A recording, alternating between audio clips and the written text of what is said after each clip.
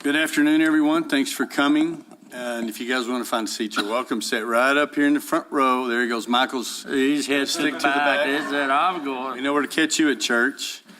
So welcome, everybody. This is the regular meeting for the Village of Ruidoso Council. It's June 13th. It's right at 1 o'clock. If you'll join me for the Pledge of Allegiance, and then afterwards, I think before then we ought to have the prayer.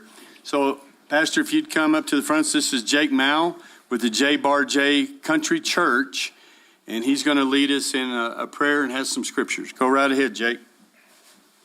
Romans chapter 13, verse 1.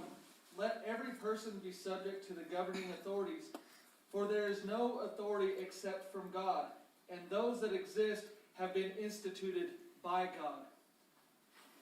And then we turn and we go to Mark chapter 10, starting in verse 43. But it shall not be so among you, but whoever would be great among you must be your servant, and whoever would be first among you must be slave of all. For even the Son of Man came not to be served, but to serve, and to give his life as a ransom for many.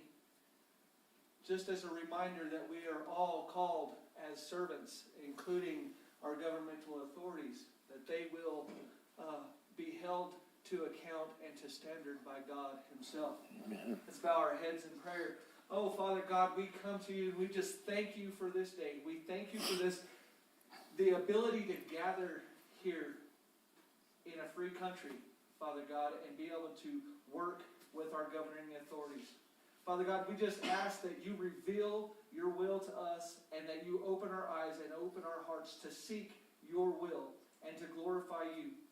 It's in your Son, Jesus Christ's name, that we pray. Amen. Amen. If you'll join me for the pledge and then the salute to the New Mexico flag. Pledge. I pledge allegiance to the flag of the United States of America and to the republic for which it stands, one nation, under God, indivisible, with liberty and justice for all. I salute the flag of the state of New Mexico, the Zia symbol of perfect friendship among united cultures. All right. Thank you, everybody. Be seated. Sounds like, Jake, you maybe need to go to Washington and remind some folks up there, but thank you for coming in. Appreciate it. Roll call, please, ma'am. Good afternoon, everyone. Mayor Crawford? Here. Councilor Eby? Here. Councilor Letterman? Here. Councilor Salas? Here. Councilor Hooker? Here. Councilor Coughlin? Here. And Councilor Jackson? Here. Mayor, you have a quorum. Okay, and if I could get a motion today for approval of the agenda today, giving the chair the ability to move the agenda around, and also the removal of item number 19. Mr. Mayor, so move that we accept the agenda as presented with the removal of consent item number 19, approval of rental purchase agreement with Wagner Equipment to be discussed at a later time as yet to be determined, to allow the chair also to move items for discussion as needs must. Second. Discussion? Roll call, please, ma'am. Councilor Jackson? Aye. Councilor Hooker? Aye. Councilor Eby? Aye. Councilor Letterman? Aye. Councilor Salas? Aye. And Councilor Coughlin. Aye. All right, thank you, everybody, and we'll get started. But first of all, it's good to see Sam Pirelli. Thank you, Sam. It's good to see you back.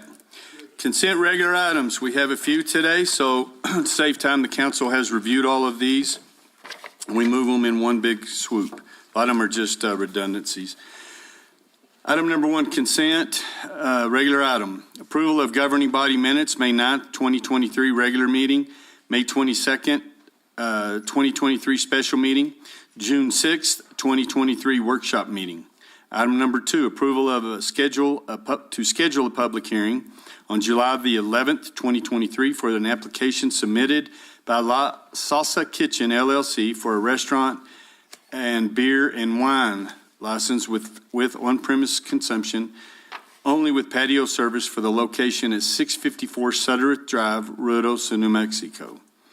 Item number 3, approval of resolution 2023-17, a resolution for commitment of funding from New Mexico Department of Transportation for 2024 and approval of local government road fund cooperative agreement L200597 Total project cost of $257,077, no cents. The Village of Ruidoso's proportional matching share shall be 25%, or $64,269, 0 cents. Item number 4, approval of Resolution 2023-18, a resolution of commitment of funding from NMDOT MAP program for 2024 and approval of NMDOT Municipal Arterial Program Agreement. Total project cost of $285,300, 0 cents. The Village of Ruidoso's proportional matching share shall be 25%, or $71,325, 0 cents. Item number 5, approval of second renewal agreement with Zach Cook LLC for professional services as general counsel for the Village of Ruidoso. Item number 6, approval of agreement with Ruidoso Valley Chamber of Commerce for professional services for operation of the Ruidoso Visitor Center, Billy the Kid Visitor Center, and the Wingfield House Heritage Center for the Village of Ruidoso in the amount not to exceed $227,700 and 0 cents for the period of July 1, 2023 to June 30th, 2024. Item number 7, approval of memorandum of understanding between the Village of Ruidoso and Ruidoso Midtown Association, RMA, for the installation and maintenance of a commercial electronic variable message sign on village property for the purpose of advertising RMA and other community events and civic organizations. Item number 8, approval of adoption of Resolution 2023-16, a resolution amending the Village of Ruidoso Personnel Policy, Chapter 4, Section 4-3, Pay for Performance, Chapter 6, Employee Benefits, Section 6-7, Holiday, and Section 6-15, Military Leave, and Chapter 16, Miscellaneous. Section 16-8, Employee Committee Policy. Item number 9, approval of memorandum of understanding with Capitan Therapy and Behavioral Health, LLC, to provide individual and group domestic violence offender treatment in the amount not to exceed $6,000, even including gross receipts tax. Item number 10, approval of memorandum of understanding with Hope Floats Addiction Counseling, LLC, to provide individual and group alcoholic and domestic violence offender treatment in the amount not to exceed $6,000, including gross receipts tax. Item number 11, approval of memorandum of understanding between the Village of Ruidoso as the fiscal agent of the Lincoln County Ruidoso DWI program and the Village of Capitan as the administrative authority for the Capitan Police Department for DWI enforcement activities and reimbursement of costs in the amount of $2,000 for fiscal year 2024. Item number 12, the approval of a memorandum of understanding between the Village of Ruidoso as fiscal agent for the Lincoln County DWI program with the City of Ruidoso Downs as the administrative authority for the Ruidoso Downs Police Department for DWI enforcement activities and reimbursement of costs in the amount of $6,000 for fiscal year 2024. Item number 13, approval of memorandum of understanding between the Village of Ruidoso as the fiscal agent for the Lincoln County Ruidoso DWI program and the Village of Ruidoso as the administrative authority for the Ruidoso Police Department for DWI enforcement and reimbursement of costs in the amount not to exceed $2,000 for the period of time between July 1, 2023 and May 31st, 2024. Man, that was a long way without periods in that thing. Item number 14, approval of memorandum of understanding between the Village of Ruidoso as fiscal agent for the Lincoln County Ruidoso DWI program and the Town of Carrizozo and administrative authority for the Carrizozo Police Department for DWI enforcement and overtime reimbursement of costs in the amount not to exceed $2,000 for the period of time between July 1, 2023 and May 1, 2024. Almost there. Number 15, approval of memorandum of understanding between the Village of Ruidoso as the fiscal agent for the Lincoln County Ruidoso DWI program and the County of Lincoln as the administrative authority for the Lincoln County Sheriff's Office for DWI enforcement activities and reimbursement of costs in the amount not to exceed $2,000 for the period of time between July 1, 2023, May 31st, 2024. Number 16, Approval of subgrant agreement between the Village of Ruidoso as the fiscal agent for the Lincoln County Ruidoso DWI program and the Department of Public Safety, State of New Mexico, acting through the Grant Accountability and Compliance Section, GACS, for DWI enforcement and the reimbursement of costs in an amount not to exceed $6,000 for the period of time between July 1, 2023 and May 31st, 2024. Approval of joint funding agreement number 23RG JFA 23 with the United States Department of the Interior, United States Geological Survey USGS for the operation of USGS stream flow and precipitation gauges with the village cost share of $55,027.00. Item number 18, approval of agreement with White Sands Construction, Inc. through the New Mexico statewide price agreement number 00-00000-20-00110, Zone 4, contractor BQ 0000050416 for service road storage drainage improvements in the amount of $183,449.97, including gross receipts tax. Number 19, approval of rental did I move? It was removed. Oh, it was removed. I'm sorry. Thank you. Appreciate that. Item number 20, approval of memorandum of understanding, MOU, between the New Mexico Department of Homeland Security Fire Marshal's Division and the Village of Ruidoso to facilitate accepting responsibilities for conducting fire inspections, fire plan reviews, and acceptance testing on fire protection features within the village's jurisdictional boundaries. That was a mouthful, folks. I'll make a motion that we approve the consent items as read. Okay, second, I don't see Bill Hanson in here, but he does administration on all the DWI grants and does a wonderful job. So no other further discussion. Roll call, please, ma'am. Counselor Hooker. Aye. Counselor Letterman. Counselor Eby. Aye. Counselor Salas. Aye. Counselor Coughlin. Aye. Counselor Jackson. Aye. Okay, thank you, folks. Has our Bohannon Houston folks been on? He's on? Okay, what item is that, Ron? Mayor Crawford, members of the council, on the manager's report number 6, I'll have Christella and Adam come on up. Okay, yeah. And we'll have an update on the Main Road 2 Bridge project. Also, we have Bert Thomas with Bohannon Houston and also Megan Myers with. And I appreciate you letting me move this around. We wanted to get these people while that we have them right now so they can give you an update on Second Bridge, Upper Canyon. So go ahead. Mayor and council, we met with the homeowner out in the field at Main Road Bridge 2 just to discuss his concerns on the design that we have for that particular bridge. Bohannon Houston, village staff, and WSP were out in the field to meet with them, and we walked the bridge and tried to note what his issues were. So subsequent to that, we asked Bert Thomas to start looking at different design options for us so that we could move forward and see how we could alleviate some of the issues and come up with a better plan. So we also had High Water Mark walk out with DHSEM to go look at the bridge and kind of talk about what those issues are, to see what their response would be about whether we could redesign it after it's already been approved, or what their thoughts are. We're still trying to get that feedback right now, but. Okay, what she said is we've been working with a bunch of engineering firms that we have on staff to work on that. Department of Homeland Security has been involved with that. Mr. Thomas, are you available?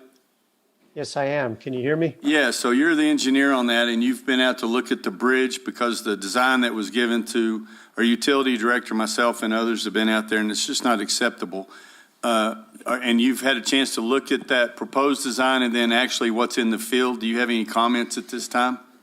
Yes, if you don't mind, I'd like to share my screen if Yes. that's possible. Are you able to see my screen? We are? So this is the design plans that were finished back in April of last year and submitted. There's quite a few history to this project and quite a bit of information that I won't go in a lot of detail, but essentially the design that we came up with was following recommendations that came out of a previous report, and that's what FEMA accepted. And so our hands were kind of tied in with the constraints that were put in front of us. This project is located at Main Road and Fox Drive. That's the intersection, and here's the Rio Ruidoso that runs through there. So it's a replacement of the bridge that's located that was washed out at this location right here. If we look at the actual project plans for this location, you have Main Road is shown here. I think I can get my highlight a little bit better. So Main Road comes and ties in, and what we did is we had to come in because we were needing to use a prefab bridge, and we had to take the skew out of the existing road. So we tried to cross the Rio Hondo as perpendicular as possible. With that, that means we had to realign the road to get that perpendicular connection. And that caused us to go into the adjacent properties. There's a house that's located right here. So the new roadway alignment would move closer to that house. The realignment of Fox and Main Road intersection and the elevation to raise the bridge in order to meet the floods, the flows that were going to go through the Rio Ruidoso caused us to raise the roadway at this intersection, which caused impacts to the homes on the south side of the Rio Hondo. And so with that, we knew that there was a lot of impacts associated with it to those adjacent property owners. And the village was able to go meet with those property owners. They got feedback that the property owners were concerned about those impacts. So they invited me to a meeting in the field, which I went to. I think it was in May at some point. I don't remember the exact date, but I met with village staff out there, and we talked through the concerns that the neighborhoods had, and we came up with a conceptual design that would probably alleviate a lot of those concerns. This is Main Road again shown here. Fox Road is off to the right. The existing box culvert is located at this location right here. This new bridge construction would take a look at realigning the road back to what a previous alignment of this corridor was back probably in the 1990s, early 2000s. We found some pictures that were actually provided by the property owners. We've done a little research on Google Earth, and we identified that this bridge and alignment of Main Drive used to be more in this area, more skewed coming across that Rio Hondo. So we looked at if we could skew this roadway, we could actually keep Main Drive, Main Road as the primary movement for the traffic, and we could then bring Fox Drive in and tee it in. The alignment of Fox Drive where it connects to Main has got to have some turning movements in order for traffic to get in and out of Fox Drive and get onto Main. And so we took a look at the turning movements that would be required for a passenger car, because there's really not a lot of heavy commercial traffic that goes down here or anything except for the residential community. And so we took a look at that, and we were able to identify that a passenger car, we'd have to widen the bridge a little bit more than would be necessary for Main Drive, but we'd be able to create a footprint that would allow people to come in and out of Fox Drive to get to that location. The other concern that came up from the neighbors was making sure we could get trash trucks in there and fire vehicles in there. And so we took a look at a single unit fire truck, which is typical for this area. And we identified that we could actually get a fire truck across the bridge and onto Fox Drive, and coming out, we would be able to get that fire truck back out. So it would cross over into the opposing lane of traffic, but it would still be able to make that turn to be able to get out during those emergency responses. So we feel that this design has got some good benefits to it, and one that we would actually like to see pursued. The issue, as I spoke with city staff, is that we would have to understand whether or not FEMA would be able to allow us to do this alternative design. It varies from what was originally adopted in the FEMA paperwork, because we would not be able to use a prefab bridge. The skewed bridge would require us to actually do a bridge design and do total construction of a new bridge using some sort of either a concrete slab bridge or possibly a shallow girder bridge. We'd also have to take a look at the hydraulic analysis to make sure that that new bridge structure could pass the flows that are going to be required from the FEMA requirements. So there's still a few hoops that would need to be jumped through, But I think this new alignment would provide a better design and one that's less concern for the adjacent property owners. As you can see, the property at this location, the building, previously we had the roadway coming in, swinging within about 10 feet of that structure. Now we're able to maintain the existing roadway adjacent to that house horizontally in a similar location, although vertically we would probably need to raise it in order to get above the Rio Hondo. Fox Drive, again, horizontally remains in its existing condition as it is today. Vertically, we'd still have a little bit of impact to this gentleman's front yard, but I think the impacts could be mitigated because we are far enough away that we'd be able to do some grading in his front yard and not have as much impact to his existing front yard. The other gentleman has got a driveway that comes in under a carport right here. And so when we reconstruct this road with this new alignment, we'd be raising the road probably 4 feet, maybe 3 feet in that area.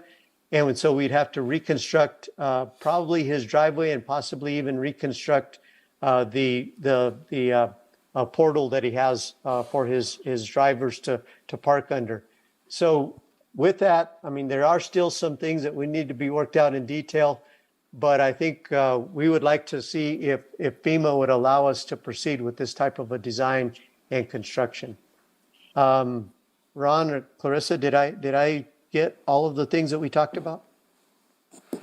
Yes, Bert, I can follow up with FEMA and see what their thoughts are now that they went out in the field and looked at the bridge that we have existing and what the design looks like. Maybe they will share what our concerns are and see what we could do to move forward. But like you said, we have to make sure that this new bridge design can withstand the flows that FEMA wants us to, the flow requirements FEMA wants us to meet.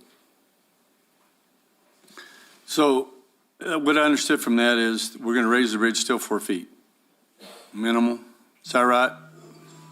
Yes, we have not done the detailed drainage analysis to confirm that, but we're still looking at about a 4-foot change in vertical elevation in order to pass the flows. Okay, and then with working the one property driveway and parking area, raising it up to, so that would alleviate any flooding or runoff issues from rain. Not we're not talking about the river overflowing, but just regular rain.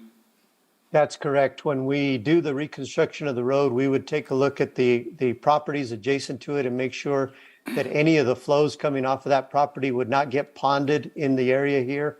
We would make sure that they flow across the roadway into the river, either across Main or across Fox Drive to get to the outfall. Okay. What do you think, Adam? Does that look much better? That's, Mayor, this concept right here looks more along the lines of where the original bridge was, like Bert had stated. And, looking just as a conceptual plan, when the first engineering came back, the conceptual plan previously, they were looking at for anywhere from 8 to 12 feet of rise in the bridge.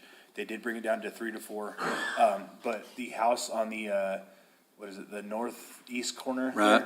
Their driveway will be, it looks like their driveway will be less impactful, if we do have to raise this bridge to 3 to 4 feet. And have you talked to, I know the gentleman that's to the south there, Fox and whatever, right in there, we've met with him several times, and you've showed him this. Have we talked to anybody else over there? I have not showed him this yet. We haven't seen, this is the first time we've seen it. Okay, all right. Okay, because right up above that is where there's tons of work going on. For those of you that haven't been up there, there's a lot of, it looks bad now, but it'll look good shortly, I hope. Yes. To get that permanently fixed. Okay. All right. Well, we appreciate it. Bert, and you guys coming on and giving us an update on this. Mayor, I have a question. Shoot. On Main, where it makes that turn there, kind of just to the left of that red outline box, is that roadway wide enough and the curve adapting to larger vehicles so they're not going to have to go into the other lane of traffic? Counselor, yes, on the original plan, that was submitted to us, it was actually a T in the road. Okay. So it made it harder for larger vehicles to go through. This actually opens it up more for larger vehicles. Okay, so the roadway is wide enough at that spot to be able to do it. Good. I just didn't want to create another The problem. design they sent, the bridge is going to be raised about 8 feet to a T. Right. And you'd be looking right in that house to the south front windows and everything. Oh, yeah. It was just, Decorate really nice at Christmas. yeah, it was kind of be, and it's not a highly traveled area, but there are people there and it gets congested, so. Okay, well, hopefully this one will satisfy and that we can get approval from FEMA on that. Okay. Anybody else have any questions? Okay, thank you, guys. I appreciate it. Thank you for your time. Thank you, Bert. Thank you, Megan. Do we have anybody else on Ron that's on a time crunch that we need to address before we start moving with the regular agenda items?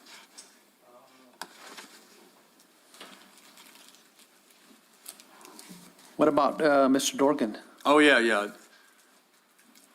Oh, he's hiding behind the gentleman in the Yes. hair and the hat. Mr. Dorgan, would you like to come on up? This is under mail reports. This is an update. If y'all don't know who Winter Park and the new Screaming Eagle coaster, this is the guy behind all the wonderful madness that's going on out there, Tom Dorgan. Hello, Tom. Hello. Thanks for coming in, and You we bet. appreciate, did you have a lot of people show up for Locals Free Day? 587. 587. Yeah. Good. The line got a little long. I bet it did. Well, we appreciate you, reaching out to the public like that, the locals. It was a good day. We got a lot of positive feedback on it. So. And we know it's been a labor of love that went way over budget, way over time, COVID and shortage and everything else, so we appreciate you. It's been open now. We opened it the weekend before Memorial Day. And as of yesterday, which we're operating on a Friday through Monday schedule at this time. And we've done just under 7,000 rides on it so far. Oh, good. Awesome. It's not single rides. We have a ticket bundle that allows you to have 2 hours out there, and you can ride the zip line, the summer tubing, or the coaster as much as you want. Pick and mix, That's whatever. great. And some people will just stay at the coaster Yeah, for 2 yeah, hours. go up in there. Yeah, so the number, actually, the per cap revenue goes way down, but it'll be a good ticket during the slower times, Mondays and Fridays, and then when we get into July and August, midweek, that'll be an attractive package. But we are virtually completed with it now. We're still having some issues with the carts. The carts are pretty technical. We have a board on there that controls the collision avoidance system, and they were built at the time that chip shortage was going on. So we've had a number of chips fail in them, and we're dealing with that. The chief. When the chips fail, do they stop? No, they fail.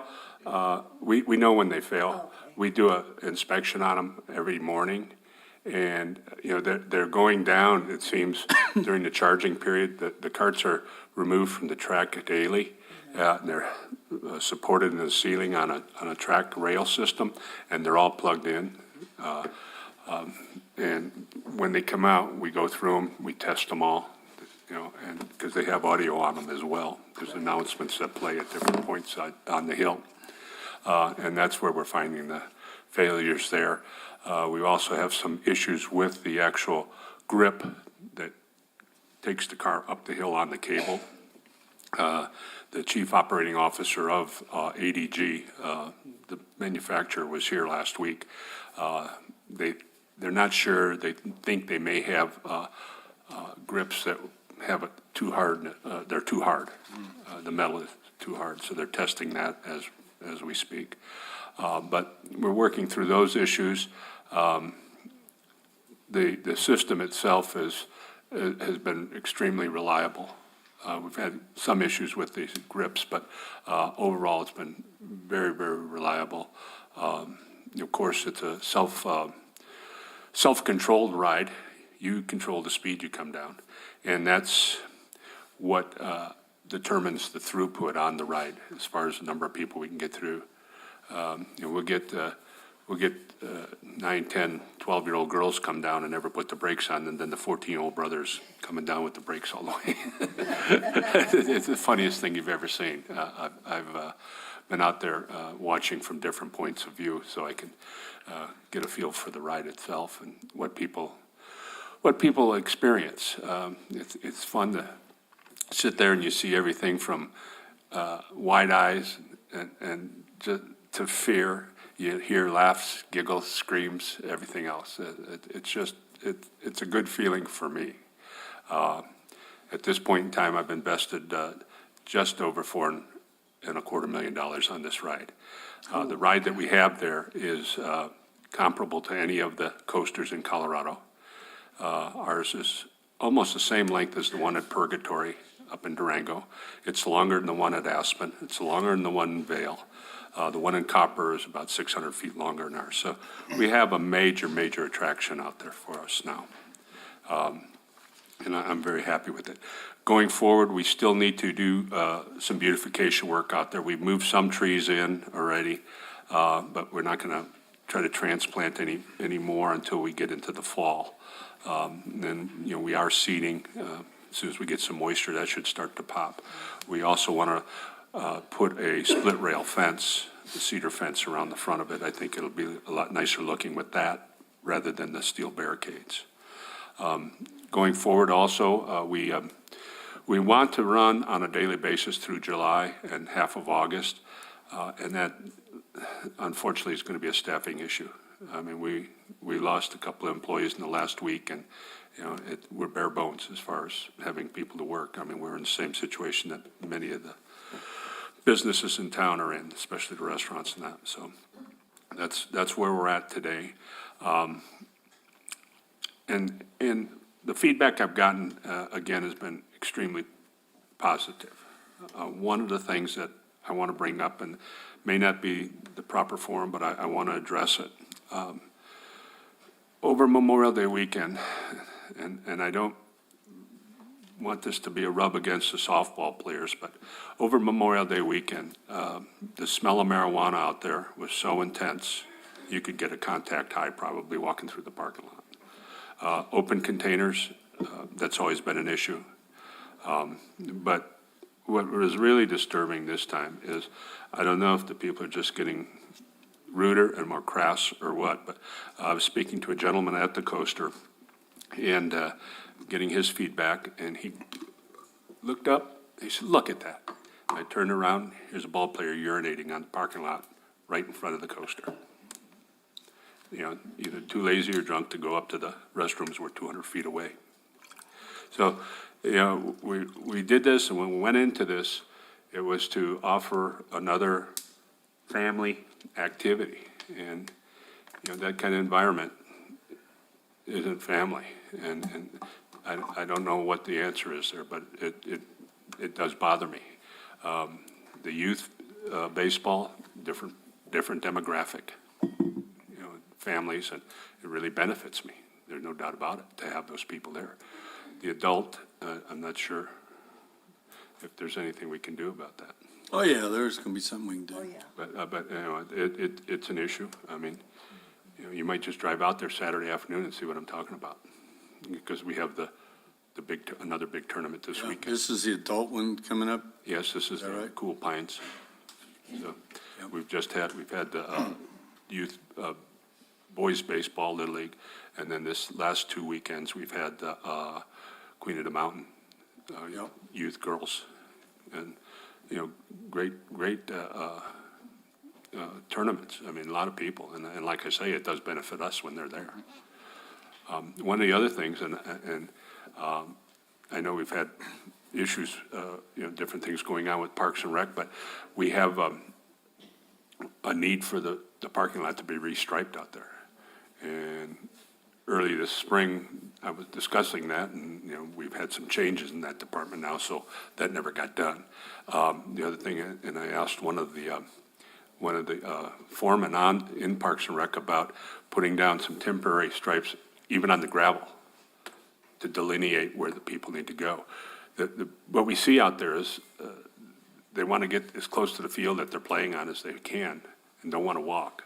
and they'll move delineate, the cones, the orange cones. They'll park where there's no parking signs, and that becomes a real issue. A lot of people back in these days. They're required to back in, a lot of jobs they work, and they don't back all the way into the bumper stops. Well, now the front of these trucks are, reducing the ingress egress out there, and it just, there's no control. I mean, I can't go out there and tell these people to do something, because they look at me like, who's this? This past weekend, I got read out twice by individuals. How could I allow people to block off the handicap parking area?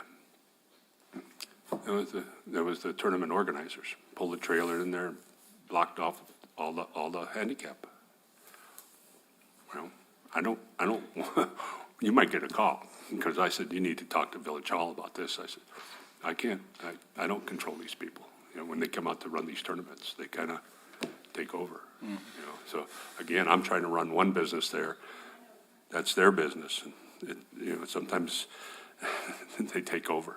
So, but the coaster is up and going, and I think it's going to work. I'm very excited about the early attendance.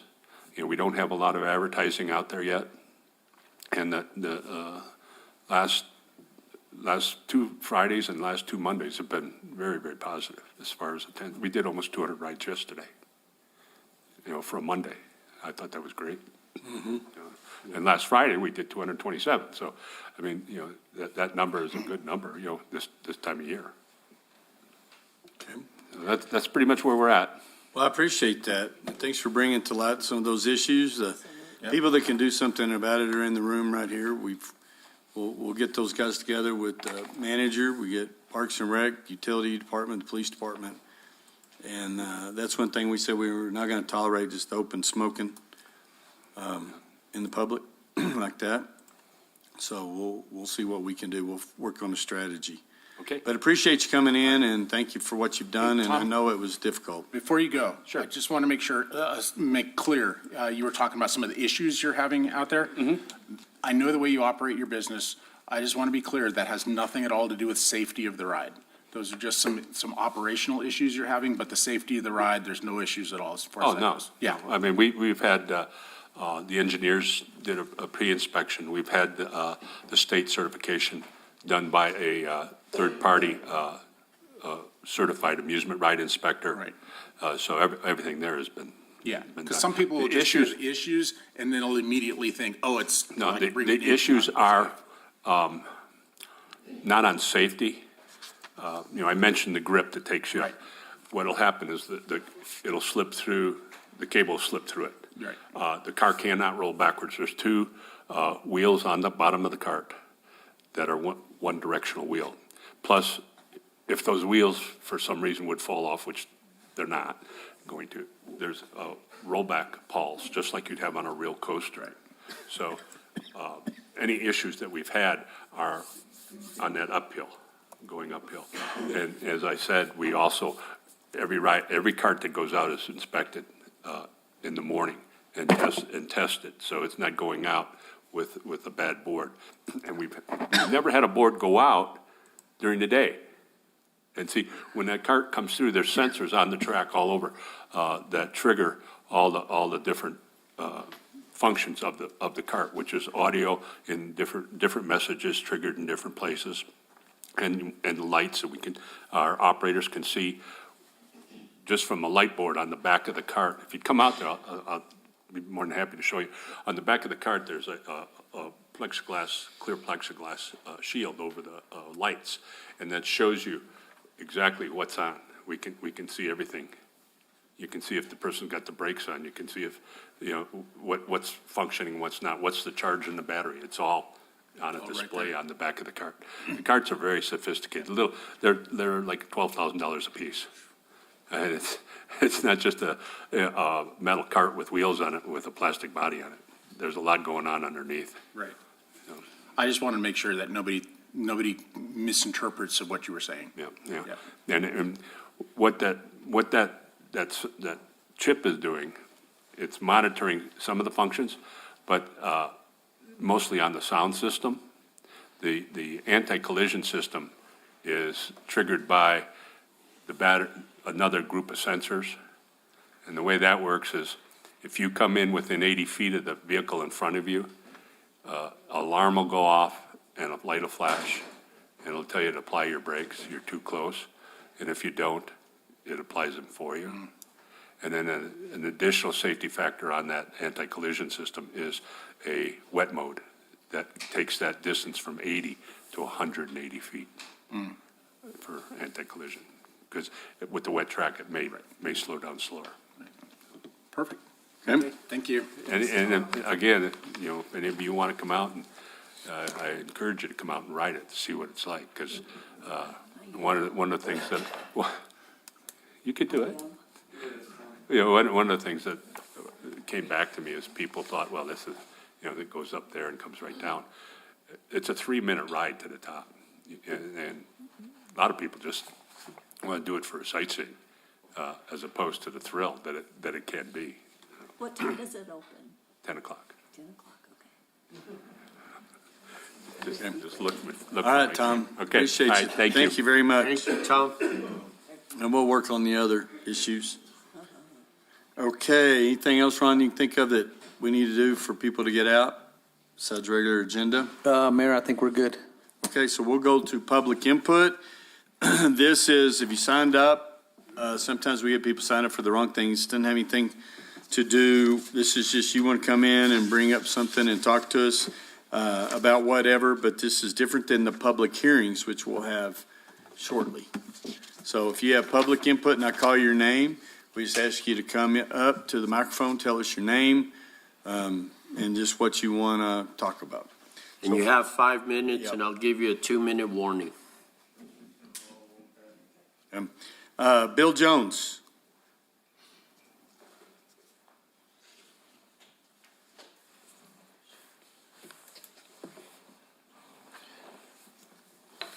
Mr. Mayor, gentlemen and ladies of the council,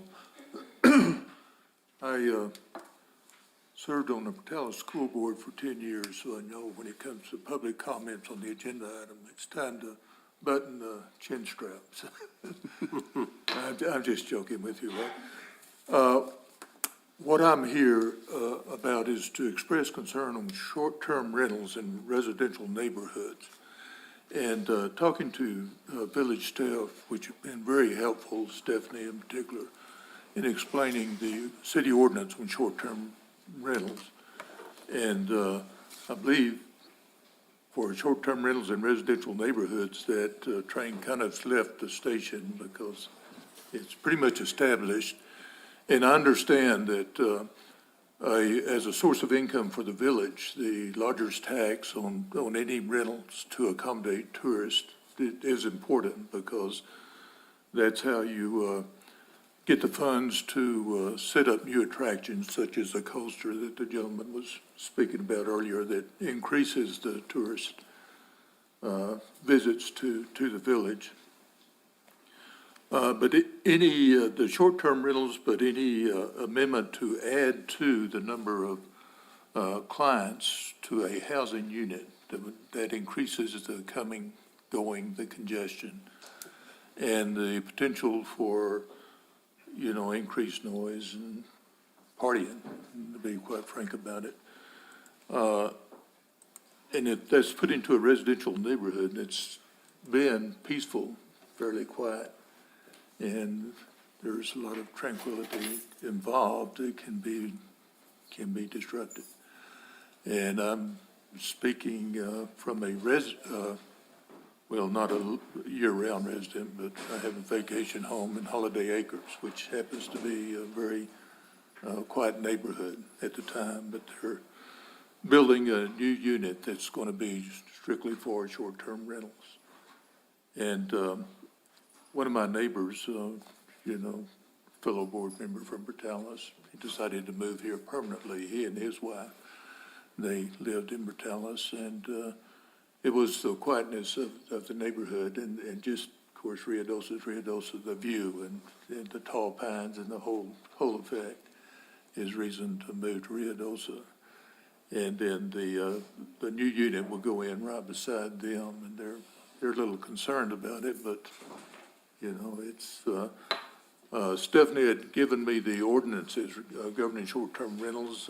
I've read through them. I haven't studied them exclusively. I'm sure their terminology, I'm kind of caught on the commercial versus non-commercial aspect of it. Commercial, it says hotels, motels, and lodging, or 2 minutes.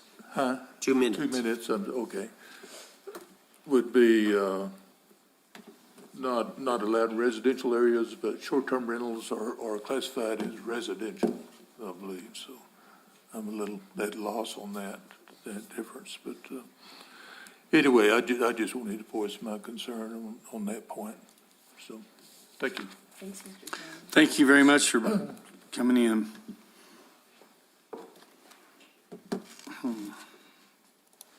Kelly Smith, 112. There we go. Good afternoon, Mayor and council members. I appreciate you allowing me some time to speak. And Mr. Jones, I respectfully hear your concerns as well. I'm a full-time resident here, and I totally understand the concerns about short-term rentals. And I am trying to get a short-term rental as part of my house. The biggest challenge I've had in getting a short-term rental permit the past 4 months is that the village says they've never issued a permit for only a portion of a home, and essentially it's not allowed. However, I've provided the council information on the village website that states a short-term rental can be a portion of a house, a condo, or an apartment. Also, in a 2022 Ruidoso News article cites that there are at least 23 partial home rentals here in the village of Ruidoso. A portion of a home should not be limited to one bedroom. It could be a suite of rooms as long as the owner follows the rules. And I think Mr. Jones has also alluded to that we have rules in place about noise and trash and parking. And when the rules are followed, those problems are eliminated. But it could be a suite of rooms as long as the owner follows the rules for off-street parking, noise ordinances, and that fire restriction. Renting a room or a suite of rooms in a private home with the homeowner on site is completely different than these party houses that so many of us are in close proximity to, and that so many problems in our community are experiencing, our residents, our part-time residents like Mr. Jones. Absent homeowners and property management companies don't keep a firm handle on their short-term rentals like local homeowners do that are on site and that are there full-time. The second roadblock we faced since March in trying to get the short-term rental is that the village had told us repeatedly that we would have to vacate our residence if we were allowed to rent a portion of our house. There's nothing in the village ordinance, nothing that states that we must vacate our home or that we have to sign a notarized document. Again, there is a huge, huge benefit to having homeowners on site with the short-term rental. The third challenge that we face is that the village says our single-family dwelling becomes a two-family dwelling if guests rent the downstairs. Not true. A two-family dwelling is a place where two families reside. They live there. There's separate utilities, separate addresses, and separate kitchens. Commissioner Byers on the Planning and Zoning Board even stated that a duplex is the classic example of a two-family dwelling. My 4-bedroom home does not become a duplex simply because we have guests staying downstairs. It is not their full-time residence. There's not a separate kitchen, and there's not a separate address or separate utilities when we rent a portion of our home. As many of you know, I've been here multiple times. I've been to Planning and Zoning as well, and I just feel a very appropriate, as with Mr. Jones, and a very strong sense that there is a bad reputation with short-term rentals and here with our residents and even our council members. We all agree that these huge party houses are indeed a huge problem and should be better regulated. If they're not properly managed, then something needs to be done. But they get constant complaints from the neighbors, just like Mr. Jones talked about. I experienced it over Labor Day weekend, 4 houses down, 10 cars, noise till 2 in the morning, trash everywhere on one of those huge party houses that were not properly managed. If they can't comply with the rules, then their permits should be pulled. Another comment made by a PZ commissioner is that hotels should have to be 100% capacity before we should consider part-time, partial home rentals, because that's what we are, a hotel room. The fact is, only 34 to 37% occupancy in hotels needs to be done to even break even. So they're profitable at 40%, a hotel. There's also a theory that STRs start taking businesses away from our mom and pop cabin rentals, but that's a moot point. Rudos relies heavily on tourism, and our visitors want options. Some will choose a hotel with pool. Others will choose a quaint little cabin by the river, and some want a quiet room in a quiet neighborhood. And if I'm there on site, it's going to stay quiet. It is in the village's best interest to provide a variety of experiences so visitors will enjoy their stay here in our village and want to continue to come back. Because we all know Rudos relies on lodgers tax from hotels, cabins, and our short-term rentals. Please consider the many benefits of having a full-time homeowner renting a small portion of their home, knowing that we are very invested in keeping our property very well maintained and that we care about our neighbors and the village that we love. Thanks for your time. Thank you.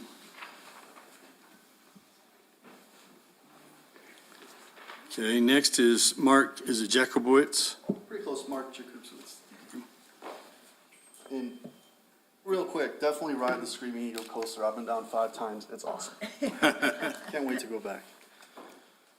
Good afternoon, and thank you for allowing me to speak at the Village Council meeting today. My name is Mark Jakubowicz, and I took over ownership of Atypical, formerly Cool Junk, tourist shop in Midtown during the summer of 2019.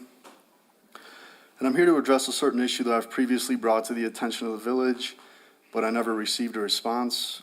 This issue is extremely important to me, so I'm here today to hopefully incite some change regarding your special event permitting process.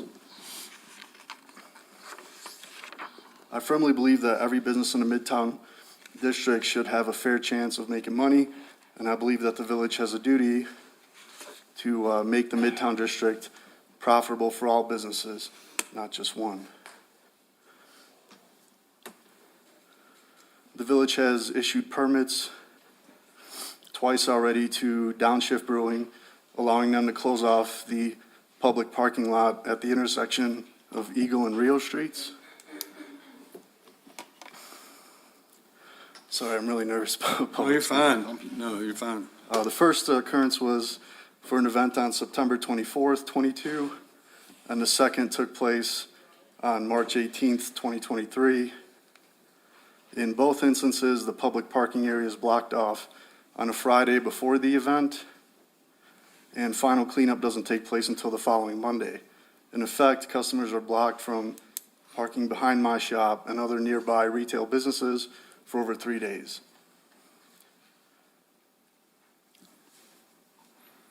This blockade inhibits traffic flows into my shop, as Rio Street generally acts as a funnel for families approaching Suttereth Drive from Eagle. If Rio Street is blocked, customers will find alternate paths into Midtown and possibly bypass my shop entirely, or they simply won't shop at all due to lack of parking. As we already know, parking in Midtown is a tremendous challenge on busy weekends, so why these events are allowed is unclear to me. Throughout the weekend of the September 22 event, my revenue is down 32% year over year. For the event that occurred on last March, my revenue is down about 7%. These events have a clear negative impact on my business, and while canvassing a couple of other business owners, they are against these events also. I spoke to the village manager and director of Parks and Rec while the last event was being set up in March, and I was advised that the permit process will be changed on a go-forward basis, but I didn't really receive any clarification. Because I never received a response, and there's another event planned for this September, I'm here today to ensure this process gets changed to restore equitability for all businesses in the Midtown District. After all, we all pay taxes and deserve an equal chance at the tourist dollar. Got 2 minutes. Moreover, I presented my grievance to the director of the Midtown Association, and she wrongfully recused herself, citing personal issues with my mom, who no longer has any affiliation with my business. Downshift Brewery has now taken possession of sacred grounds with a large parking lot and bountiful decks. My recommendation is for Downshift to hold these events on their own private property going forward. Conversely, there's always Wingfield Park or the lot the village recently purchased on the corner of Rio Streets and Country Club Drive. With parking being such a burden for customers on busier weekends in Midtown, it doesn't make sense to take parking away while allowing only one business owner to capitalize. Moreover, these events aren't necessarily driving traffic into Midtown. I have some pictures from my back deck overlooking these events at different intervals throughout each respective day, and attendance was lackluster both times. My perspective generally does not cover the entire lot, but the majority is captured. I can leave the photos here if any of you would like to review them, and they clearly prove these events aren't a crowd favorite, as well as depicting violations of private property and parking areas by setup crews or possibly patrons. In conclusion, a public parking area behind my shop would have been far better off if left open for our customers to use. I urge you to please change this process so it's not detrimental to nearby businesses. If Downshift is unwilling to move these events to their own property at Sacred Grounds or another venue, at least allow some way for businesses within a reasonable distance from the venue to offer their input prior to issuing any permits. If more than 50% don't approve, simply don't issue a permit.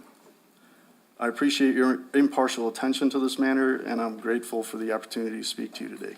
Thank you. Thank you very much. Thank you, Mark. Debbie Barbie, did I get that right? I'm with the Humane Society, I'm sorry. Okay. Dana Scheck.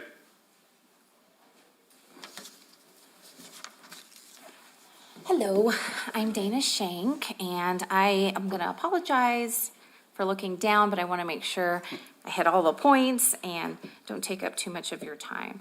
So good afternoon, council members, and thank you for the opportunity to speak before you. I'm here to discuss the inaccuracies of the lot lines in the Ruidoso Springs subdivision. We own a house on Fern Trail along with 2 adjacent lots, and based on modern surveys, the house is shown to sit on a public right-of-way. The road commonly known as Fern Trail is actually a dry riverbed that was left behind after the river changed course in the 1940s. This access way runs through the south portion of our lots. Many of my neighbors have had the same issue along the years and have gone to great financial expense to find out how this happened. It's inconceivable to believe that permission was granted for the construction of these homes on public property. We approached the village to correct the issue, and we were told that we must follow the vacation process and pay a $225 application fee. And my question is, what is there to vacate?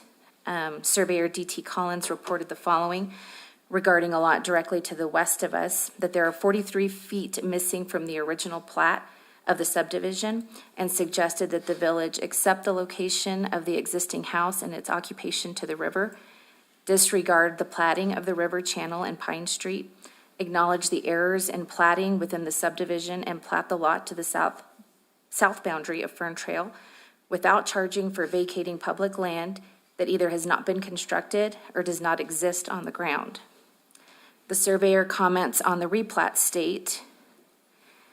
Based on the inaccuracies stated above, a meeting with the Village of Ruidoso staff on the issues was conducted on October 15th, 2013. The recommendations of the village staff was to replat the original lot and have the owners vacate Pine Street and incorporate it into their original lot as shown.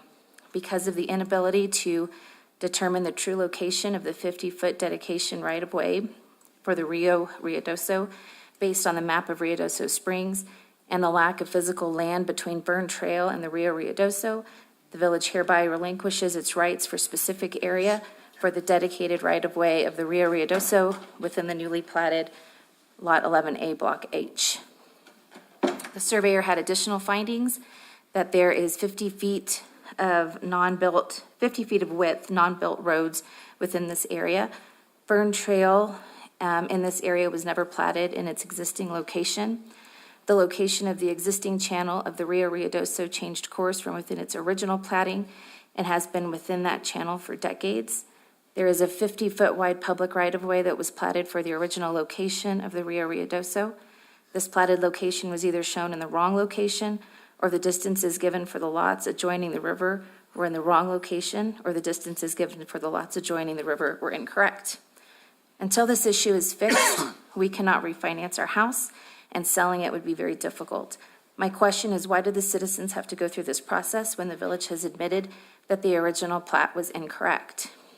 Wouldn't it be advantageous for the village and all affected landowners to correct the issue and replat all at once? Furthermore, according to our surveyor, Fern Trail is not a dedicated roadway and there is no utility easements through our property. How were utilities placed in the ground without the proper access given? Are there not rules governing how utilities can be placed on private property? My point is that there are multiple issues that need to be addressed in the Ruidoso Springs subdivision. I believe that the council is committed to improving Ruidoso. There are many projects currently in the works as proof of that. While this is great moving forward, we cannot forget about the issues requiring your attention, such as this, that have been lingering for decades. Thank you. Thank you.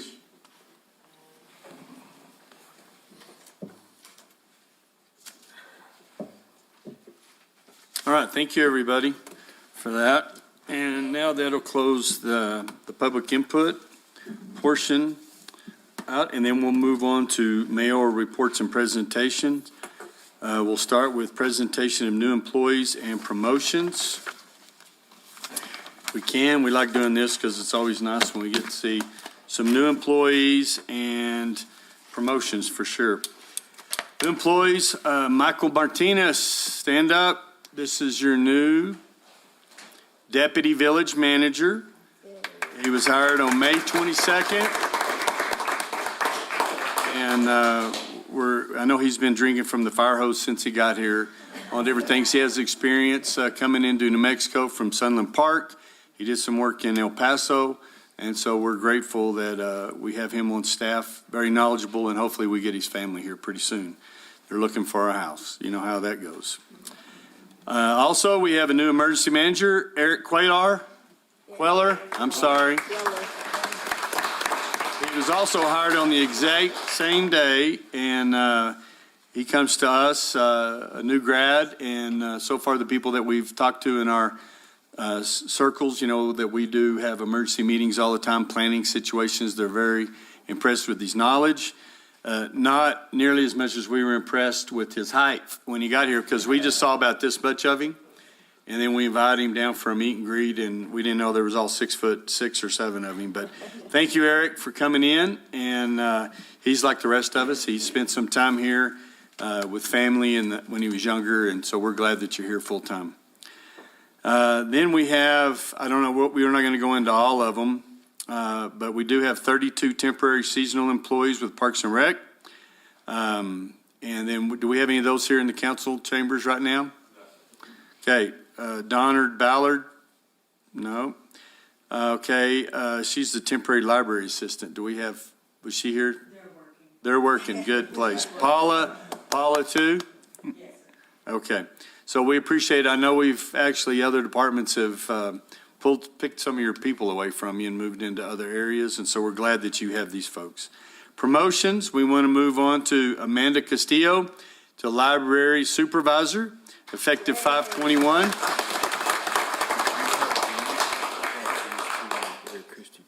Oh, I didn't see that one. I don't know if that list is up. Is this list up to date? You did? It was on my spot. I just have these two here. Let me see. Huh? Cheryl said that that's the correct list. Okay, so there's a couple other names on here that we'll see. You may be vindicated, Yvonne. Hang on, let's check.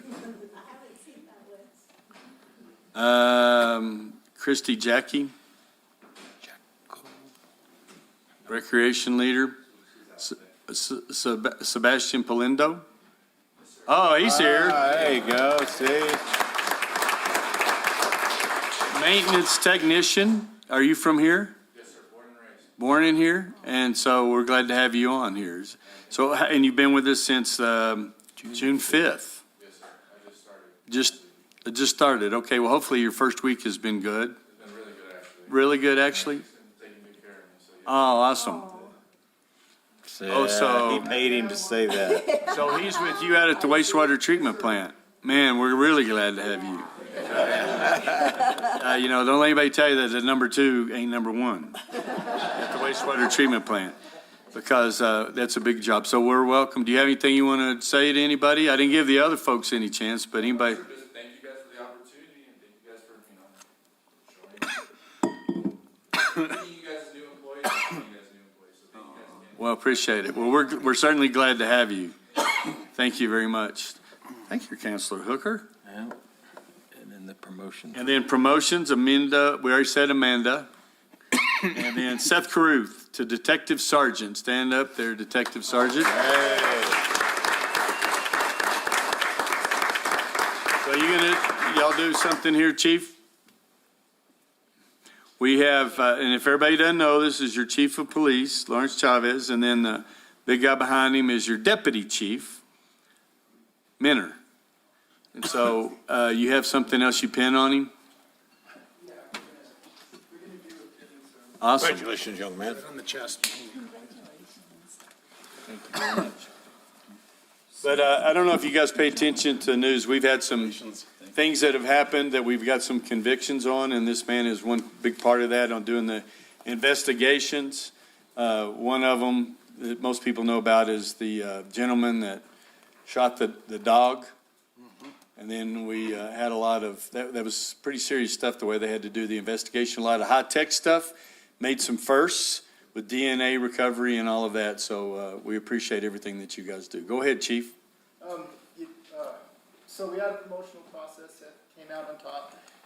With that, he has been very dedicated to the village of Ruidoso. He's been a great asset to our team.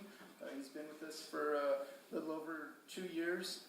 In that time, like the mayor was saying, he's done some outside-the-box thinking that's used technology in our favor. The one incident that we got a conviction on was from one single piece of dog hair.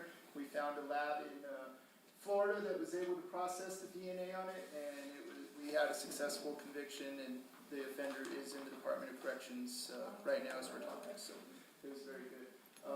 We're going to do a pinning ceremony, and he chose his wife to pin him. I don't know if she's mad. Well, tell us her name. What's your name? Heather? Heather? Yes. She's from Espanola. I don't know why I gave her a short Yeah, that's a lot of detecting there. Yeah. Now's your chance. A little late.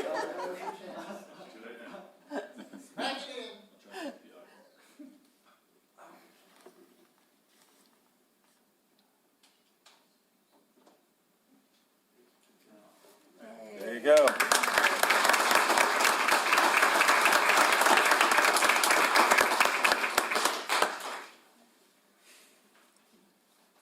Hey, introduce the rest of the guys. You got the lieutenant over there and everything. We have everybody here. We have Lieutenant Urban, Corporal Randy Eichinger, Deputy Chief Steve Minner, and then presumably Sergeant Caruth, and then Robert Simpson. He is our animal control officer. He probably gets more flack than anybody else on the department. So. You know, if you see somebody feeding the horses or the animals or whatever.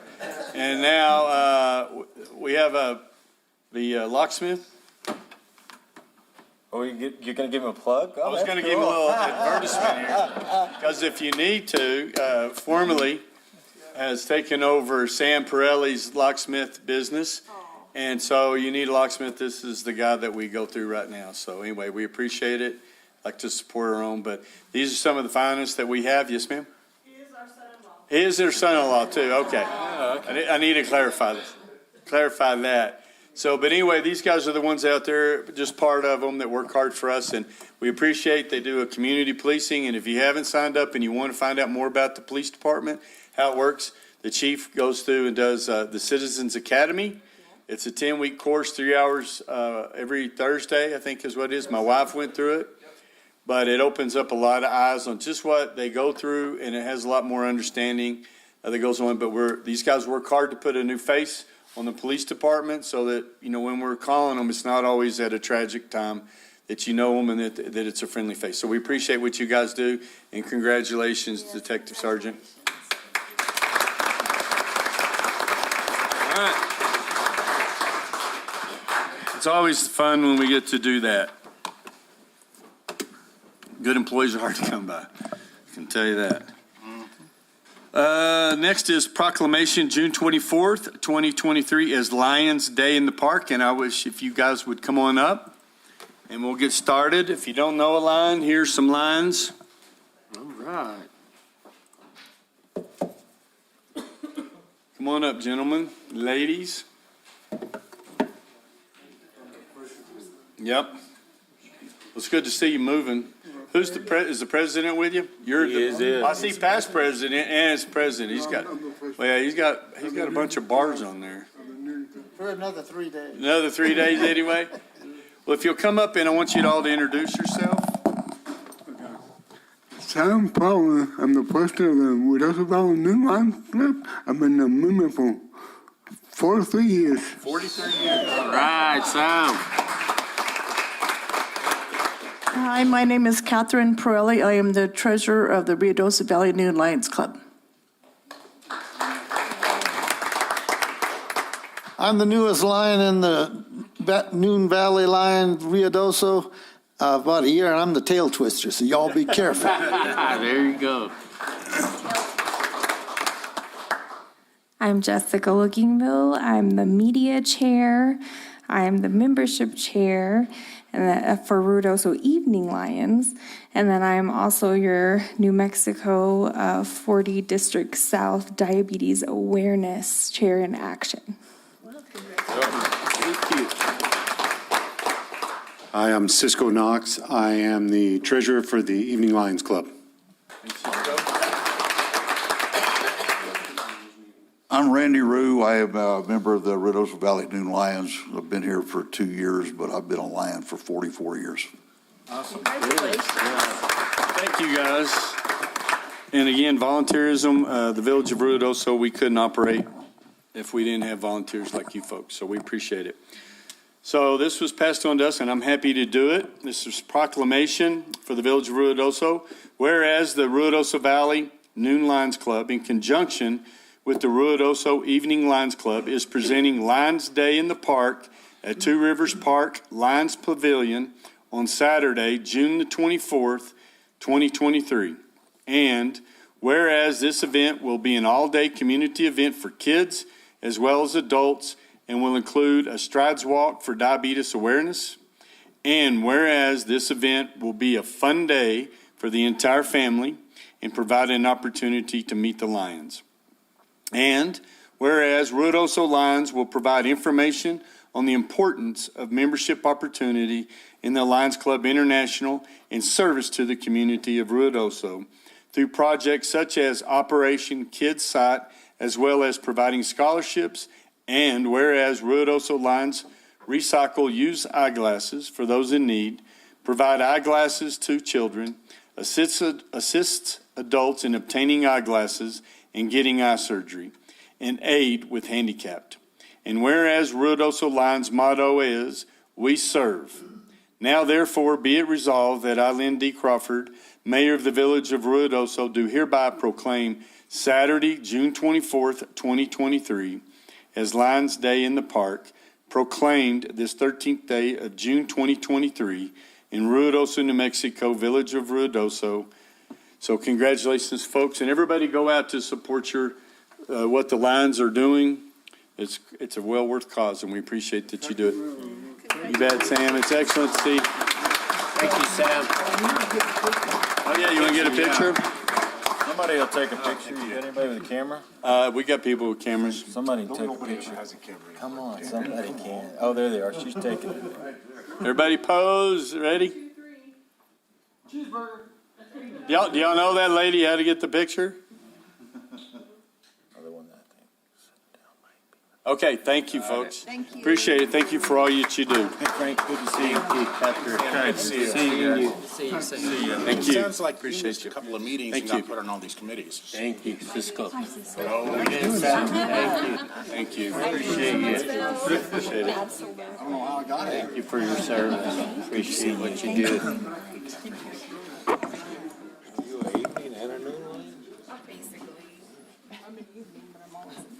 Okay, next we'll have Jody Canfield. I saw her earlier. Here she comes. Jody is the former forester for here at the Smoky Bear Station.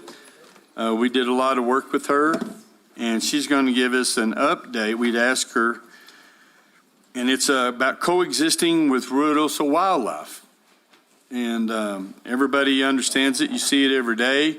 And so this is a lady that knows about it. So welcome, Jody. Thanks. Good to see y'all. Thanks, Mayor to see you. Crawford, council members. I'm happy to report that Jennifer Thomas is here. In I her saw Jennifer in the back. Yes. pickle suit, which I no longer have to wear ever again. No, I actually miss it. But I was the Smoky Bear district ranger, which Jennifer now has that job. And she and I have had a chance to, get to be friends. And that's, I'm really always have some green underwear on hand. You know what I'm saying? Yeah, absolutely. So before I became the district ranger, though, I was a wildlife biologist. That's my training, that's my background, my education.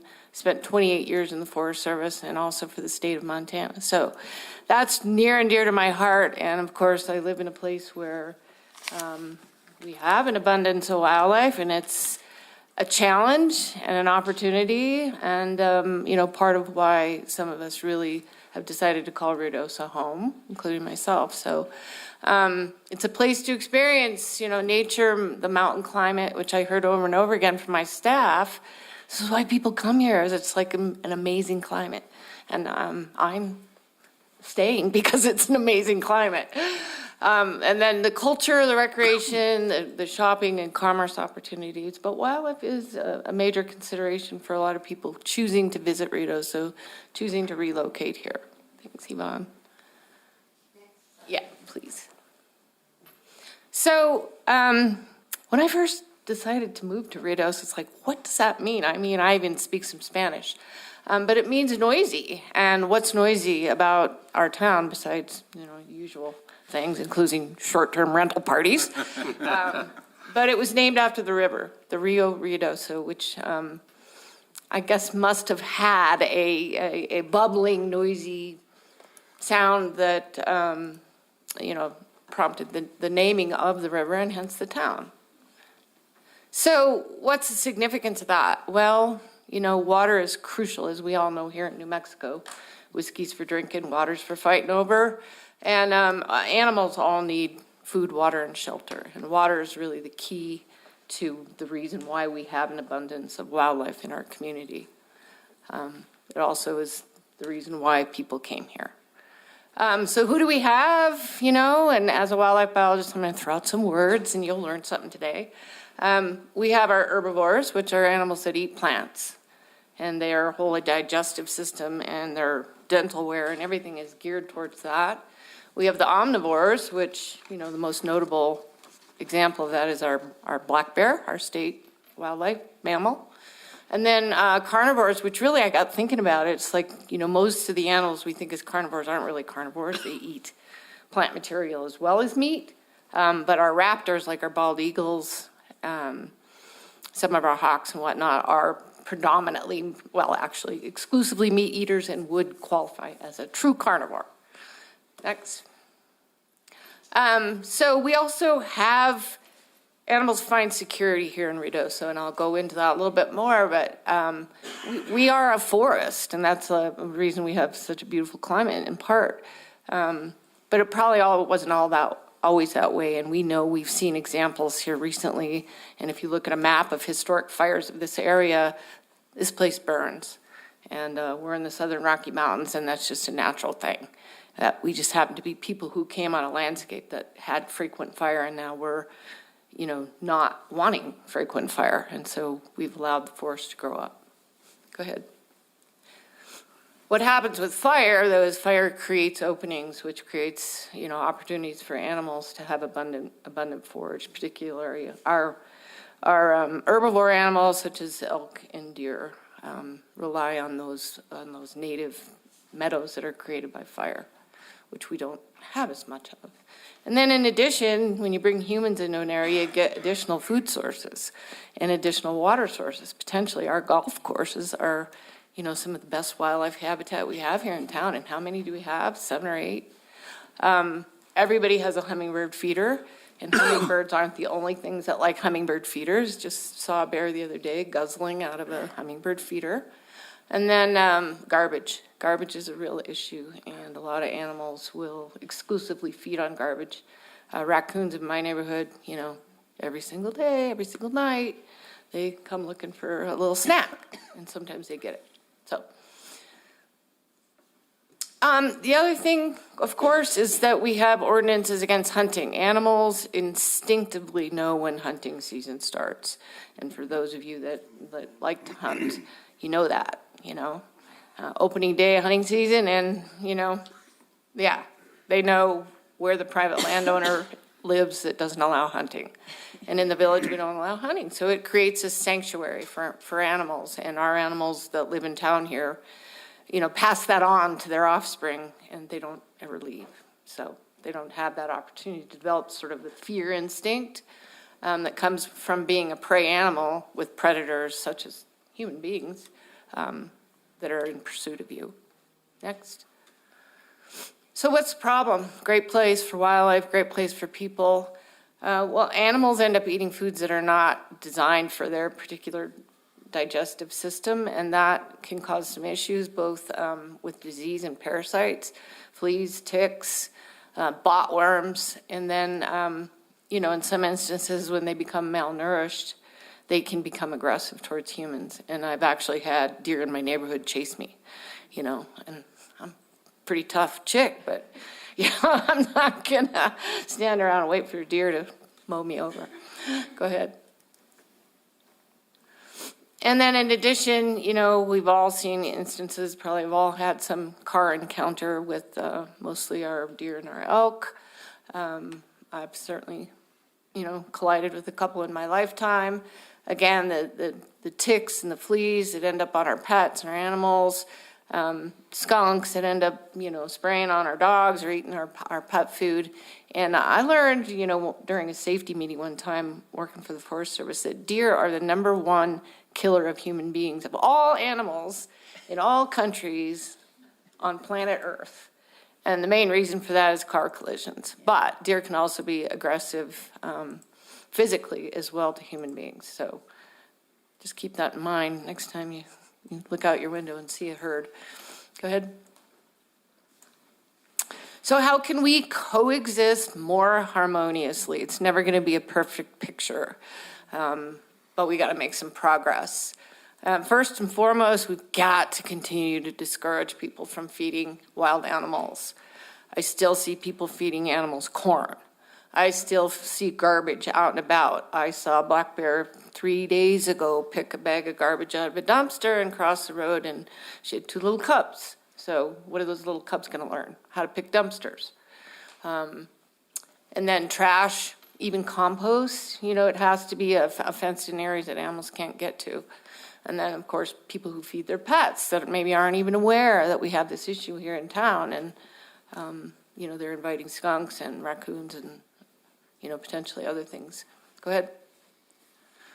So why is corn such a big deal? Because people ask me this all the time, and you have to go into the biology a little bit. You're going to learn something today. So our animals here, the deer and the elk, are ruminants. Antelope are ruminants, even giraffes are ruminants. Domestic cattle are ruminants. And that is a 4-part stomach that is specialized to maximize calories, and in some seasons, not calories so much as heat for those animals that are, don't have the opportunity to have fresh green grass year-round like they do here in town. But like, say, in Montana, where the grass cures out, and in the winter, really digesting that forage, that dry, dead forage, provides heat, not calories. They're burning their fat throughout the winter. Go ahead. So, the most typical thing that happens, and if you look on, if you Google corn toxicity, a lot of this comes from the Midwest, where animals have a lot more. Corn is everywhere, right? And it's a common food source for, like, white-tailed deer, for example. But we still see it for sale, It's still available.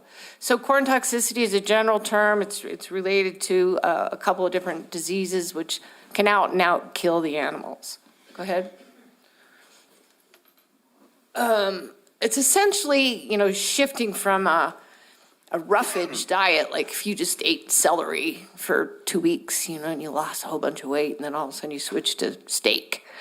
your digestive system's going to have an issue with that. And it's the same with the animals here that are, built for ingesting roughage and plant material, then all of a sudden to get a bunch of grain. It doesn't matter if it's just corn, it could be other grain as well. Go ahead. So the other thing that happens besides toxicity, and it essentially causes a massive dehydration, it's like acidosis, and then dehydration and the animal dies relatively quickly. Is that when animals get together, that are normally fairly solitary or exist in family groups, you get disease transmission, just like a bunch of humans in a room with COVID. That's why we socially distance. Well, animals naturally socially distance. And in the event where you've got a trough, some kind of corn, somebody dumps a bunch of corn in their backyard and animals congregate, well, the fleas and the ticks and any potential diseases that are bad, like chronic wasting disease, for example, can get transmitted really easily. Go ahead. So what else? Again, this is the most famous example in Montana, where we have grizzly bears and black bears. If a bear finds food, unnatural food, they're just calorie machines. That's all they do, is they eat. And then they go to sleep and they have their babies in the den, but it's all about food. And if they find a source of food that doesn't require them to run, chasing a deer or an elk or whatever, a fed bear ends up being a dead bear because they will come back. Doesn't matter how far you relocate them, they'll come back. And just talk to our game wardens here. It's just, once they find that food source, not only the mama bear, but the cubs too, who learn from her, are essentially going to be euthanized. And that's just not acceptable. So go ahead. And the other thing, I am just amazed that in the 7 years I've been here, nobody's died, from a cougar attack. We had a 2-year-old in Montana that got attacked by a cougar who came in the basement window. So, and they're out there. One of my neighbors just told me the other day, what are you doing walking around Moon Mountain with a gun? I said, a gun? He goes, yeah, I watched cougars over there just, 3 days ago. We know they're here. You got deer, you got cougars. Mm-hmm. And it's just a matter of time, you guys. And I don't want to see that happen. It's part of the reason I'm here. But I've had skunks, I've had raccoons, I've had squirrels. I don't feed birds anymore because it's an attractant to a whole bunch of other stuff. Okay? Okay, now I'm gonna open up a can of worms here, but what about our horses? Nobody wants to talk about them. You either really, really love them, or you really, really hate them, or, in some instances, you don't have an opinion. But I'm a biologist. I have an opinion that hopefully is scientifically based. Wild is a misnomer, even though, we had a judge that ruled they were wild without any DNA proof of that. Feral is the way I refer to them, and it pisses off some of my friends, who wear the, Save the Horses t-shirts. But they were likely let go either from the reservation or other, people who had horses who couldn't feed them or didn't want to feed them, or, so they're on their own. They're making a living on their own. So they, like cats, who make a living on their own, and somebody maybe gives them a bowl of cream once in a while, they're feral, and they're in our community. Go ahead.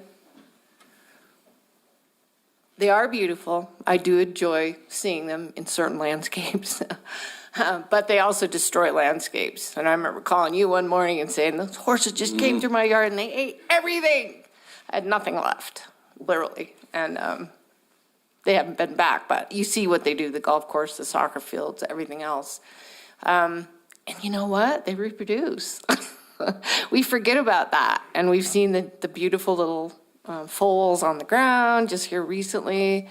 I like a good baby as much as anybody else, but the fact is, every single year, 4 or 5 new horses get added to the population. They're separating out into different groups. They're becoming separate herds. They're pretty much permeated everything around and within Ruidoso. Go ahead. It didn't come through. I was worried about this slide not. It was a diagram that I found that was pretty cool. Anyway, we don't have hunting. There's really no predators on horses, never has been. So all they're doing is adding to their population. Well, carrying capacity is basically how many horses can you fit in this room? When there's no more room, you know, what are they going to do? They're like rats in a cage. Something's going to happen. They're either going to expand out where they can, or they're going to start dying off because of starvation. So it's not a never-ending ability to keep adding on to the population. You've got to have some ability, like hunting is with deer and elk, to be able to, you know, have some come out as well as some come in.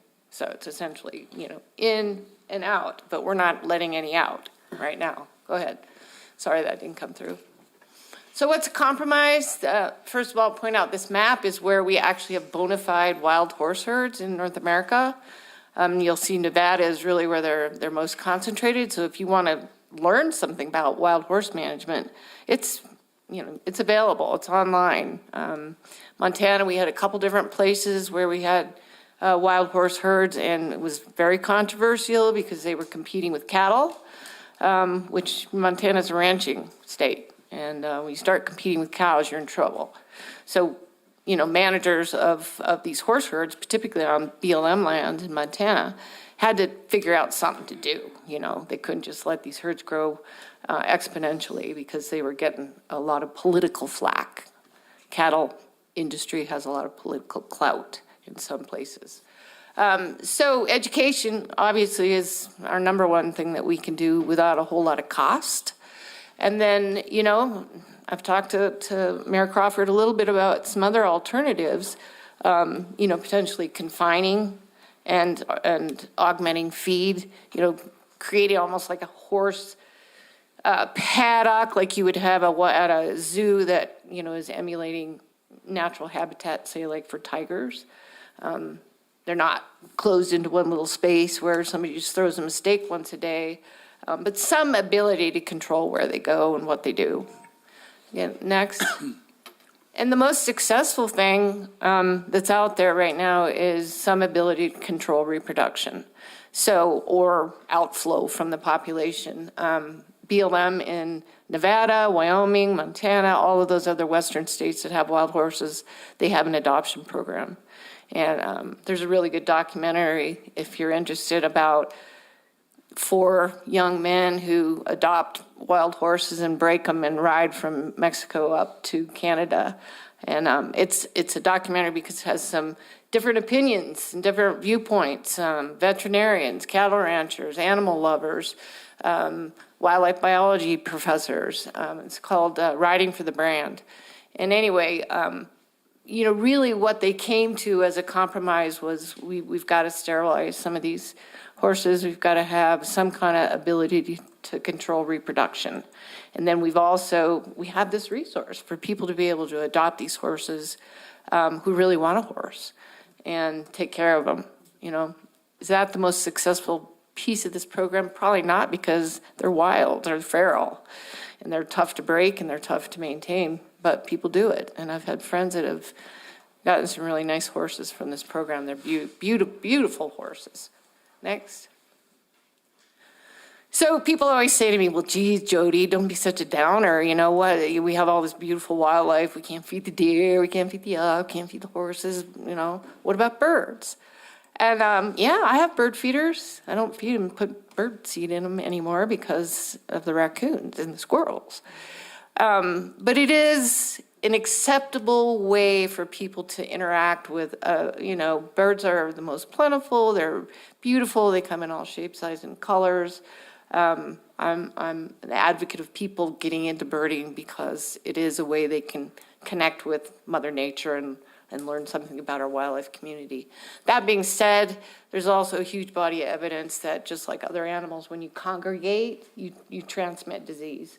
So, you know, if we were to get bird flu, you know, all the other avian carried kinds of things, and, you know, that's a reasonable expectation, is that you would have transmission going on. So, you know, is it a big threat? And again, there's a debate out there whether or not bird feeding is a net positive or a negative, but people really enjoy it, and I actually encourage it. So go ahead. But, you know, again, bird feeders is a source of food, And so even if you have it in a fence, like I have my yard's fenced, raccoon climbed over the fence and climbed up on my deck and got into my bird feeders. So even fencing is not the ultimate solution. And some people bring their bird feeders in at night, which I think is a really good idea. Go ahead. So what are the take-home messages? Enjoy our wildlife responsibly from a distance. And a lot of people I see doing that, and I encourage that. I usually stop and talk to people when I see them pulled off and, maybe have binoculars. Maybe you're so close you can see the ticks on the critter's nose, but don't feed, obviously. And then speak up and educate others, and keep attractants like pet food, garbage, and compost out of your yard. And then we see most often, I was just listening to a gentleman tell our animal control officer about a dead elk on Highway 70. They get cleaned up pretty fast, either by scavengers or by our game and fish wardens, but driving is a big hazard both for the human and the animal. And ironically, most of the time when a person around here hits a horse, you hear about the horse, not the person. So anyway, next. So my proposal, and I gave this presentation a little differently because I was asked to at the library. They had a series of educational seminars on both the wildlife and the plants in the community. And the people that listened to that presentation said, you need to take this forward. So I also talked to our Recreation Commission. I knew Melissa was a friend of mine, so she said, yeah, come on, talk. And they got really excited about this. And then I got a call. So I'm really happy that you guys wanted me to talk more about this. And what I had proposed to the Recreation Commission was the funding of some kind of educational materials. And one of the things that I was involved in as a wildlife biologist in Montana was we developed a magnet, like an 8x10 magnet that went on all the refrigerators of all the condominiums in Big Sky, Montana, because we were having problems with people interacting with grizzly bears. Not a good thing. And so that was a very successful program. It was funded by a variety of different, entities, including our game and fish department there. And it's a really simple thing. But they also, once they got discussing it, talked about, well, every short-term rental has some kind of introduction, a book that features the restaurants and the house rules and those kinds of things. Front page, just a bulleted list of do's and don'ts. Here's some of the things that you can and can't do regarding the wildlife in this community. The other thing is, and Don Trell, who works for the rec department here, he's an illustrator, and he and I have been in this writers group, which meets at 3, so I can't be late. Collaborating, I just recently published a children's book, which is kind of nature lessons, called Can Lucy Save the Grandpa Tree? But collaborating on an educational book, designed for, say, like 6 to 14, with information like I just kind of presented here, some biology, kind of dummied down for the appropriate age group. But, we all know kids educate their parents. And so, targeting that age group, making those books available to short-term rental owners, making it available basically for free. You don't have to go to Amazon and buy a book about it. You can we provide that resource. But there's lots of other ideas, and Matt was good at pointing out that you guys have access to people who have expertise in design and marketing and all that stuff. That ain't my expertise, So I just am happy to be a consultant. I don't come for hire. I'm here as a citizen, and I'm happy to provide my services, whatever I can. That would mostly be information and education. I'm also a writer, so yeah, written material, anything like that, I'm happy to help with. Next. So I just kind of went on one of these websites where you can design a magnet and just messed around. And again, you guys have far better artists and people than that I'll ever be, but it's really not that expensive. One of the considerations that came up with the Recreation Commission as well, some of these refrigerators, you can't put a magnet on, you know? Mine included, you know, on the side, yeah, but not on the front. So maybe there is an alternative for those situations where you can't have a magnet. The nice thing about the refrigerator and the magnet is you walk in, that's the first thing you're going to see. You're going to put the beer in the fridge and you're going to see that magnet. Oh, shit. You know, we got to make sure and feed Fifi inside, that kind of thing. So, yeah, there's alternatives, but it really isn't that expensive. And I think we figured out the total cost would be, I don't know, around $4,000 to be able to provide materials to all the short-term lodgers. And that there would be, you know, potentially multiple sources of funding that could become available for something like that. Go ahead. And then just an example, this is, I'm marketing my own book here. Example of what you could do with a children's book. You could have it in the library program for our kids that are just here in the summers. We could also have information in the school system. So anyway, people got kind of excited about that. Yeah, you know, let's educate the kids because they educate their parents. So that's the end of my presentation. I'm happy to stand for any questions. Thanks, Jody. Thank you. Anybody have a question? Did they pass that legislation as far as anything? So as far as regarding the wild horses, and the first step would be to have them declassified as wild horses. Because as they are right now, that no one has any authority over them and nobody can do anything, say detrimental against them because, or like removing or trying to start any kind of program because there's no jurisdiction and there is no, I guess you would be under penalty of some sort of statute. And they're calling it the equine, to include burros and everything else that they've adopted. We did get some traction this year working with other communities in New Mexico that no matter, we haven't been able to get a lot of response back from not the Fish and Game, the Livestock Board, who's temporarily put in charge of that doesn't want anything to do with it because of litigation from the Wild Horses of America people, all of that. And so it's gaining things about doing darting, doing different things through feed for birth control, about they're looking at hiring an individual that has some of the background you do about how much property, how much land can support the deer, the elk, everything that we have. And then if we get too close to that limit about, because they're herding animals, you can pick them up sometimes like the elk or whatever and move them to different places. So there is talk finally about that, but we have been working for some time, and that's why when we heard about it, we wanted you to come back in, because usually when we see these, it's not very, we're seeing the aftermath of the dead deer that couldn't digest the corn. We're seeing a lot of the disease. We're seeing a lot of that. You did a nice presentation to try to subtly get people to think about it instead of them turning away.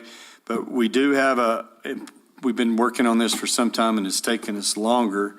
But we did go out with another message. I'm pointing to the back to the ladies that work in that department, and I don't see the one that is that department there. But sending out an email to all the short-term rental people to remind them and putting on the certificates in red letters, don't feed the animals. Our police officers, we call them all the time, but they got to catch them doing it. Yeah.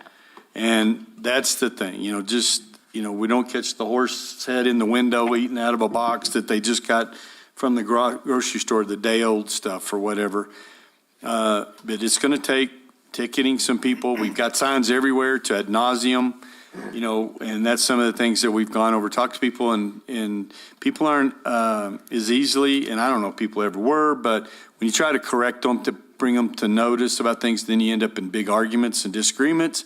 And today, people aren't for that. That's why our officer out there, Bobby Robert Simpson, he heard me talk about him. We call him all the time to go out and try to get on these. You don't have to come in, Bobby. I was just pointing you out. There he is. That's a smile, big smiling face. But we call him all the time. And so that's what it's going to take is when you see something, say something. This applies. I call them all the time. I can't believe it. The short-term rental, I'll see the lady with a bag of corn dumping it in the middle of, not even cracked corn. And you go over and you explain it to them, and it's like, oh, my God, I had no idea. Even though they drive by the signs, they don't think about it. And so we are having to change that culture, for sure. And, you know, it is gotten to the point where all the foals are on the ground. You got a bunch of colts in one, and then in a year and a half, Papa's driving him out. Next thing you know, he's taking one or two with him, and then we got more. And I got them to camp out in my front yard for a week at a time. And, you know, they just go from house to house, and you can't really move them anymore. They're not afraid of you. And so that gets dangerous. We've had reports of elk, an aggressive elk, and they're correct. Yes, that people are being stupid, and they're bothering them when their babies are around. You don't do that. So we've got a plan for magnets, coasters, et cetera, that say don't feed the wildlife. But we do need to get out a pamphlet. That's really a good idea, and maybe a copy of a book that you talk about for the kids to read. I know when I was a kid, and I bring my kids, if we can make it a coloring book and have it educational, like you said, they do educate the parents. And so we need to make it where it's, you know, Daddy, I can't believe you're going to drive after you had 2 glasses of wine. And then that was the first time I took a cab. You know, I didn't think anything about it until that's what they said. And so we will start making progress in that, because we can't keep calling Bobby and the chief and the policemen run out there and they're gone. You know, but we used to have people that would drive up to White Mountain, and it was like clockwork. Here came the horses, you know, and putting their kids on their back and things like that. So thank you for coming and bringing it, and it's going to take a lot more of this, unfortunately. But next year, when we get ready for legislation, maybe we can condense some stuff, because these legislators have short attention spans. But to maybe get that out, send them in email packages where they can start looking at it and talking about it, because I really think we'll get something across the goal line next time. Yeah. That we're getting close. But Ruidoso needs to be more of that discussion, because we're trying to constantly get involved, but they're not giving us any attention. I don't know if it's because we're south of I-40. I don't know what it is, or because this is where a lot of it started. Because when Judge Bryant made the ruling, then the livestock board ended up spending a lot of money on doctoring and feeding the animals that they'd taken control of. So that's why their hands are off. They lost that case. And so, but right now we're moving forward, but we have more horses than the other communities put together. Yeah. So, but anyway, I appreciate that. Did you come Yeah, in? you're welcome. And like I say, I'm a resource for y'all. Just, you know, some of you got my number. So Okay, well, thank you. anyway, thank you. Much, Jody. Thank you, Jody. Okay, and if we can have a quick update on the Village of Ruidoso's bid submittal for the planning and execution of the New Mexico Municipal League Annual Conference. Is that for me or who? Mayor Crawford, I think that was yours. You were at That the was board me. meeting. Well, we went to the conference 2-3 weeks ago, and we had put in every year the New Mexico Municipal League, which is made up of all the municipalities and some counties all across the state. Usually they have these in Albuquerque, Las Cruces, Farmington, you know, the big communities. But we have so many, we've made a lot of inroads into the New Mexico Municipal League with the Firefighters Association, the police managers, village clerks, airport. We just had an airport managers conference. So we're really making inroads. That brings people to town in the middle of the week. They get hotel rooms. They rent our convention center, spend a lot of money. They do. And they also see what's going on, and we like to get them to invite their families. Well, this is one of those times. They will book up 400 rooms. We went out when we filled out the application, talked to all of our hotels, cabin rentals and all of that to get people to buy in, the golf course, all those things. So we were awarded 2025, which is what we wanted. So that means there'll be over 400 rooms rented, 900 to 1,000 extra people that come to town. So we'll be working in conjunction with downtown businesses during that period to offer amenities for these folks. But so their kids are coming, their husbands, their wives, or whatever, give them something to do. So I felt very fortunate because we were totally outgunned, outmanned when it came time for presentations. I just had a big old grin on my face and some information that we put up. These guys had their marketing, their radio voice personality people handing out a bunch of free swag. But had you rather come here or Roswell or Clovis? So that was the caveat right there. Like Mother Nature, amenity is a walking trail. We have some beautiful fish, all of that kind of stuff. So Ruidoso knocked that out of the park, and we were awarded our one. So we didn't have to do 24, 26, or. In Mayor Crawford, I know that usually the conference is the week of Labor Day weekend, so we did ask to have it after Labor Day weekend, and that's part of our package that we're going to. They bought that. And the good news is I'm the vice president of the New Mexico Municipal League. And if all things being right, I'll be the outgoing president that year. So it'll be a lot of fun to get to show off the village and all the different things. And hopefully we'll have some more of these projects completed by then. And it just gives us another goal, and hospitality is what we do. So we want to be prepared for it. But anyway, that's all that is. And then if we can have an update from Samantha on the economic development grants that we went out for a grant last year, and it was really quick. We got it turned around on Facade Squad, basically, to help businesses pick it up. And so they're due by, you have to have them completed by June 30th. And so it was a real wham-bam thing to get the applications in, get them moved and approved and working with. So go ahead, Samantha. Yes, thank you. We have 11 grantees that we're working with to close out. 10 have closed out, and we have one remaining, and that amount awarded to the Main Street businesses was $230,000. But with their match, we got an extra $57,500 of work done on these buildings because they had a 25% match for the amount they were awarded. So if you all drive through Main Street, you'll see the projects that are completed. We still have one that's working to close out Wednesday. Once we receive that, we'll be able to pay them and then submit for reimbursement from the state. So this all has to be spent, and we need to be reimbursed by the end of the month. And they are pushing it. Weather constraints has held this one back, and so we're just closing this grant out. I'll stand for any questions on that. I have a couple other grants to update you all on. Anybody have any questions? But I mean, you can drive through town and you'll see fresh paint, window treatments, things like that, that any business, we went to all of them, fill out an application. I asked some volunteers from the community. Everybody thinks that would be pretty easy. We didn't want anything to do with it because we have plenty of other stuff to do, but the applications came in. There was a lot. They had to show, it could be a handwritten diagram or whatever, what they intended to do, whether it was painting, a new signage, whatever. To come in, and then I asked quite a few people, and I did have 3 that said, okay, I'll do it. And it became a lot more intense than they thought because they had some that weren't quite completed, some that they had to weigh against the other who deserved more of the money because it was all limited up. What was the max you could get? $40,000. $40,000 in with your match. And so we didn't really have any of them that came in at that big of a price tag. But I think that they said all that were completed applications received some monies. Is that right? No, not all. Oh, no, never mind that. So anyway, I appreciate those guys that volunteered for that. Like I said, they spent a lot of time at home. They had a meeting in here to finalize everything. And I didn't think it would be that big of an ask, but seeing all the things they went through to get it done and do it as fairly as possible, I really appreciate what they did. Yes, they did a great job. Okay, what else you have? In addition to that, I wanted to provide an update on the economic development grants that we have, that we are working on. We've identified 3 projects that would be eligible under their criteria, which if it's construction, it needs to add jobs.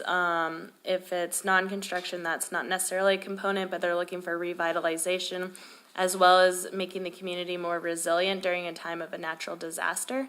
So we've identified to apply for non-construction dollars for 100% plan design for the High T intersection that we have been working on since I've been here at the intersection of US 70 and New Mexico 48, as well as in front of the hospital and the ambulance bays and Mescalero Trail. So we're hoping to receive that grant amount. Our ask is $1.768 million, but we would be required a match of $442,000. I do have another grant in that you will authorized a resolution to the New Mexico Department of Transportation for $500,000. So if we're awarded that from NMDOT, it would cover our match in a little bit more. So, yeah, that would be amazing to be able to get this project off the ground. The second one that we applied, or that is in the works, is the Upper Sutter Street revitalization. As y'all remember, we put together a steering committee for that corridor composed of stakeholders that own properties right in there. And this one came back at a total project cost of $868,746 to have 100% plan design set. And what we're looking for is drainage studies, traffic studies, choking down, I hate to use the phrase road diet because that was pretty painful in 2020, but we're going to choke it down to 2 lanes and have some on-street parking, curb appeal, and just provide better access to those businesses, hoping to revitalize and get some of them open again, because you can tell we have a lot of closed doors down that corridor, as well as improve the roundabout to be an actual functioning roundabout. And our match requirement for that would be $140,000. Unfortunately, I don't have another grant lined up to match that with, but Judy did find us the money to be able to support the match amount. And the last one is actually construction dollars, and it's an event center / emergency evacuation center. It could be used as staging like we used during the McBride fire. And the total project cost on that is $17 million. We have a match requirement of $3.4 million, but can be met by in-kind. So in the event that property is donated to the Village of Ruidoso, then that would cover the match amount, hopefully, and then we'd have to see if there is a difference or not. But we're looking to add this year-round tourism destination / emergency event center, and it would potentially be along Highway 70. And the impact of the project would increase tourism as well as allow for regional growth. And we're looking to partner with ENMU Ruidoso to add a vet tech program out there to increase the local workforce capacity. So I'll stand for any questions. Samantha, do you also want to mention the planning grant for Yes, and I have another one. MRA? Thank you, Ron.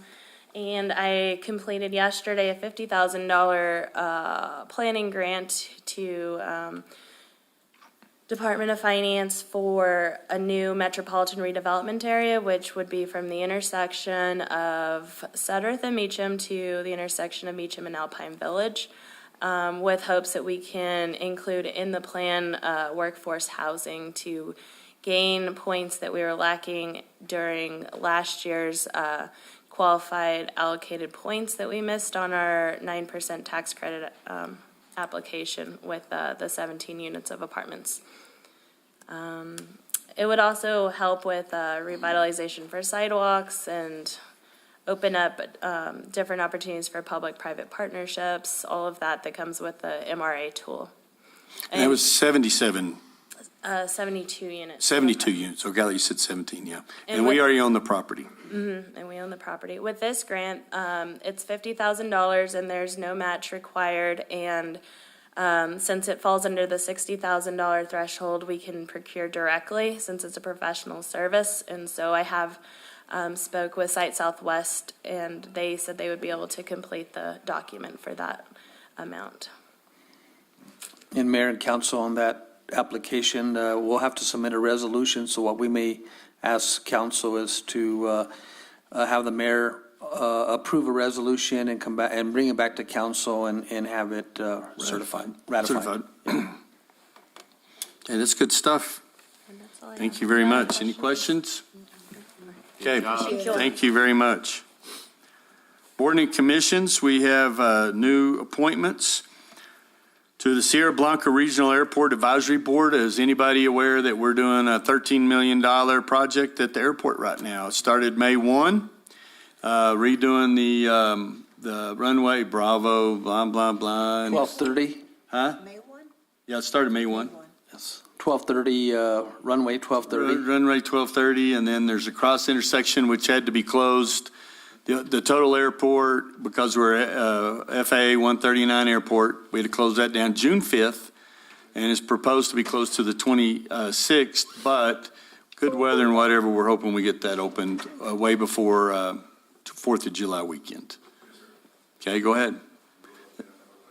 Because this is a big deal that we got. Nobody knows about it, but so many people. The airport is a front door to the village of Ruidoso, and we have a lot of aviation enthusiasts. Correct, Mr. Mayor. A bunch of those, and so we're looking at having some more tourism opportunities out there. Go ahead, Chief. So the update, Mr. Mayor and Council, Manager sent on the airport right now is they did close the entire airport, and they are coming along really good on that. The rain not occurring right now has helped them out, move along quicker. They're having a pre-paving meeting today. It started at 1:30 today. I got Assistant Chief Coleman out there for that to find out where they're at on the paving.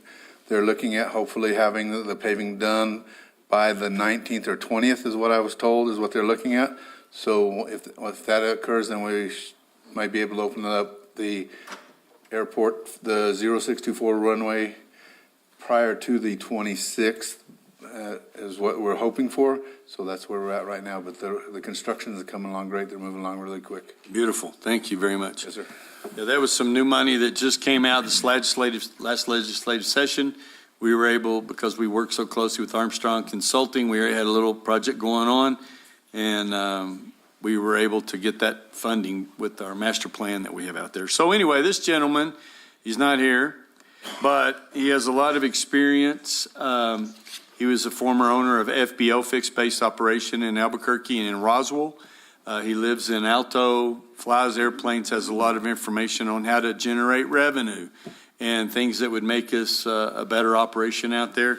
His name is Larry Jessen, and so I would hope that I could get the confirmation from Mr. Jessen to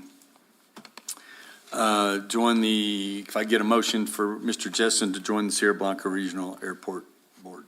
I'll make that motion, Mr. Mayor, to appoint Larry Jensen to the Sierra Blanca Regional Airport Advisory Board. Second. Okay, discussion? Roll call, please, ma'am. Counselor Hooker? Aye. Counselor Eby? Aye. Counselor Letterman? Aye. Counselor Salas? Aye. Counselor Coughlin? Aye. Counselor Jackson? Aye. Awesome. And then number 2 is appointment to the Library Board. Karen Kimmel. Don't see her here. And do the same, please. Mr. Mayor, I move to approve appointment of Karen Kimmel to the Library Board. Second. We have a first and a second. Go ahead, ma'am. Counselor Jackson? Aye. Counselor Letterman? Aye. Counselor Eby? Aye. Counselor Salas? Aye. Counselor Coughlin? Aye. Counselor Hooker? Aye. And then thirdly, the appointment of Lane Blakeney to the Lodgers Tax Committee, and she is here. Stand up. Thank you. Lane. Yay. Most of y'all know her as the mean old banker that said no. I move that we accept Lane Blakeney to the Your Lodgers microphone. Tax. There you go. Thank you.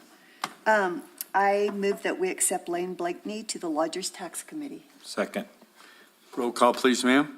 Counselor Letterman? Aye. Counselor Hooker? Aye. Counselor Eby? Counselor Salas? Aye. Counselor Coughlin? Aye. Counselor Jackson? Aye. Thank you very much. Yay. Lane, I appreciate it. And the others too, because we just don't have any vacancies on any boards. They get filled pretty quick. We have a planning and zoning board member back here, the guy under the hat with all the hair. Wave, Bill, there you go. So planning and zoning, that's your guy right there. All right, well, thank you guys again. We appreciate you. So we have our finance. Where's his at? Ron, for Chris, where's he? That is, hello, Chris. We're going to have him under public hearings. Mayor, if you want to go to public hearings. Let's go and to then- public hearing. And we 'cause can do manager's report afterwards. Yeah, we're burning money with him sitting there. I was comfortable just hanging out. Yeah, I know. I can see that. We always like Chris Muirhead over here to visit us, so I was wondering if he was going to be here today, and he is here, so. So is that with item number 1? Number 3? No, it's not. Number 2. Yeah, here it is.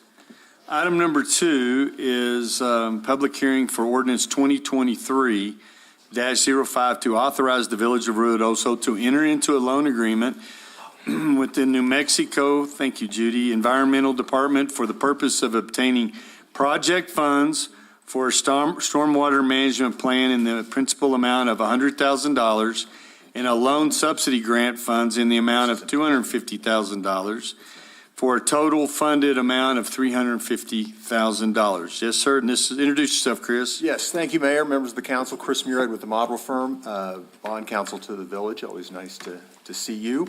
This is a loan/grant with the New Mexico Environment Department for a study or evaluation, a plan to put together for wastewater management and water pollution control. The good news is the loan is $100,000 and the grant is $250,000. The other good news is the interest rate is only 0.01%. The loan can go out for a total of 5 years maturity if the village wanted to do that.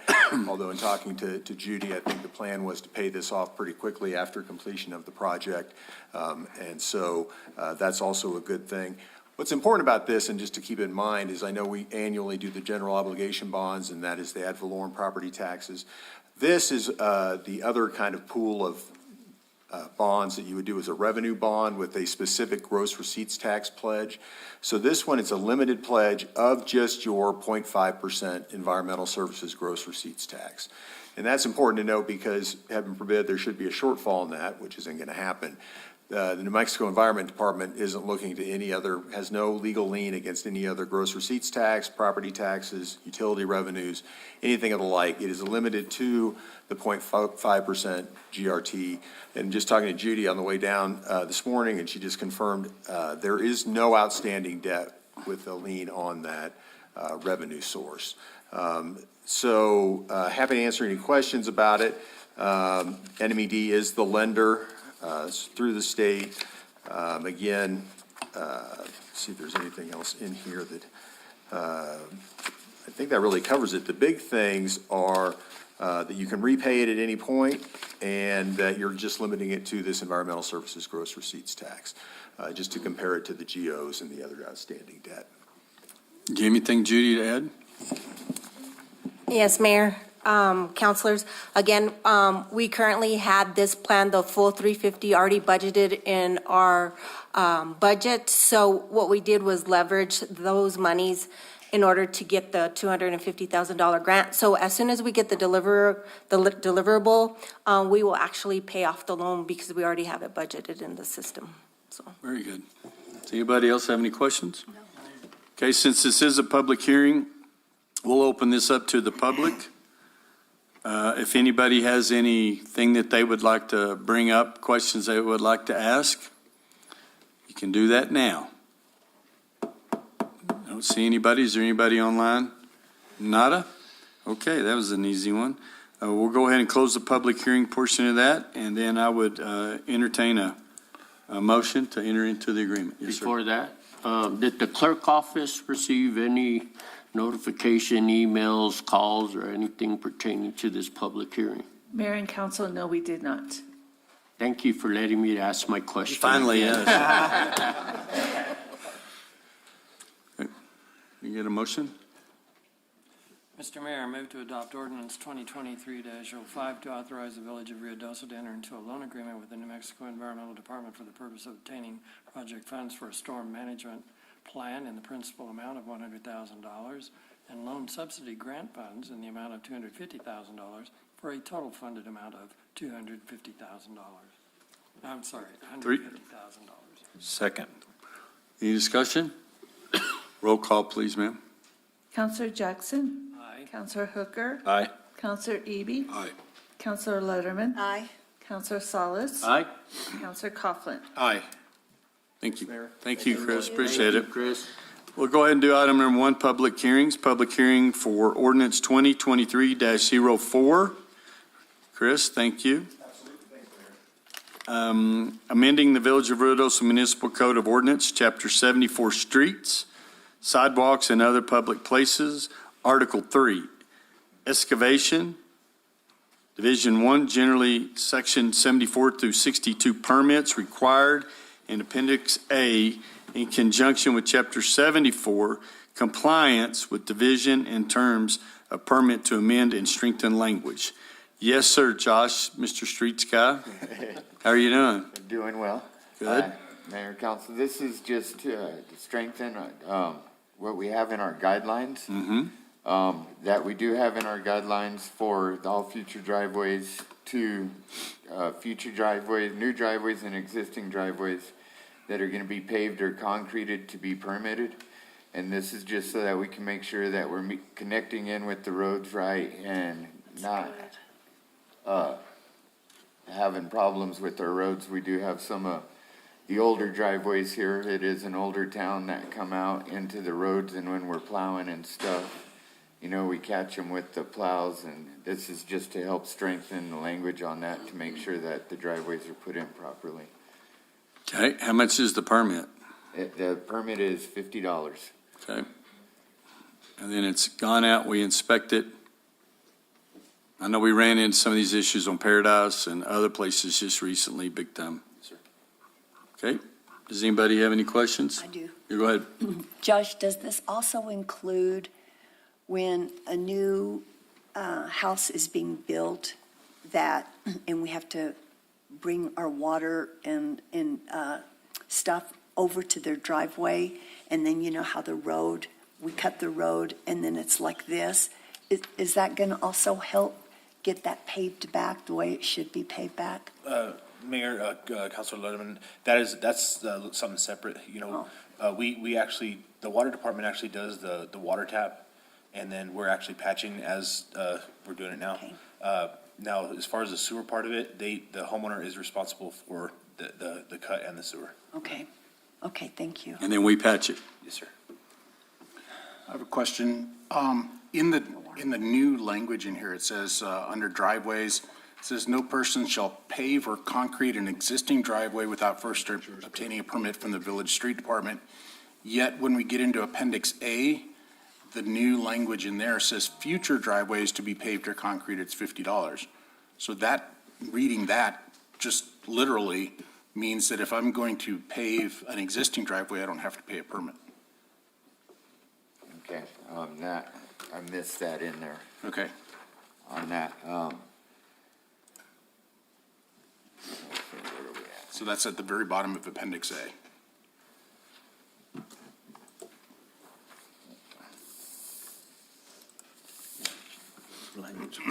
And then the other definitions under F, driveways, the first one.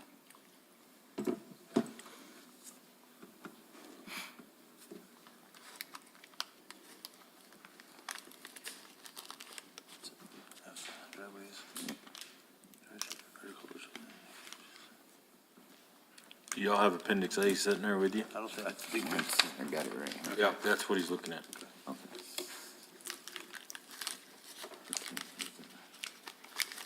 So is the intent, they need a permit to do an existing driveway and a new driveway? Yes. So then maybe we just go into Appendix A and just remove future and just say driveways to be paved or concreted? Yes. $50 instead of the minimum. Explain it to me. It says street cut, excavation, and backfill and driveway permits, paved surfaces, minimum fee $150. So the street cut fee is $150 if they're going to cut the street itself. Okay. A permit fee is the permit fee is just for the driveway itself. Okay, so down at the bottom, number 3 would just be driveways, not future. Yes. Right. Correct. Okay. Okay, and how are we going to notify folks of the change?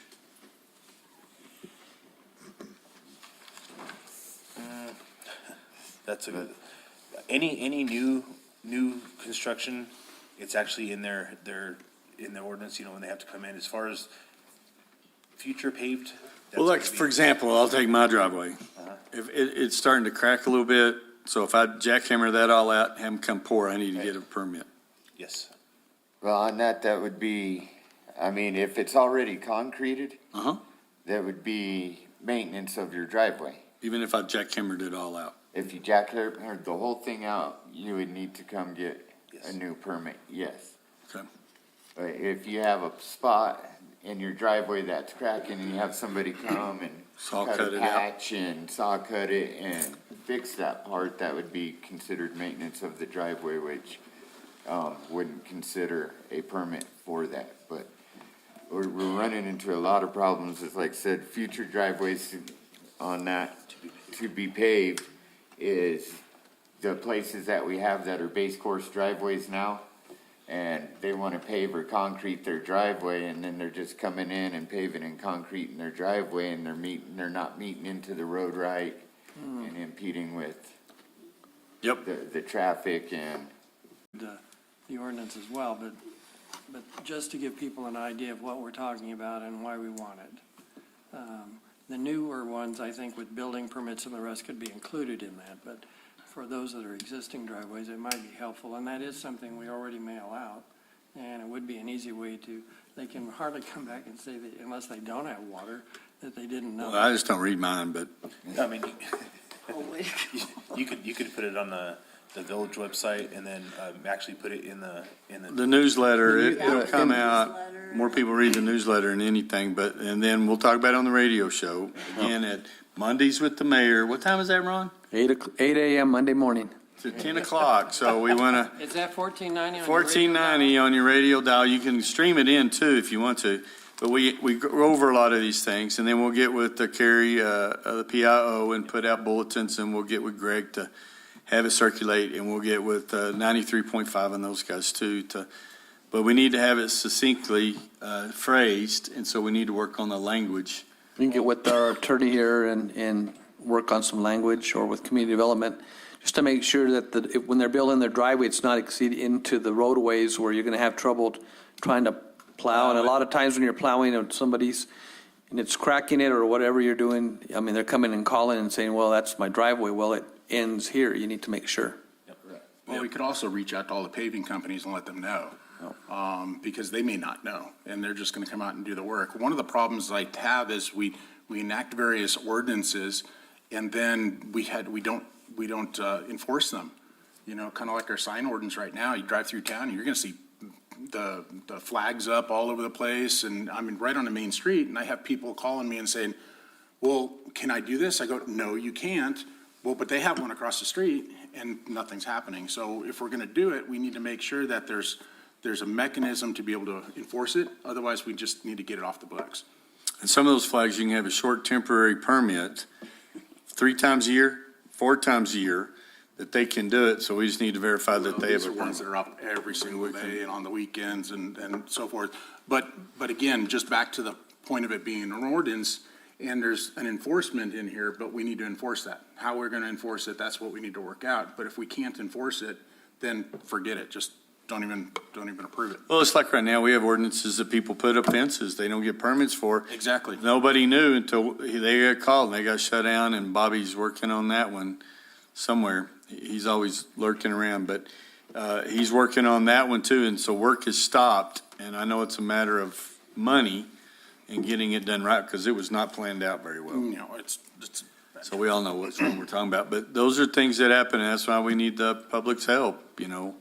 And I drive through Midtown, and then I have to make a phone call, like, did you see this? So, and I know Ron works with those. He works on Saturdays when the garage sale people come out and stick those beautiful boxes with the fluorescent color signs on it, out in the middle of the road. That's just Ron's? That's just Ron's. So now we'll open it up to the public, so any more sarcasm from the mayor or the council. So I'll open it up to the public. Does anybody in the public have any questions or comments that you would like to state at this time? Yes, ma'am. I love what, State your name, please. Kelly Smith.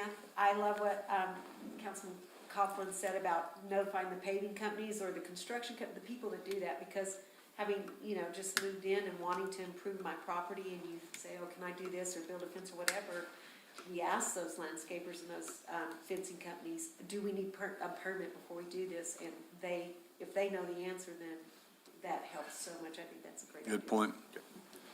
And we can do that in the back, the people that have licenses for that, if we have their emails, send out notifications for that. Anyone else? Okay, we'll close the public portion, and I would entertain a motion. Mayor, may I please? Mayor and council, also too, when I publish the notice of adoption of the ordinance, I can publish it in its entirety, so it'll be in the Ruidoso News also. Okay, Yeah, but how many people read that? Well, I'm required to do it anyway, so There's one. I'll just do it in its entirety. okay.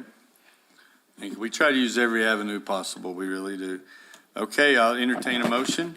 Make a motion to adopt ordinance 2023-04, amending the Village of Ruidoso Municipal Code of Ordinances, Chapter 74, Streets, Sidewalks, and Other Public Places, Article 3, Excavation, Division 1, generally, Section 74-62, Permits Required, and Appendix A, in conjunction with Chapter 74, compliance with division in terms of permit to amend and strengthen language. Second. Does anybody have any other thing to add? Weren't we gonna amend the future? Oh, yes. So, Take out Is it- future driveways and just strike that and make it driveways. as driveways. Okay, so I'll make that as a friendly motion, what they said. You would accept that as a friendly amendment? Yeah. Author of the motion? And then also, Mayor, my question to the clerk, is the clerk office receive any correspondence regarding this public hearing? Mayor and Councilor Salas, I did not. Okay. Okay, we have a motion and a second. Roll call, please, ma'am. Councilor Eby? Oh, you already asked him? Hooker. I'm sorry. Hooker. Counselor Hooker? Aye. Counselor Coughlin? Aye. Counselor Eby? Aye. Counselor Letterman? Aye. Counselor Salas? Aye. Counselor Jackson? Aye. Okay, thank you very much. Thank you. Appreciate it. And remind me to talk to you about Poor Road. We had a water leak and something got in somebody's driveway or whatever. I'll talk to you about it later. Just if you'll remind me, I meant to talk to you earlier. Just see what happened over there. Okay, thank you, ladies, for coming up. This is public hearing for ordinance 2023-06, an ordinance amending the Village of Ruidoso Municipal Code of Ordinances, Chapter 54, we hear so much about. Land use, Section 54-106, short-term residential rental overlay zone to revise the procedure for registrations and administration. What's this about? After direction was received at the March regular council meeting, we worked with council and the manager to make the amended items to the ordinance as we understood it. So with that, staff amended the definition of a short-term residential rental to mean a dwelling unit or one bedroom within a dwelling unit, including either a single-family detached or multiple-family attached unit, rented for the purpose of overnight lodging for a period of not less than one night nor more than 29 consecutive days to the same person or persons. That was the only change that we made. However, in the first reading of the ordinance, we took it to the Planning Commission, and they had two additional changes. At the bottom of page 2, they recommended that the addition was made to section E1A, adding properties offering a single-room rental must also meet parking requirements as set forth in 54-141E1A. And they also recommended on page 5 of section I8, and they recommended we strike the second half of that, and it just would read noise. Notice that noise provisions contained in the Village of Ruidoso Municipal Code, section 38-31, will be enforced, and as you can see, they would recommend taking out the quiet hours because they think that Should be all the neighbors time. can be a nuisance at any time of the day. Okay, So they put a lot of thought and consideration and hardworking effort. I know I have one of my commissioners here with me today, Commissioner Hall, and they did a great job, and I appreciate their input. So that's what we've brought forth to you all. okay. We'll let you continue the public hearing. And then to be clear, right now, if there's we send out to all of our registered short-term rentals, whoever the contact information is, and then they're supposed to notify everybody within how many feet? 200 feet. We do that. That this short-term rental, and then if that people are being nosy, they call the police department. The police department has on registry who is the agent. We give them one shot to try to shut them down, or we just send the police. What our hope is, we mail out to everybody within 200 feet of that property, the contact information for the property manager or 24-hour contact. Sometimes they're not one and the same. And we would expect them to contact that phone number first to notify them of any kind of disturbance, excessive parking, noise, whatever it may be. And if they're not able to gain compliance from them, then they would turn and call the non-emergency line at the police department, unless it was an emergency. Okay, because I know most time, like I got a big house right next to me that it's 3 times a week. They come in, 99% of the time, they don't realize the echo effect. Yeah. And I just go over and tell them, hey, we can hear all your business, and then they shut her down. I did have one way down the street that the whole neighborhood was cringing, and so I made a phone call. The police showed up. They talked to them for a few minutes. We didn't hear anything else. So I know most of the time it works, but people don't want to make phone calls sometimes. But we just, it's part of the animal right now. Okay, so anybody else have any questions? Yeah, we were talking about you, Chief. You stepped out about short-term rentals. So at this time, I'll open it up to the public. Does anybody want to say anything out in the public? Okay, go ahead and stand up, Kelly, and tell us your name again. Kelly Smith. I was in part of that planning and zoning meeting as well, and I recommend it because it seems like there's so many things that, it happens over and over again, just like you said, and I had suggested too, maybe that somehow we get the word out that when residents are complaining about a short-term rental, obviously the non-emergency number with the police or the contact number that they give out, but also if we can get out to our long-term residents that, on Monday morning, make that call to the village and let them know, hey, 112 Nalgal, was violating the noise ordinance or parking in the street, so that we can have the power to pull permits when people are, 3 strikes and you're out or whatever, so that the village also knows about these party houses that constantly violate the rules and nothing's being done about it. If we can encourage the residents, or I don't know if it's the police or whoever that needs to make that contact with the village so they can keep up with those violations and say, we're pulling the permit. Okay. Anyone else? Okay, we'll close the public portion. And then I would thank everybody for the hard work on that, because it does take a lot of time. I'll entertain a motion for approval, please. I move that we accept ordinance 2023-06, an ordinance amending the Village of Ruidoso Municipal Code of Ordinances, Chapter 54, Land Use, Section 54-106, Short-Term Residential Rental Overlay Zone, to revise the procedure for registrations and administration. Second. All right, Joe, thank you. Any other comments? Discussion, yes, I got you, of course. So in reading this, I ran into a problem because I'm always looking for Loopholes. I'm sorry? Loopholes, you're always looking. Loopholes, unintended consequences, and not necessarily, like Kelly's the one who's kind of spearheading this, and it's because of Kelly. Yeah. But what happens when John, 3 blocks away, decides to do something, and it's a different situation? So what are the unintended consequences of all of our actions? And in this definition, it says that the dwelling unit is, it's a dwelling unit or 1 bedroom within a dwelling unit, but could that be extrapolated and reinterpreted to be that I can rent out 1 bedroom to Darren, I can rent out 1 bedroom to him and 1 bedroom to him? Or is it only, and it doesn't say that here in this ordinance, is a restriction that it's either the entire unit or 1 bedroom, one or the other, not a bedroom and a bedroom and a bedroom, because then it becomes like a bed and breakfast, a boarding house, or some other unintended consequence, unintended use. Well, I think that, I thought about that also there, but it does say that it's a dwelling unit or 1 bedroom within a dwelling unit, and then it goes on to explain sleeping unit, that a sleeping unit is defined by the building code 2015 as amended, means a room or space in which people sleep.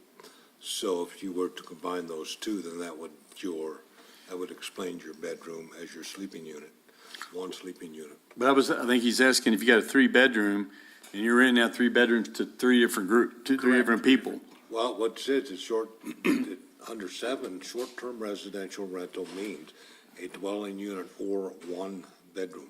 It specifically specifies one bedroom within a dwelling unit, which means it's limited to one within that dwelling unit. That's the way I read it. Samantha, did you have a That comment? was the intent of the planning commission's clarification of that ordinance, definition. Okay, now, it goes back to your previous question a while ago, is how do you enforce? Well, yeah, that's going to be another thing, is the enforcement of that. How are you going to enforce that and that somebody doesn't come out? Parking requirement. So we get into parking requirement, and it says that, let me find it here.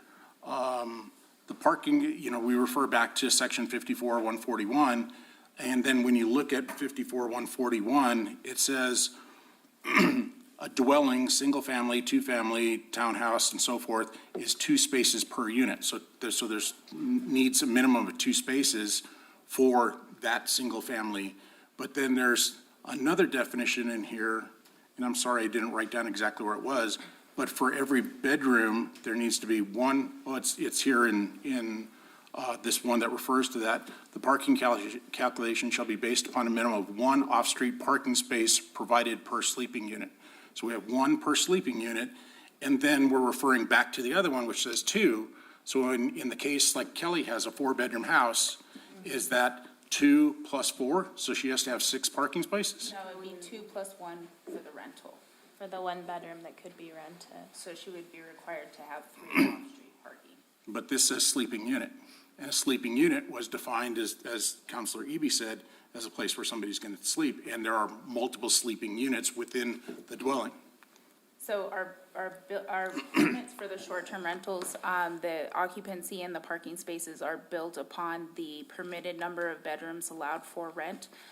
In the event, for Mrs. Smith to be able to rent 1 bedroom, she would list only 1 bedroom on the permit, so that would require just the 1 additional on top of the regular 2 parking spaces.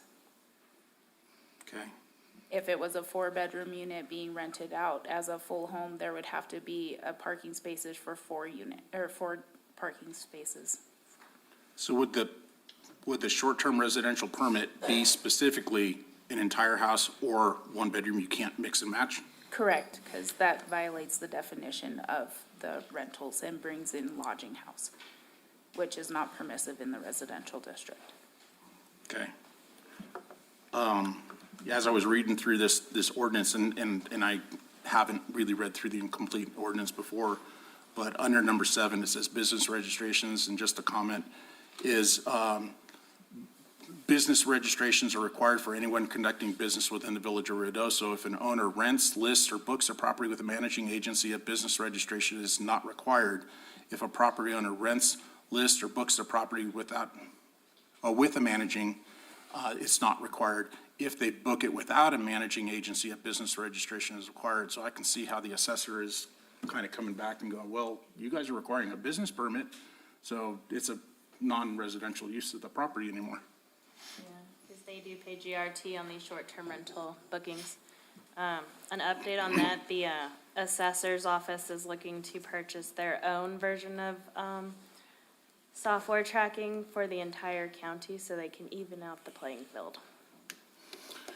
And then my last comment would just be, we hear it all the time, all the complaints about, we have too many short-term rentals, we have too many short-term rentals, we have too many short-term rentals, and I think that I disagree that there's a need for this. I just think it's too much at that point. I think there's enough full-time rentals, there's enough motels, there's enough other things that are also out there that we don't need to start getting into renting out single bedrooms. And then I'm assuming that if I were to rent out 1 bedroom, my entire house has to be inspected? Yep.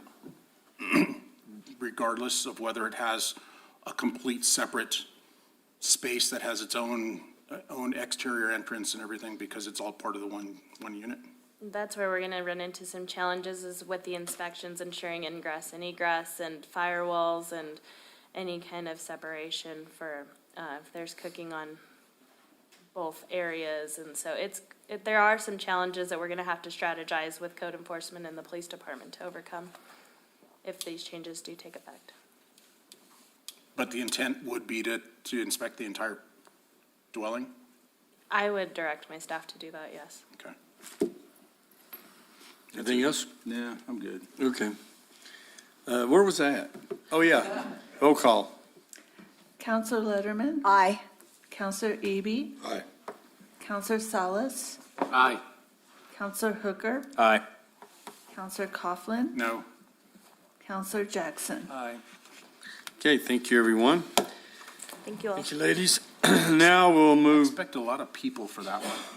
I'm surprised there wasn't. yeah. Well, I know, thank you for coming. Does this mean we won't see you anymore? No, I kind of like it okay. here. Now we'll move back to manager's report. Thank you, Mayor, members of the council. Our first presentation is going to be an update on the 2022 Village of Ruidoso Consumer Confidence Report. That's a CCR report by Randy Kane. Yay. Good afternoon, Mayor, councilors. My name is Randy Kane. I'm the Water Production Manager, and I'm doing a short presentation on the 2022 Annual Water Quality Report, or known as the CCR. Consumer confidence. Yep, Consumer Confidence Report. And I just checking, did you guys get a copy of what I provided for you guys? Yep, thank you. So that kind of shows it in a nutshell. First, I'd like to talk a little bit about the process. So what I do is I go on the Gemini site, and it's a new company that I tried out this year. And I'm very pleased with the whole process. It makes it a lot easier, and it's been real user-friendly. You do everything online. So what I do at first, I fill out information on what I'm going to request, and they provide a quote. And then based on that quote, we get a requisition and then a PO. And then after I get that, then I take all the information from the Water Watch site, and that's something the NMED puts together for us. And it gives us all our information on our testing for the year. So once I get that information, I plug it in on the report, and then it generates everything. And once I'm satisfied with that portion of it, I send it to NMED. And it goes out to Maria Medina and Joe Savage and John. And so what they do is they look at it and they review everything and, give me feedback. And what Maria does is she spends a lot of time looking at the table because she wants to make sure all the data is correct. So once I get their approval, then I submit it back to, I send it out to a bunch of other people in the village too to get extra eyes on. So once I get it back, then I send it to the Gemini group, and then they format it, and then they make it pretty. They do the beautification part of it. And then plus, what I have to do is I provide a bunch of notes on how I want it set up. So it makes it real easy, if I put a lot of detail on my notes, because then they know what I want, and then they know how to format it. So the better job I do, the better report we get. And then once I get it back from them, I review everything, and then I send it back to Maria for the final look or review. And then it goes, then I approve it, then it goes out for production and mailed out to the residents. So we're on schedule for it to go out next week. So it'll be sent out to all the residents in Ruidoso. Okay, so slide one, there's kind of some theory and logic behind the front or the cover page. what I was basically doing is, I want to have something that symbolizes and represents Ruidoso. So what I did is, I was driving around and I saw the mural and I thought, wow, that would be kind of cool to put on the report. So I called Carrie Gladden and then spoke with her because I wanted to make sure I was able to do that. So she sent me a real nice resolution picture of it, and then I got the concurrence to use it. So I do my homework when I, use other people's pictures and stuff like that, so. And then the other thing is, I kind of went with a mountain theme with clouds and overcast, and it kind of fits in with the mural and other pictures in the report. And it's kind of important because if you have the clouds, then that produces water. And if you get the water, it gets into the streams and then it just kind of really helps. So that was some of the logic behind the front cover. And let's see. And then the other thing, when I was putting this presentation together, I was trying to come up with a color for the border. And I don't know, Mayor, purple just popped out. Didn't work, and I'm glad that we didn't go with the old Minnesota Vikings colors. So, I mean, purple just seemed to be You are the branching out. natural color, and I thought you might appreciate that, Mayor. I do. Thank you. So do I. So, notice I didn't wear my hat, so. No, I noticed that. Slide 2.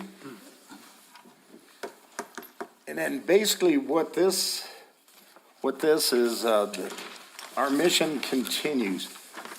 So I was able to take some of the verbiage that's already written, and then I kind of add to it and manipulate it and change it up a little bit. But this is the introduction to the report. It's kind of critical. It kind of, says our introduction and what we're doing with the report.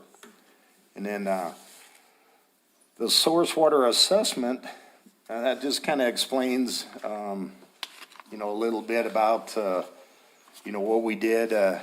We did our source water protection plan in 2014.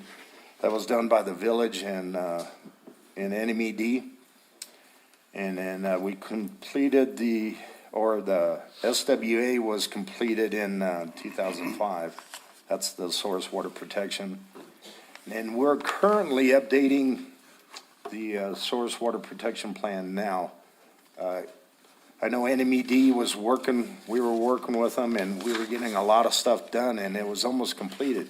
And then all of a sudden, they lost some key players, so that kind of put everything on hold, and now I've got it reactivated, and I've talked to David Torres, and we're gonna get it all completed. So that's gonna start up. They hired some really good people, and we'll get that completed hopefully by the end of the year. Nice. And then the next part is the water production accomplishments for 2022. What I tried to do is capture some of the key important items and projects that were completed. It's a way for us to showcase, some of our important things that we do. Absolutely. And of course, I started off with number 1, no violations. So, I mean, and that's real tough to do.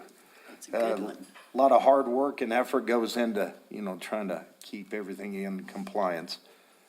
And then, of course, I put rehab of Plan 3. That was a real big, important project. And then the next really important one was the mitigation projects due to the McBride fire. So, but that just kind of showcases what we did for, for the year. Next slide. And this is just some of the health information that has to go in the report.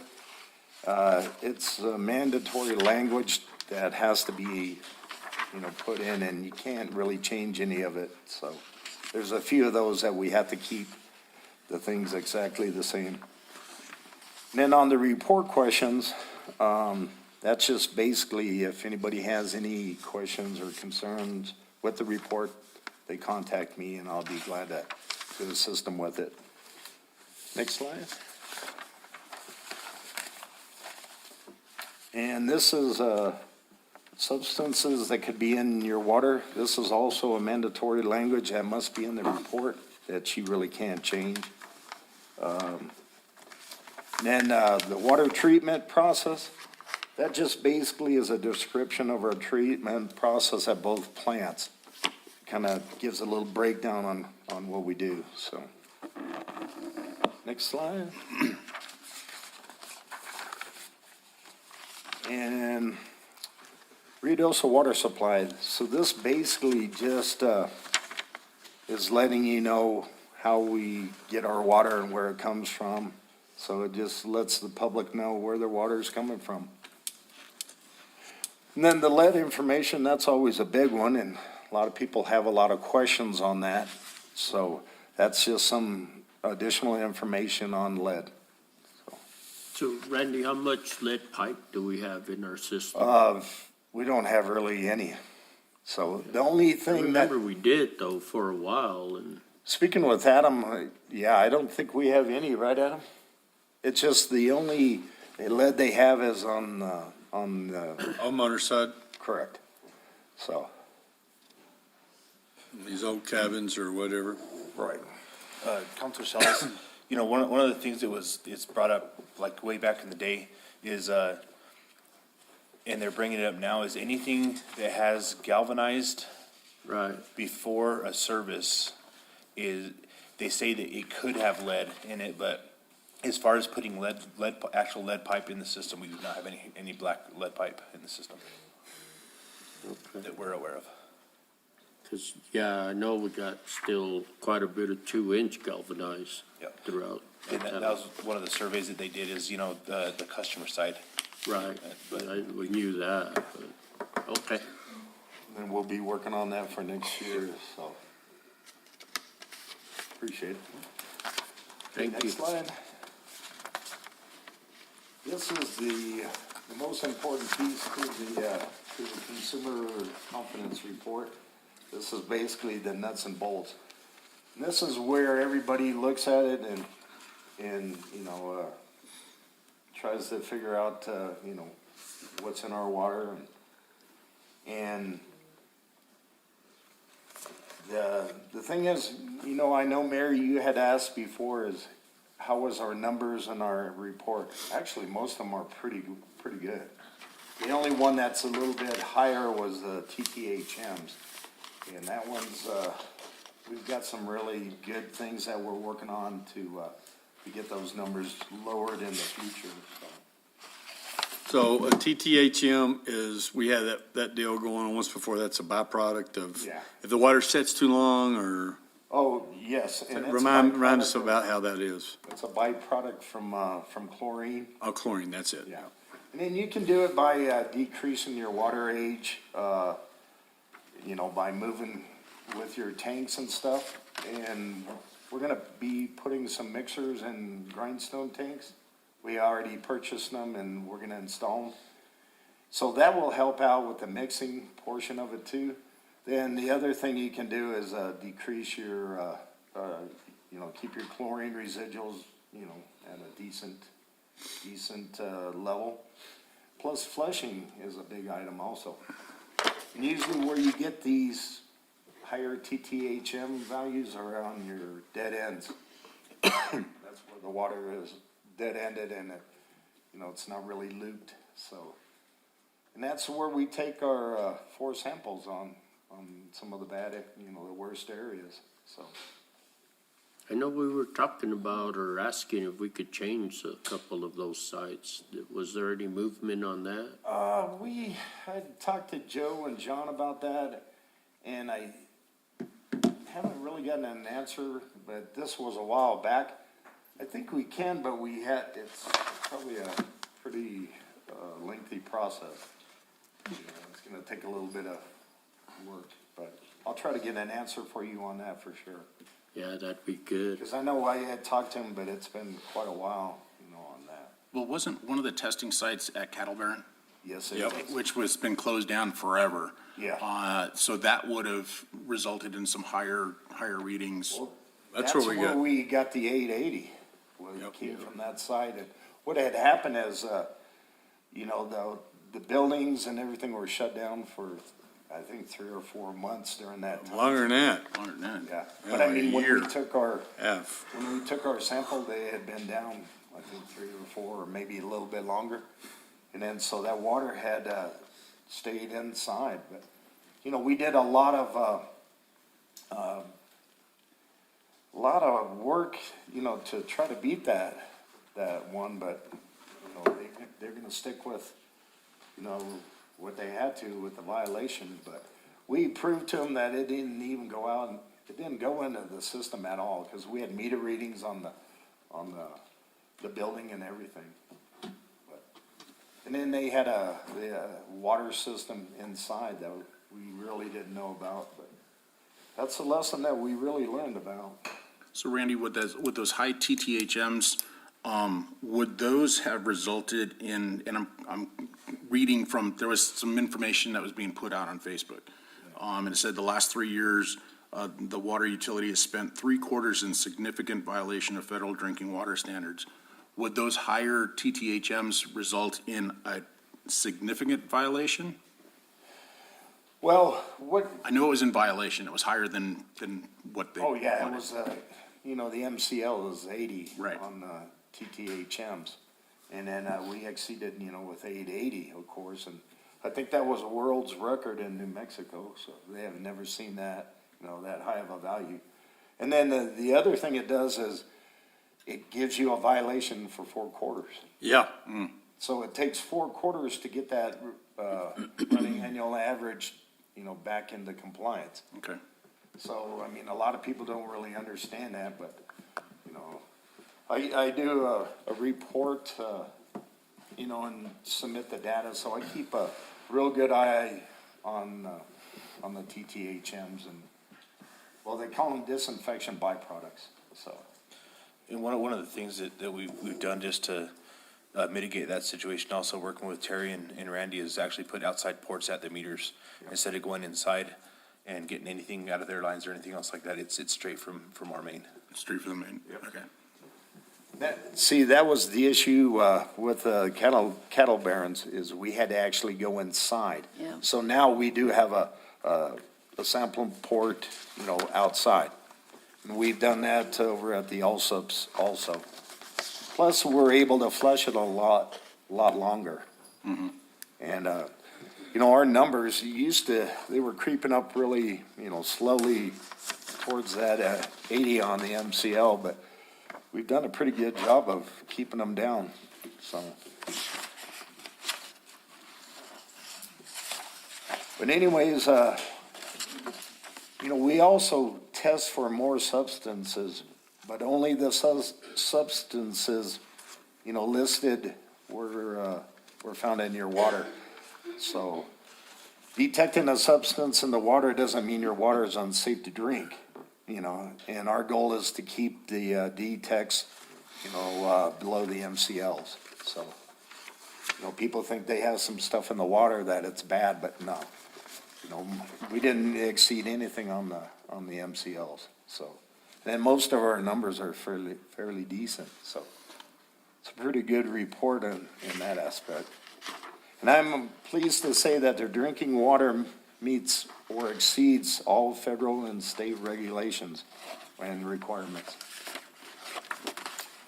Members, next slide. And then this basically, the definitions kind of explain the acronyms that are used in the report, and it gives a little explanation of it. It's intended to make the report a little bit easier to read. Now, the next one, this one's real dear to my heart. This basically tells what our operators have to know, in all their different things that they deal with, and it kind of lists some of their job duties. And to me, this is so critical because it shows what they do. And this is basically my tribute to the water production operators, because I think they do such a great job. And of course, on the last line, you know, it basically says, let me see, it basically says, so the next time you turn on your faucet, think of the skilled professionals who stand by each drop. To me, that summarizes everything, because a lot of people don't really understand what has to happen to get it to that point. So, to me, it's a tribute to the guys, so. Thank you so much. That's really great. And then, the next slide, number 8, basically, this is just giving a shout out to the organizations that helped out on this report. Of course, you know, the Village of Ruidoso, that's us, and the Gemini Group. I think by switching, you know, to the Gemini Group, we got a better product. So, I mean, you know, we have a lot of eyes on it, so this report I feel very comfortable in submitting. To me, it's the best one so far, so. And then, of course, I want to shout out to New Mexico Environmental Department. You know, having a good working relationship, you know, big difference from 10 years ago to now. Boy, you ain't kidding. That's So, true. I mean, it's kind of it's a blessing now, because, you know, we've got such good working relationship with them. You know, when I submit the MORs and all the data, they don't even question it anymore, because they know it's pretty, you know, pretty thorough and it's correct, so. So I just wanted to, you know, give a shout out to the people that helped out.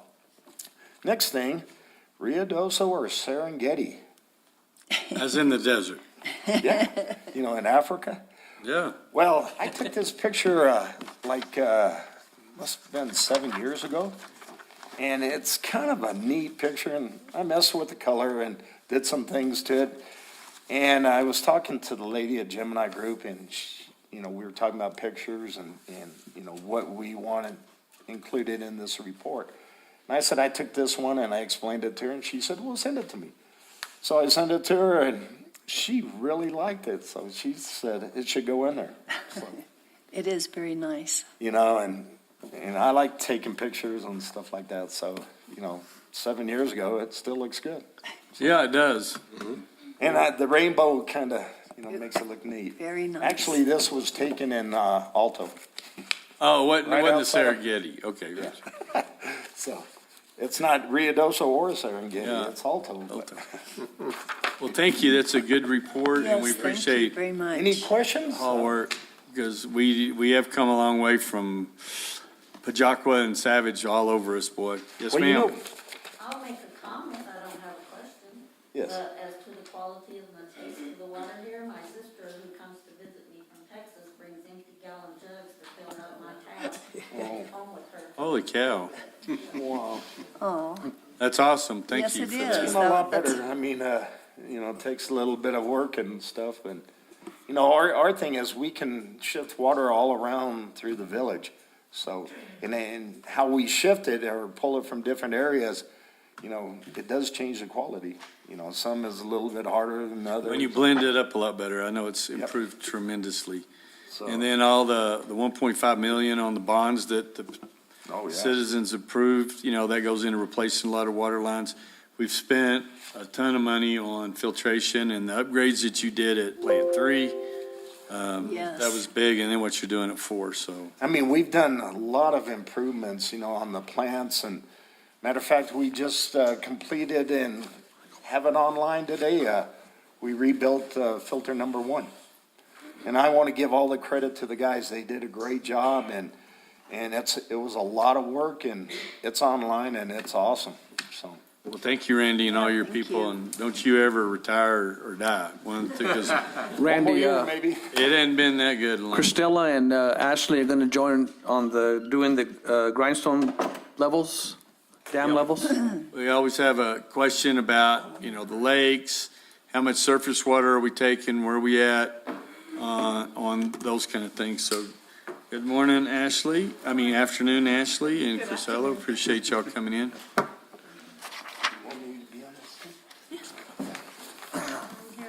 it's up on the screen also.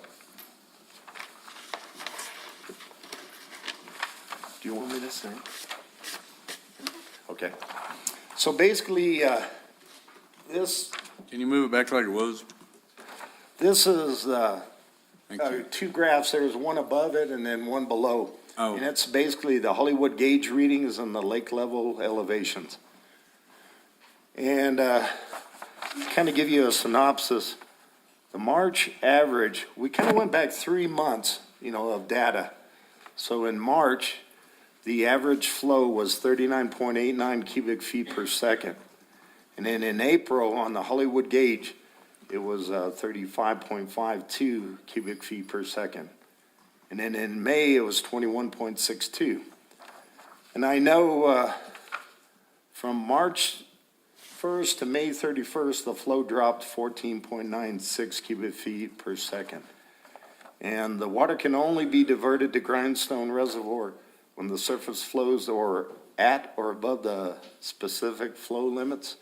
Like in January through April, the minimum flow is 4.4 cubic feet per second. And then May through October, it jumps up to 6 cubic feet, or 6, cubic. It has to be at least 6 cubic feet or more before we can take water. And then November and December, it drops down to 4. Or, right. So the reason they do that is to protect the downstream users. Sure. So that they actually have some water available, because if we took it all up here, they wouldn't have anything. So that's kind of how we determine the flow. But we only can take what we have legal right to. Right. So, I mean, when we're full, we don't take any more. Correct. So, and then basically right now, what we're doing is we're diverting 35.2% from the Rio Ruidoso. And then that's basically 35.2% of the effluent flow from Plant 3. That's how we gauge it. So we go in and we do the calculation, simple calculation, and then we adjust the flow rate at the diversion. So, and we keep on top of that daily. So, and then I do the math, and then I'll tell the operator, or Terry will tell them, turn it up or turn it down. Of course, we try to increase the flow, as much as we can, in Plant 4 or Plant 3. Alto. Yeah. And then that way we can kick up the diversion Yeah. a little bit more. And I know this is all tied into the I&I study. Yep. So, what I think, you can correct me if I'm wrong, that after we complete that or get that solved, we could go up to 50%? If the OSC approves it, and they like our findings, they can increase it back up to 50%. That is correct. Where are we at now? 35? 35.2%. 35.2. 35.2. Yeah, and that's basically off of the 35.2% of the effluent flow from Plant 3. Right, Alto. right. So, Okay. and Grindstone elevation in March, it was 1,910.14, or 9.43 feet below spillway. And April was 9.93 feet below spillway. And then May, it was 10.33 feet below spillway.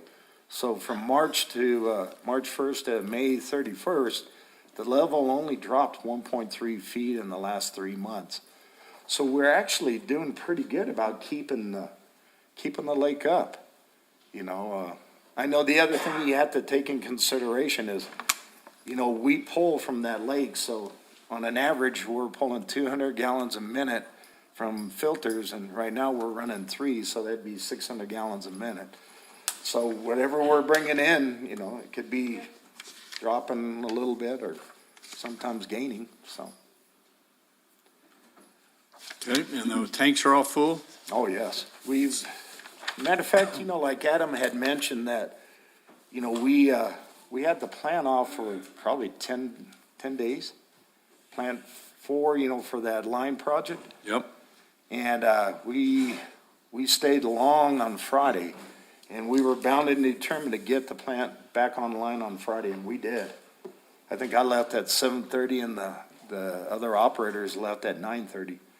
But everything was back online and we didn't miss a beat. So, and that's based on some of the projects that we've done in the past, you know, with, the diversions and, you know, the, Cherokee and, you know, those projects. They've really helped out a lot and saved our derriere. So, any questions? Anybody has anything to add? Randy, if you go back to the one slide of the elevation at Grindstone, Yes. next one, keep it down just a little bit. So about the 26th of May, it looks like, or 25th of May, there's a pretty good drop there. But you have to keep in consideration, too, these are in half-foot increments. I get it, but compared to everything else. Yeah. So I would have expected that drop to be a couple of days more to the right because of Memorial Day, but the 25th would have been like a Wednesday or something? It has to do with your SCADA Any idea? issue that you were having. Yeah, it might have been with the SCADA, so. Oh, okay, okay. Because I know we were having some issues during that time frame. Okay, because so. that would have been like the Thursday of Memorial Day weekend. I would have expected more towards Memorial Day weekend to see a drop. Well, actually, you know, going into Memorial, we were pretty, in real good shape. Yeah. So we do a lot of due diligence by making sure all the tanks are full and, you know, we have backup plans and stuff. And the biggest thing is our SCADA system has improved so much that if there's any issue, it's gonna notify us. It did last night. About 2 or 3 times through the night, it'll call me in, so. What was the problem? It was actually filtered to a plant 3. It showed that the NTUs went out of whack, but it was, what we figured is something in the line, you know, and we addressed that this morning, but it came right back in. So it was just kind of like a glitch. So it makes a call and lets me know about it, and then it calls me back and says that it's corrected. Well, that's And we were nice. gonna change the line on it if we had to, but the other thing is, it was coming up on, needing a backwash, so, which the operators did today, so. So just about the time you fell back to sleep, it went off again. Yeah. Sometimes it'll keep us up all night, but a lot of times, you know, it's plants, everything's running so smooth that we don't have any issues. But we do have fail-safes in place also that will notify us or correct it, like if the MTU or the chlorine drops too low, and it'll shut the pumps off. So nothing will go out in production and we won't get a violation. Or if the NTUs go too high in the clear well, it'll shut the pumps off also. So a lot of these key things really help us and keeps us out of trouble. And keeps us in compliance and good terms with NEBD. Thank you very much. That's good. Appreciate it. Nice Thank to- you, Randy, Ashley, and Priscilla. Chief and Eric, This is on Spring Thunder. this is going to be the update on the emergency notification sirens that Chief K here has been.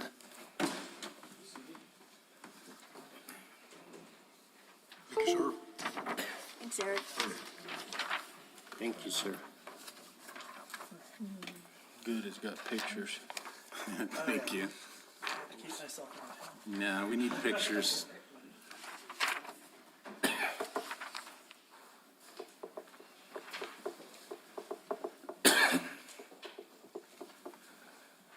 Good afternoon, councilors. So, in the past year, we actually ordered some new sirens. They actually came in last week, so we will be in the process of trying to get some information on installing these new sirens. One of the new sirens we know will be going up at the end of Upper Canyon because that one is no longer working. It was taken out last year, possibly in a lightning storm. It was gonna cost $500 just to look at it, but we'd already had approval to buy new sirens every year, so we purchased 3 sirens, so one of these new sirens is gonna be going at the end of Upper Canyon. And then we're looking at replacing or actually adding a couple new sirens in areas that don't have coverage by sirens at this time. So we've got some suggested locations. I'm gonna be working with Eric Adam, Ron, and we're gonna look at some areas around town on village property that we can actually put these sirens. So we're not putting them in somebody's parking lot or on just a telephone pole in the middle of somebody's yard, which we have in a few places. So one of the areas we're looking at is over off of the Highway 70 corridor. There's no sirens that really hit really good over in the Pine Cliff area. That area really good. There's one up on top of Camelot is the closest one. So we're looking at putting one over in that area. I've got some locations we're gonna review with Adam that we might be able to put one of these sirens. And these sirens stand, you can't tell how tall they are, but they stand almost 5 foot tall. So they're fairly large sirens. They do rotate as well, these new ones.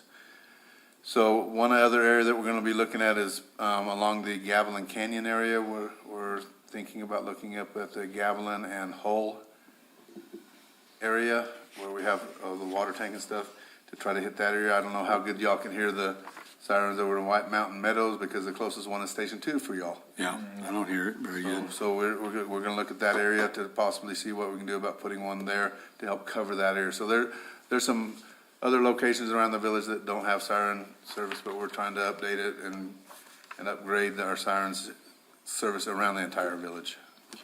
Mr. Mayor, may I ask a Or question? that hit, So going back to these, and I think it's been asked, maybe even answered, but the sirens, do they themselves have a electrical backup at the siren?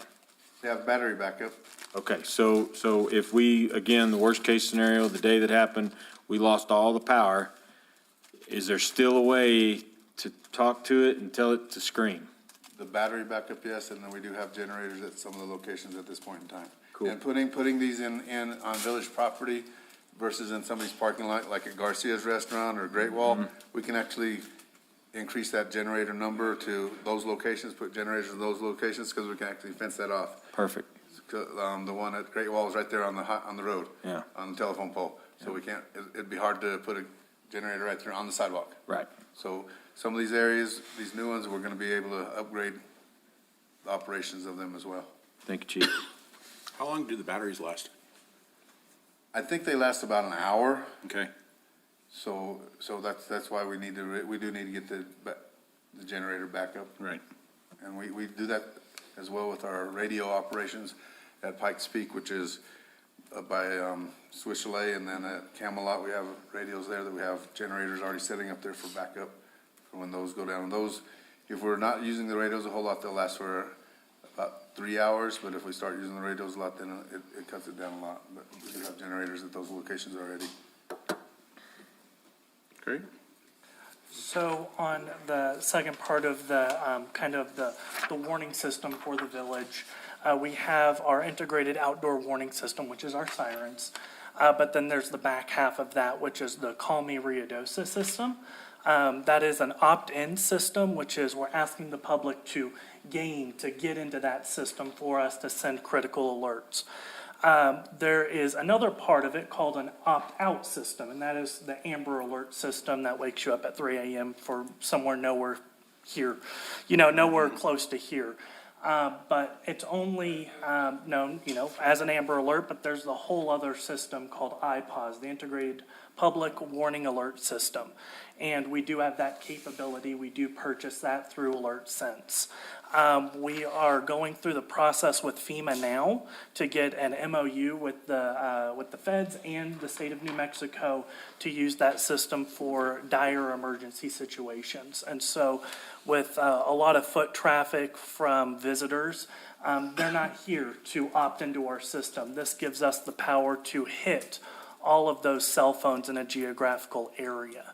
And so it's a really powerful system. With one push of a button, we take over airway communications, which is TV and radio broadcast, as well as the NOAA weather radio system, and then the WEA, which is a wireless emergency alert, which is that Amber Alert system. No additional cost. It's already integrated with our AlertSense package. I myself am a certified user as well as chief right here.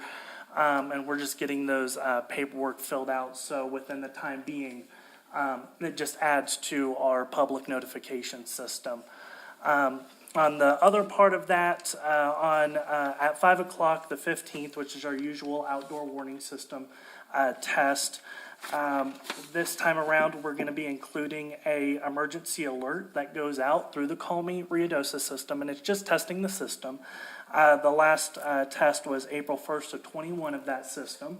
And so on the back part of the memo is that wording specifically, Ruidoso Office of Emergency Management, this is a test of the Ruidoso emergency notification system. No action is required at this time. If this was a real emergency, as well as real emergency, the threat as well as life-saving actions would be listed. If you hear the siren during a non-test, tune into our radio station for additional emergency information. So that's just conditioning our citizens to, when you hear the siren, go listen to the radio station. So we'll just mirror that up, quarterly with just that test message, because with the IPOS system, we actually have to test that system once a month.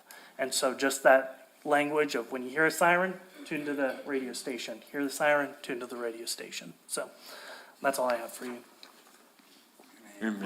Does the radio station have a generator backup? Not at this time. Because I think that came up again during the McBride fire, was again, everything was gone. We stepped back to when we were kids. You don't remember this, but we didn't have cell phones. And, somebody came knocking on your door and said, hey, you better there's a tornado coming. But now, if you say tune in the radio station, we need to make sure it's playing. And then people are gonna have to follow on that. Implied task is have a radio at home that maybe is battery generated, or they go sit in the car. Yeah, Mayor and Council, we do in Parks and Rec actually have the ability to use some of our generators. We have the portable Trade 'em out. generators to hook them into the radio station and power the radio station. So. Awesome. And we purchased several trailer mounts, haven't we? I know Adam's got one or two. Like the light sets that have the generator in it and that kind of stuff. He's got a big truck mounted that's got the different hookups depending on the plug orientation, and we made sure when we purchased those. We just need to get you a chair down here. We actually have a trailer mount that's a 3-phase. We can actually run the convention center or lift stations or anything else we need. So we can move it around wherever we need it also. Awesome, thank you. Okay. Anything else? Any other questions? Thank you, guys. Appreciate it. Eric, you got to talk on your first time up, buddy. That's pretty good. Yeah, good job. Matthew?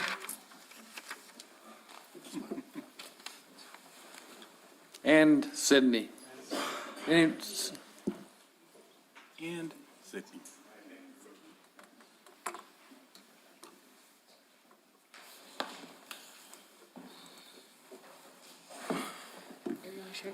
Good afternoon, Mayor and Council.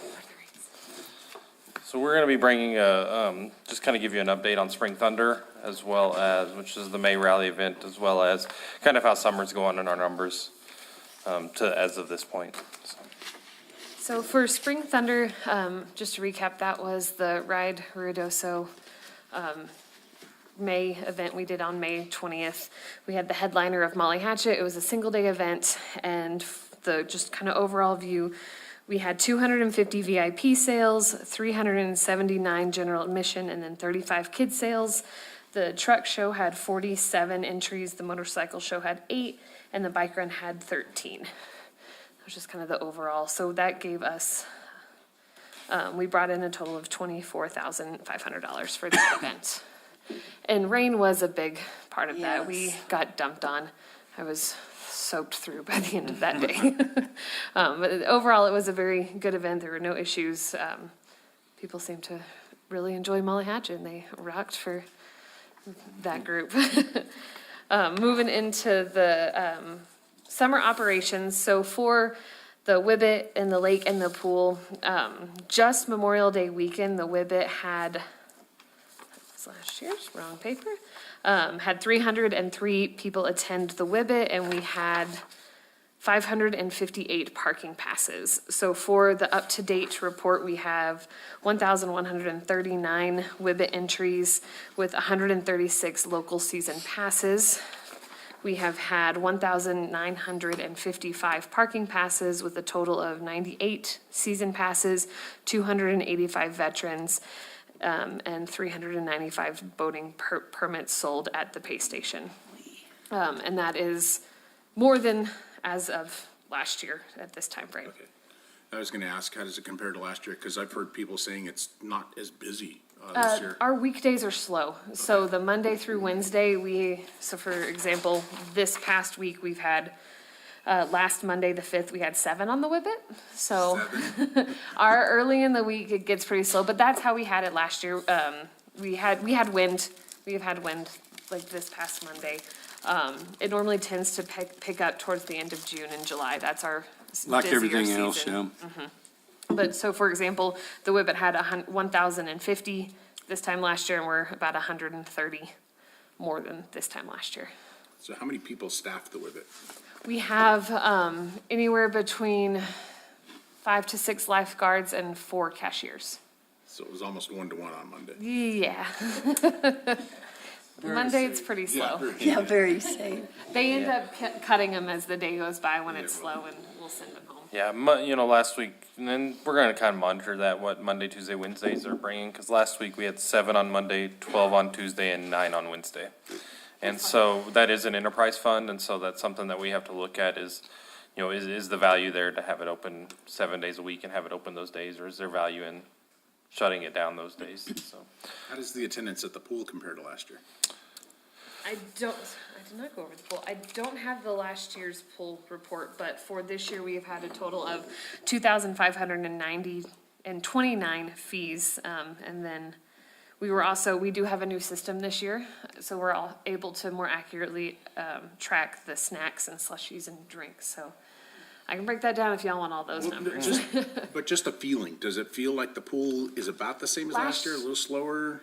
Last year, the Friday and Sunday of Memorial Day weekend, we had high winds. So I do believe we are a little higher. I think we've every day but 3 days have hit max capacity this year for the pool. Okay. Well, and we haven't had a whole lot of rain, which helps. Yes, normally the July is when the pool kind of levels out. Good job. In Mayor Crawford, members of the council, I went by Saturday and Sunday, and the water was about 84 to 86, 85 degrees, so it was perfect. In the pool, not the Whippet. Yeah. The Whippet is cold. The water temperature anyway, so. 68. The Whippet is 68.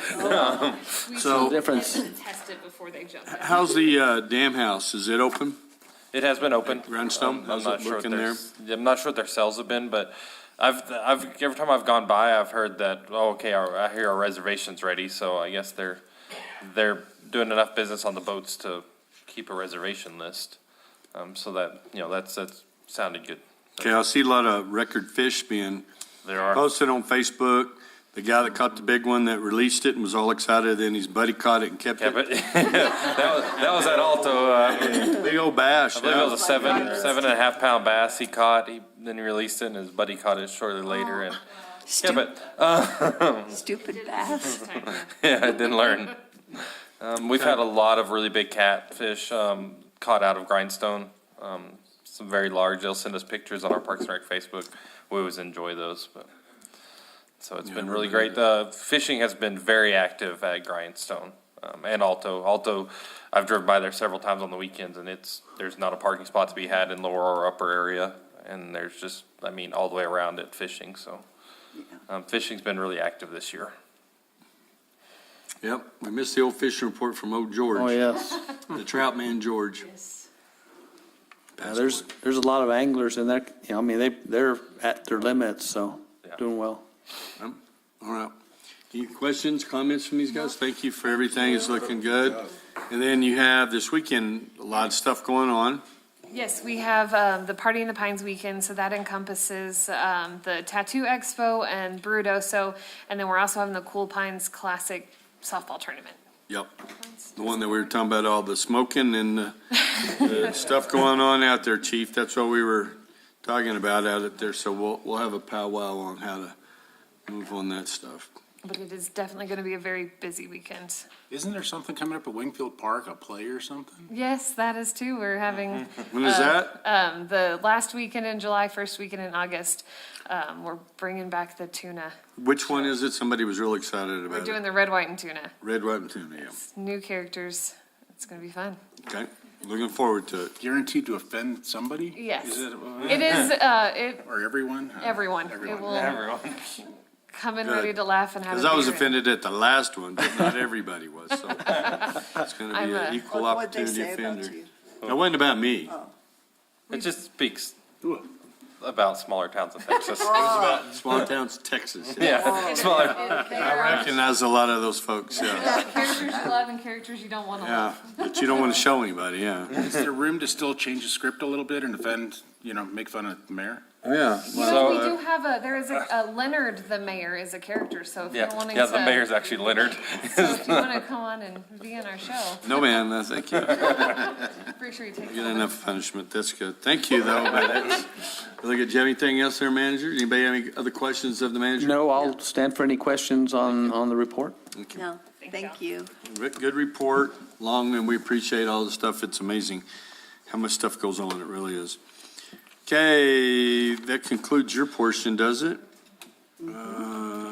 Yeah. Yes. And if we can, we'll go real quick to reports from municipal officials. Mayor Pro Tem, would you like to say anything? Sure. Remind everybody that tomorrow's Flag Day, so fly your flag. That's all I have, Mayor. Okay, freak flags included? I don't know I don't know about free that either, flags. yeah. Go take one out of a business place and still hope you don't get caught, so. Tell them Mayor Pro Tem sent you. Yes. Susan? I do have just a couple of things. As you know, we are doing the Wingfield Museum.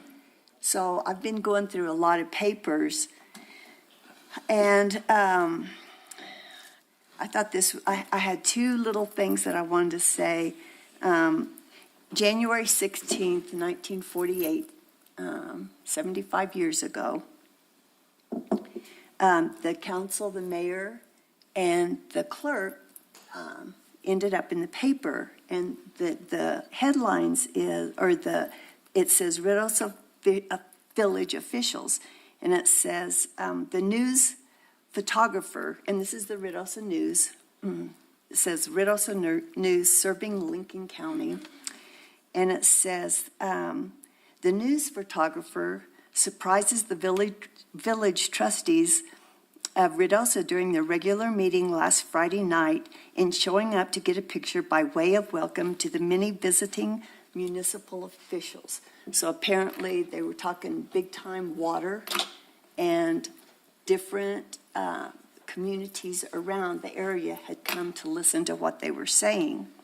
Despite the fact that they were in the big middle of discussing the all-important water situation, and 4 of them had to borrow ties from spectators for the occasion because they did not want to have their pictures taken without their ties. They had the choice? That's right. Not getting the picture, man.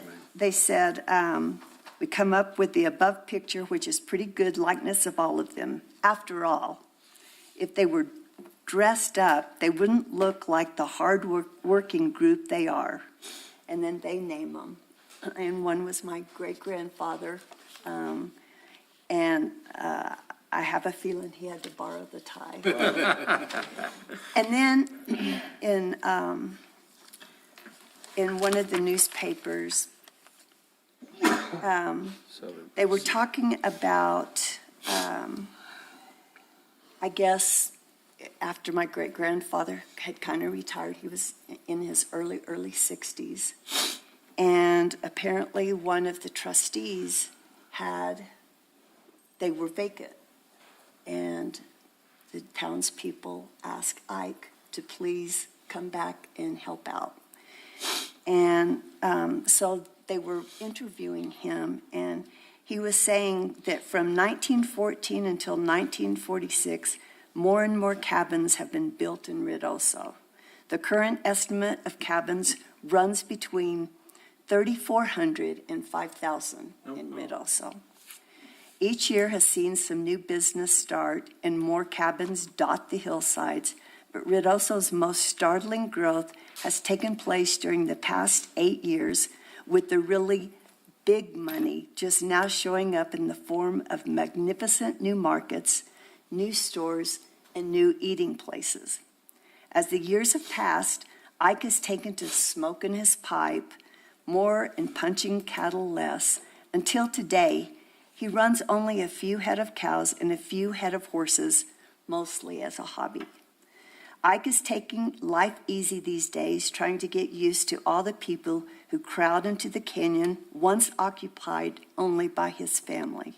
And when the people of Ruidoso, who think very highly of him, worked it up that he would be the one for the village trustee, a few months ago, Ike shrugged his shoulders, took a puff on his faithful pipe, and figured that somebody had to do it. Now that Ruidoso has started, Ike wants to see it grow. But times are changing. Small pines, once kept down by grazing cattle, have sprung up and altered the landscape. There are more and more trees today and less grass. Even the river is less noisy. Ike says it's because the trees hold the moisture longer and don't let it run down the river like it did when he was a kid, which was 1887. Ike says land's too high, despite the fact that he owns quite a lot of it around town. The future, Ike figures it will be about as peaceful as the past. Outside, a flood in 1941, a few little fires from time to time. His life here in Ruidoso has been mighty peaceful. He thinks the future will be about the same, and he hopes that the town will prosper. As for the reconstruction of the old mill, which has been promised for this summer, Ike says they're digging a well to run a spray of water over the wheel. They're going to make the wheel go around with electric motor. It'll be fine for the tourists. And so the reason why I bring all this up is 75 years later, we're sitting here and we're talking about all the same things. It's just a little bit different. We try to balance the tourists with our wonderful residents. And even then, they were balancing the residents and the tourists, because 3,500 to 5,000 cabins was an awful lot. Yeah. And so I just want to say, how honored I am to sit 75 years later with all of you and talking about the same things that my great-grandfather was talking about. So thank you, I'm honored. And that was back when we had a paper. Can you imagine if we had things like that in our Ruidoso News today? Oh, they told of everything. Aunt May is coming here from this part. And yes, you knew all about the people, that's for sure. Hospital check-ins, hospital check-outs. Oh, yeah, oh, yeah. Joe? Well, thank you, Mayor. Well, it's interesting you brought all that up there. I happen to own one of the cabins that Ike, owned all that land there. Yeah. And the first deed that I can find there dates back to about 1918. But it's interesting that he's saying land's too high because we have in the deed where it was transferred at one point in time in about 1928 for $1. Well, he did $1 99-year leases, and so they're all coming up. Well, this was an actual sale, though. Yeah. But he was interested in protecting Oh, yes. the properties in Ruidoso, and looking into the future, he did have a reversion clause in the deed which stated that all of the cabins shall remain cabins, as there should be nothing constructed within that subdivisions that he had divided up. Any commercial buildings constructed, any commercial commerce, say it's a business, started within that, then all of that property would revert back to the original owner. So he did have that reversion clause, and that's something I've had to deal with in trying to sell the place. But I did find somebody. But anyway, thank you there, Susan. Yes, absolutely. And I'm just excited for the summer. Thank you for all of the staff and their hard work. thank you, Mayor, for your presentation there at the New Mexico Municipal League, because you did have the advantage of going third out of three. Yeah, no, I went second. Or second? I was second in between the guy with the voice and then Oh, okay. the Well, mayor from Clovis having all the presentation and goodies. Well, Well, but you were the that man aside, with the smile. Yeah, that was me. The mayor did a great job, and I think the advantage that he had is that he was representing Ruidoso, so pretty much Ruidoso sold itself, and everyone there is excited to come here in 2025. Yeah. All right, Thank you. thank you. Councilor Jackson? Thank you, Mr. Mayor. I just really wanted to recognize the village manager, deputy manager, and the department directors for one major thing that was in the manager's report. Many people don't recognize the importance of grants and that the application of those is not easy, and often it's reflected on how well the expertise of the grant writer is. We had almost $3 million in awards signed off by the governor. I know 1.8 million of that was the airport. But nevertheless, it spread over a large contingency of what we do every day. And I think people just need to recognize the fact that there are a lot of wheels spinning behind those doors. And we sit up here and we get accolades for it, but we really have to respect the people that are in the trenches doing this work every day. Absolutely. Yep, thank you. Councilor Coughlin? The only thing is, listening to Mark during the public comment earlier, I kind of agree with him that if we're having events, they shouldn't be blocking, it either needs to be on the business's property and not blocking public property in order to use it. That was part of the reason that we, long time ago, moved everything from Schoolhouse Park to Wingfield Park to try and move those type of events. So in the future, I hope we consider moving those to Wingfield Park and not shutting down public roads, public parking for an event that benefits one business and affects others. That's it. Okay, Hooker? Mr. Mayor, just glad to be here. Thank everybody. Thank you. All right. Mayor Crawford, we had one more on the manager's report. Our HR manager was going to give an update on since we've had the pay plan that was approved, and you had asked if she could give just some numbers, so I'm going to have Cheryl? Ms. Garcia come on up. Because we spent a lot of time going back over the pay plan, implementing it, they only to get blown out of the water by other municipalities that haven't been looking at what it's going to do to them in the future, so we had to review it. We implemented a new one, and are we getting any results? Good afternoon, Mayor and Council. Sorry. Good afternoon, everyone. So since the approval of the compensation plan during the special meeting, March 28th, we do have a lot of positions that we're getting applications for, and we're getting people hired. We do have some areas of concern still. First of all, our summer operations, as we stated earlier, we brought on 34 temporaries, 32 in the Whibbit Pool and Lake, and 2 in the library. I believe those increased wages helped us get those people on fast. They're motivated to work. We don't have any issues filling the schedule, from what I'm told from Uli and Matt. So we have a huge win for the summer operations, getting people on, and haven't lost anybody yet. As far as our manager positions are concerned, we have some very excellent candidates coming through, high caliber candidates coming through for museum, event manager.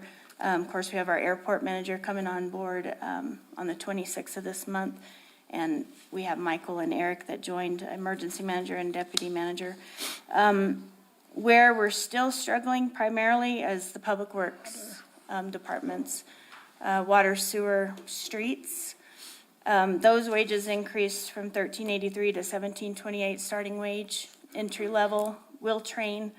We're getting some applicants, but unfortunately, it looks like it's targeted to that group where they're either not they're not showing up for the drug screen, or they're not passing the background check, or they are going for the drug screen and they're not passing it. So out of the few select that we're getting in there, we're not able to get anyone on board. Now, Cheryl, didn't we make a change to the background check where we're accepting some issues where we didn't, and that's not helping? That is correct. However, there are full references being done on applicants too, and that also hinders some applicants as well. I looked Monday, yesterday, and on our custodians, we had three new apps for our custodians, which we need 2 custodians and 1 parks maintenance worker. So we're seeing apps come in. We've got 2 Class A drivers ready to bring on board. Potentially a mechanic for Jerry for solid Close? waste. Yes, Yeah, yeah. he'll be so happy. It's looking real good. They were completing the background yesterday, and he'll have to give it 2 weeks, but that position, I think we've been in search for a year or so. At least. So we are seeing some positive applicant pool and drive, but Public Works is still suffering. Those guys are, as we know, they're out there fixing leaks and streets and helping the community and going out at night and working hard, plowing snow. So we just need to continue to get the word out. We've got jobs on, of course, government jobs, the league. We just started using. Indeed, and you've got the other one you started using. Yeah, we just started using ZipRecruiter. ZipRecruiter. What else? We have some of our management jobs on strategic government resources. We have all of our jobs on New Mexico Department of Workforce Solutions. And then Greg is running radio spots. Ad nauseum. I'm sorry? Ad nauseum. Yes, yeah. The following village positions we're now hiring, and 10 minutes later, he's Right, still. right. So that's a quick update I have for you. I still think we're at about a 15% vacancy rate. But I think we're making some progress, and especially in some of those positions we've been trying to hire for some time. And a lot of it comes back to housing. Yes, sir. So, okay, thank you. Thank you. Thanks, And Cheryl. we're getting close to filling up Micho Meadows. Mayor, I just received a text from our trustee management company. And she said, currently we have 13 approved applicants, with some moving in the end of the week and working on more applications, so 13 of the 17, so. And to remind everybody, we have certain requirements that we do have relaxed standards, and we did have people that we were trying to get in first through, that were by the McBride Fire, but there still are certain standards they have to meet. They're very low requirements, and some people aren't meeting those, and these were never offered as free. You know, they're workforce housing, and we're keeping the rents way down for new homes and whatever, so we've had some callback from people in the community that felt like these people should have got it and shouldn't have to pay anything. And that's not the way it's working. So That's I wish correct. that we could do more things, but we're needing folks, that we have plenty of them that are working, that just need an affordable place to live. And that's where we're going, so. Yes. Okay. All right, is that it? Okay, we'll move now to regular items. Discussion and possible action on appointment of Eric Queller as emergency manager and administration of oath of office. Do we have to do a motion? Do we have to approve this? Yeah, you need a motion to approve Eric I Queller. guess we don't have much of a choice since he already did a presentation. as the emergency manager. I'll make the motion to approve the mayor's recommendation of appointment of Eric Quayler as emergency manager and then to have you administer the oath of office. Second. Okay, roll call, please, ma'am.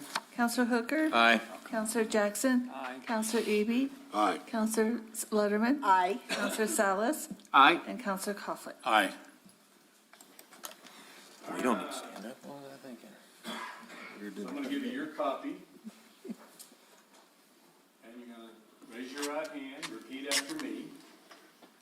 This is the oath of office from the state of New Mexico, County of Lincoln. I, Eric Queller, I, Eric Queller, having been appointed to the position of emergency manager having been appointed to the position of emergency manager for the village of Ruidoso in the county of Lincoln, for the village of Ruidoso in the county of Lincoln, state of New Mexico, State of New Mexico, do solemnly swear that I will support the Constitution of the United States, do solemnly swear that I will support the Constitution of the United States, the Constitution and laws of the State of New Mexico, the Constitution of the laws of New Mexico, and ordinances of the Village of Ruidoso, the ordinances of the Village of Ruidoso, and faithfully and impartially discharge the duties of said position to the best of my ability. and faithfully and impartially discharge the duties and the said position to the best of my ability. So help me God. So help me God. Congratulations. Good job, Eric, good job.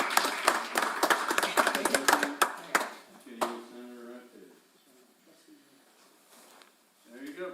All right, that's your, do we get him a frame for that? Oh, that costs money? Is that in the budget? Okay, there you go. All right, well, thank you, Eric. Congratulations, Eric. Welcome aboard, Eric. Yes. Good Thank luck. you, sir. Good luck. Congratulations.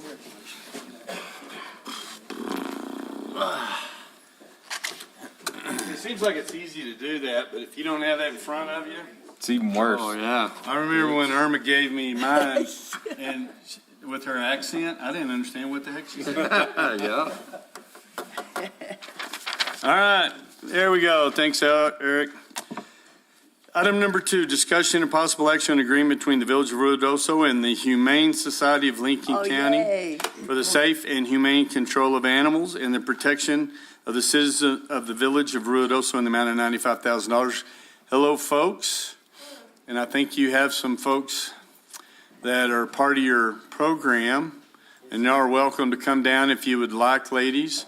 And I know you lost one earlier. She left. She fosters a lot of. She was probably cold. Was she? Was she? I am from the cold wagon over here. They've been here a long time. Okay, go right ahead. All right, Mayor and Council, how you guys doing? Good. Great. Awesome. I'll be short and sweet because we do have to take off to take care of the afternoon shift of the animals, but Did you say shift? Yeah. Short and sweet. First off, I want to appreciate you guys for your support. As you know, our relationship has grown and grown better and better. It's something that's not common for a humane society and a village or an entity to have such a strong relationship, especially with animal control. So just to point this out, we've had multiple other humane societies, other counties, other animal control, call Bobby, call us, on how do we get this relationship to work. So it's been great. It's been really good. Reason we're here is to ask for $15,000 more. And just to go through this real quickly, everybody's seen an increase in pricing and everything, especially in the animal side of things. Medical stuff has gone up, food. Just to give you an example, back in 2020, for a year's worth of food was $5,000. Now we're looking at $9,000. Utilities have gone $13,000. Now we're at $20,000 for the year. So we're seeing increases all across the board. So we've done a little. We've gotten grants to help us with this. We just recently got a $20,000 grant that can help us in the medical side of things. But there's been an increase from 2020 to 2022 of $74,000 to keep the shelter running. So that's where we're asking for this $15,000. And our manager here has done her part as well in helping with costs. She wants to talk a little bit about that.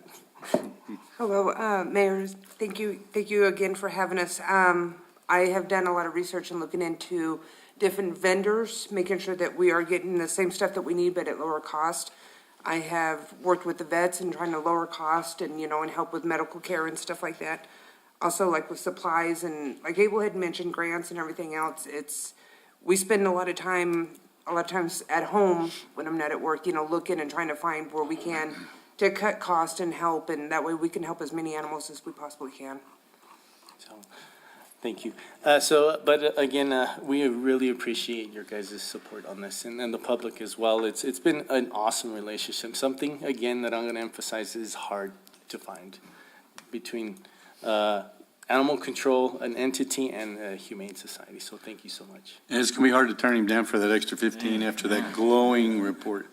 And you have a big event coming up this weekend, the Humane Society, the big sale over at the second, The what's it June called? sale. The June sale. It's our June anniversary. sale, and so just so everybody knows, if you don't listen to that radio show from 8 to 10 o'clock on Monday mornings, on 1490, it's 40% of your budgets where this store does.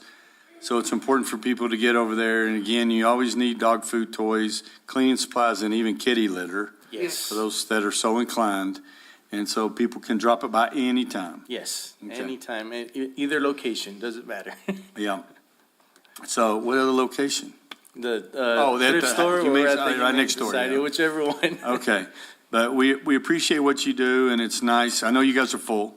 Yes, we are. It's And that so time of the year. We need to really concentrate on getting the spay and neuter thing out. Which the microchipping has helped. Yeah, it has helped. Yes, it has. Yes, just to go over a couple of our numbers, during the 3-month trial when we got the The microchips in. the ordinance changed, we did 72 microchips at the shelter alone. Riddles Animal Clinic, I believe, did about 50. And then year-to-date, totaling our adoptions, that's 314 animals that have left that have been microchipped just this year. Awesome. So the chip has helped. Our animal control officers, they have scanners. You know, we're able to get those animals home. We're working with animal control a whole lot more, like Abel said. They can call me from the field, hey, I have a number. I punch it in, anywhere I'm at. I can punch it in my system, hopefully get an owner information and get that animal back to them because like you said, we are full and just trying to find space and, get these animals out and back Right. home where they need to be. Okay, that's good. I'm glad that program's working. Did Baloo get his? His chip, he came with one. Oh, he came with From them. Oh, from them, okay. All right, Laszlo's got one. And I'd like to add another thing, they have these adorable pictures that they Oh, man. post online, and it's like, oh my gosh, but it's so much fun to watch the animals go out of the shelter because they've been adopted. So I really appreciate the opportunity to, I can't have one. Buddy's all for you. Is he still there? Buddy's still there? He'd be right up your alley. He'd go camping, he'd go fishing. No, I think Buddy got adopted. Yeah, but it's very nice to watch, and I enjoy that. She does a wonderful job, Yes. and that's all free too. I mean, she She donates her volunteers own her time. She volunteers her time and. And nice captions, so you guys do an awesome job. Yeah. Oh, thank you. Appreciate you guys. Well, Mr. Mayor, how's your spot program going? That's going great. That Spot and TNR program, they're still up and running. Again, we have grants that have come in to help us to continue that, because in the past, we've had to stop them. But this year, we're set. So it's going Beautiful. really good. And thank you to the veterinarians and everybody that helped provide Exactly. that. So Contributes to that. it is a big, united front to get this done, so we appreciate it. All right, does anybody else have any comments, questions? I have a comment regarding the contract. Number 11 on the contract, it's on page 3. It says animal licenses as issued in ordinance section 14-4, blah, blah, blah, blah, with a minimum of $5 per each neutered animal and $25 for each unneutered animal. I suggest we change that and put in there microchip requirements as, and reference back to section 14-4, because we don't do licensing anymore. We do microchipping. Other than that, I remember being on the Humane Society board back 12 years ago, 13 years ago, something like that, and we were getting $60,000 back then. And things really have gone up, like you said. So now finally getting up to the 95,000 for everything you guys do. It's about time. Thank you. Appreciate it. You got that, Jenny? Okay. All right. I'll just entertain a motion. Mr. Mayor, I move to approve agreement between the Village of Ruidoso and the Humane Society of Lincoln County for the sale and humane control of animals and the protection of the citizens of the Village of Ruidoso in the amount of $95,000. Second. Okay, we have a motion second. Any other comments? Joe. Okay, roll call, please, ma'am. Counselor Jackson? Aye. Counselor Eby? Aye. Counselor Letterman? Aye. Counselor Salas? Aye. Counselor Hooker? Aye. And Counselor Coughlin? Aye. All right, thank you, guys. Appreciate it very much. Thanks for waiting. And again, if you can go walk the dog, do it. Yes, please. Come to the dog park with the rest of the cool people, huh? And come cuddle kitties. Kitties need love. Oh, kitties need love too. My wife's dearly allergic. See you later, Abel. Thank you. They were waiting in the cold. Except when you catch a feral cat and have a TNR and then your wife keeps it. Ah. Oh, it happens. Item number 3. Thank you, ladies. Appreciate it. Thank All what you. you do. Discussion and possible action on resolution 2023-13. I already did that one. No. We didn't? No. We had the Resolu- public hearing for. Oh, we had a the public hearing. ordinance. Yes, yes, I'm sorry. We're adopting the resolution. Authorizing the assignment of authorized officers and agents with the Village of Ruidoso for the state of New Mexico Environment Department for Clean Water Revolving Funds, CWSRF, project number 127, a stormwater management plan in the principal amount of $100,000 and a loan subsidy grant funds in the amount of $250,000 for a total funded amount of $350,000. Who's up? Chrisella? This is just the second part of accepting the funds that were awarded to us. This is just identifying the individuals who will be signing off on certain aspects of the drawdowns and who has authorization to sign off on the actual loan documents. Okay. Judy? So I nominated you. Oh, did you? Awesome. Well, as long as somebody will make a password and hide it under the desk or something, because I got so many passwords, we spent so much time chasing down what my last password was. Well, this time we just need a signature. You won't have to remember anything. Okay, perfect. I'm good on that. So any other questions or comments for the ladies? No. Okay. Entertain a motion, please. Mr. Mayor, I move to approve Resolution 2023-13, a resolution authorizing the assignment of an authorized officer, whom we now know as the mayor, or his agents with the Village of Ruidoso for the State of New Mexico Environmental Department for Clean Water State Revolving Fund, CWSRF, project number 127, a stormwater management plan in the principal amount of $100,000 and loan subsidy grant funds in the amount of $250,000 for a total funded amount of $350,000. Second. Discussion. Roll call, please, Jenny. Counselor Jackson? Aye. Counselor Hooker? Aye. Counselor Eby? Aye. Counselor Letterman? Aye. Counselor Coughlin? Aye. Counselor Salas? Aye. All right, thank you very much. Appreciate it.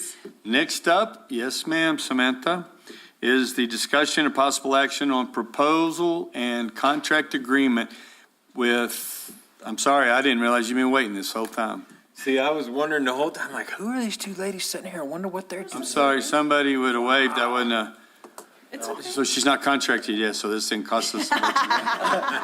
Thank goodness. Yeah, I've been. Discussion of possible action on proposal and contract agreement with Datamark for the readdressing project in the amount of $250,840, including gross receipts tax. We're trying to fix an all shucks moment that this has been mandated by the federal government that we got to get all of our addressing that matches up. We don't have duplication. We don't have all these different things. So our 911 services are more accurate.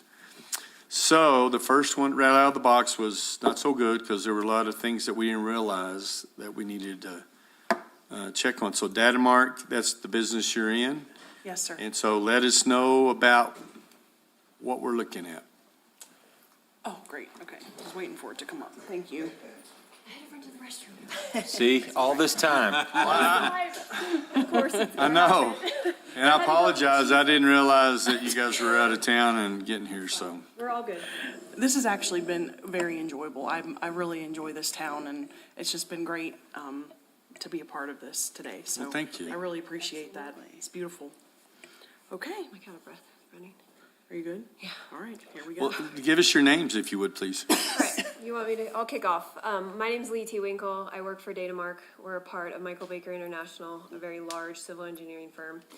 I am a practice executive, and I am the director of our project management office. So I'm the one you call when you have a problem, or when you give us, when things are going well. We really like to. We call a 360 client experience. We really like to work with our clients and really for you to have everything from first interactions to project execution to delivery, to have that full experience. And we're a large technical staff. Annie's our technical consultant, and I'll kick it off to her. Yeah. Hi, I'm Annie Cahill. I am a GIS technical consultant with Datamark.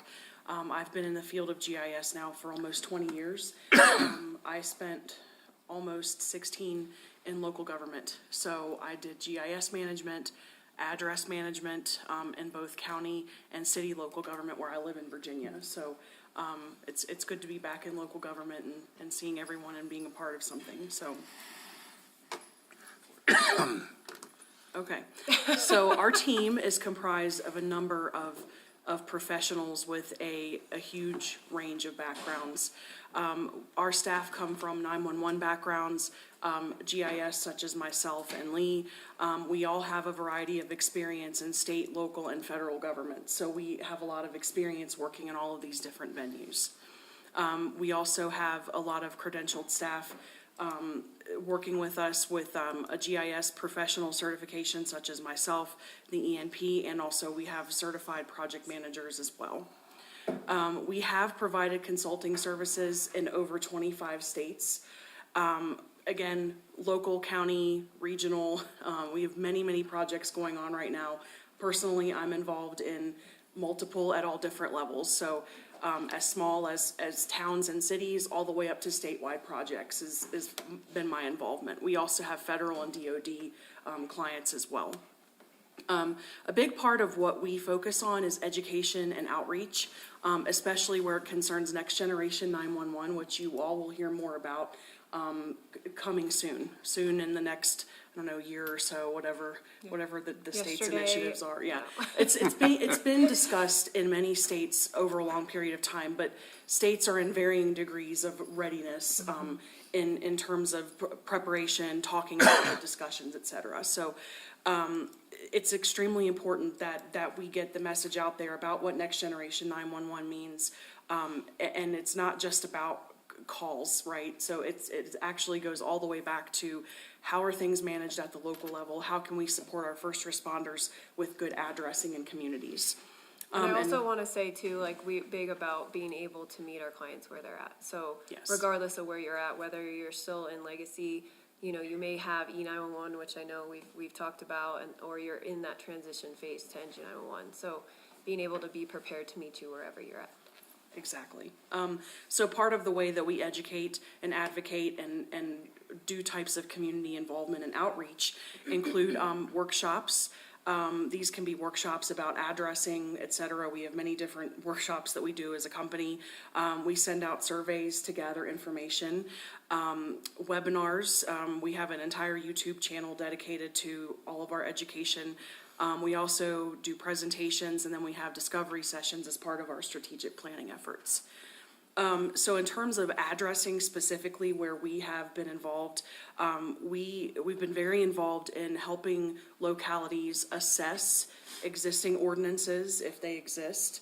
A lot of localities still don't have addressing ordinances, or if they do, they were created like on papyrus paper, you know, hundreds of years ago. No, but they haven't been seen for a long time, right? And yeah, we might have an ordinance. I think we do. So we take a look at that information, we assess it for both current and future needs, and then if necessary, we will write ordinances for people, and that they can use that to apply within their own government. So we also develop SOPs for people. That'd be standard operating procedures. So these would be things that you would not put in your code, just more of internal process.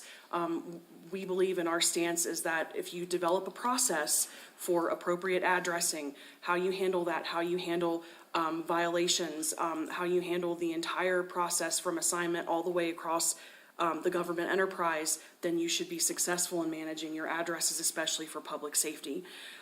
We've also helped people identify best practices and workflow improvements. I've been in many localities where, and these have been small and also huge cities, where the workflows are are very disorganized and could definitely use some improvement, and people come to us and say, help, we just need help.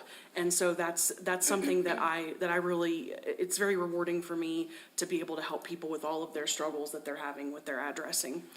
We also do a lot of addressing education. There's not a lot out there. There just isn't.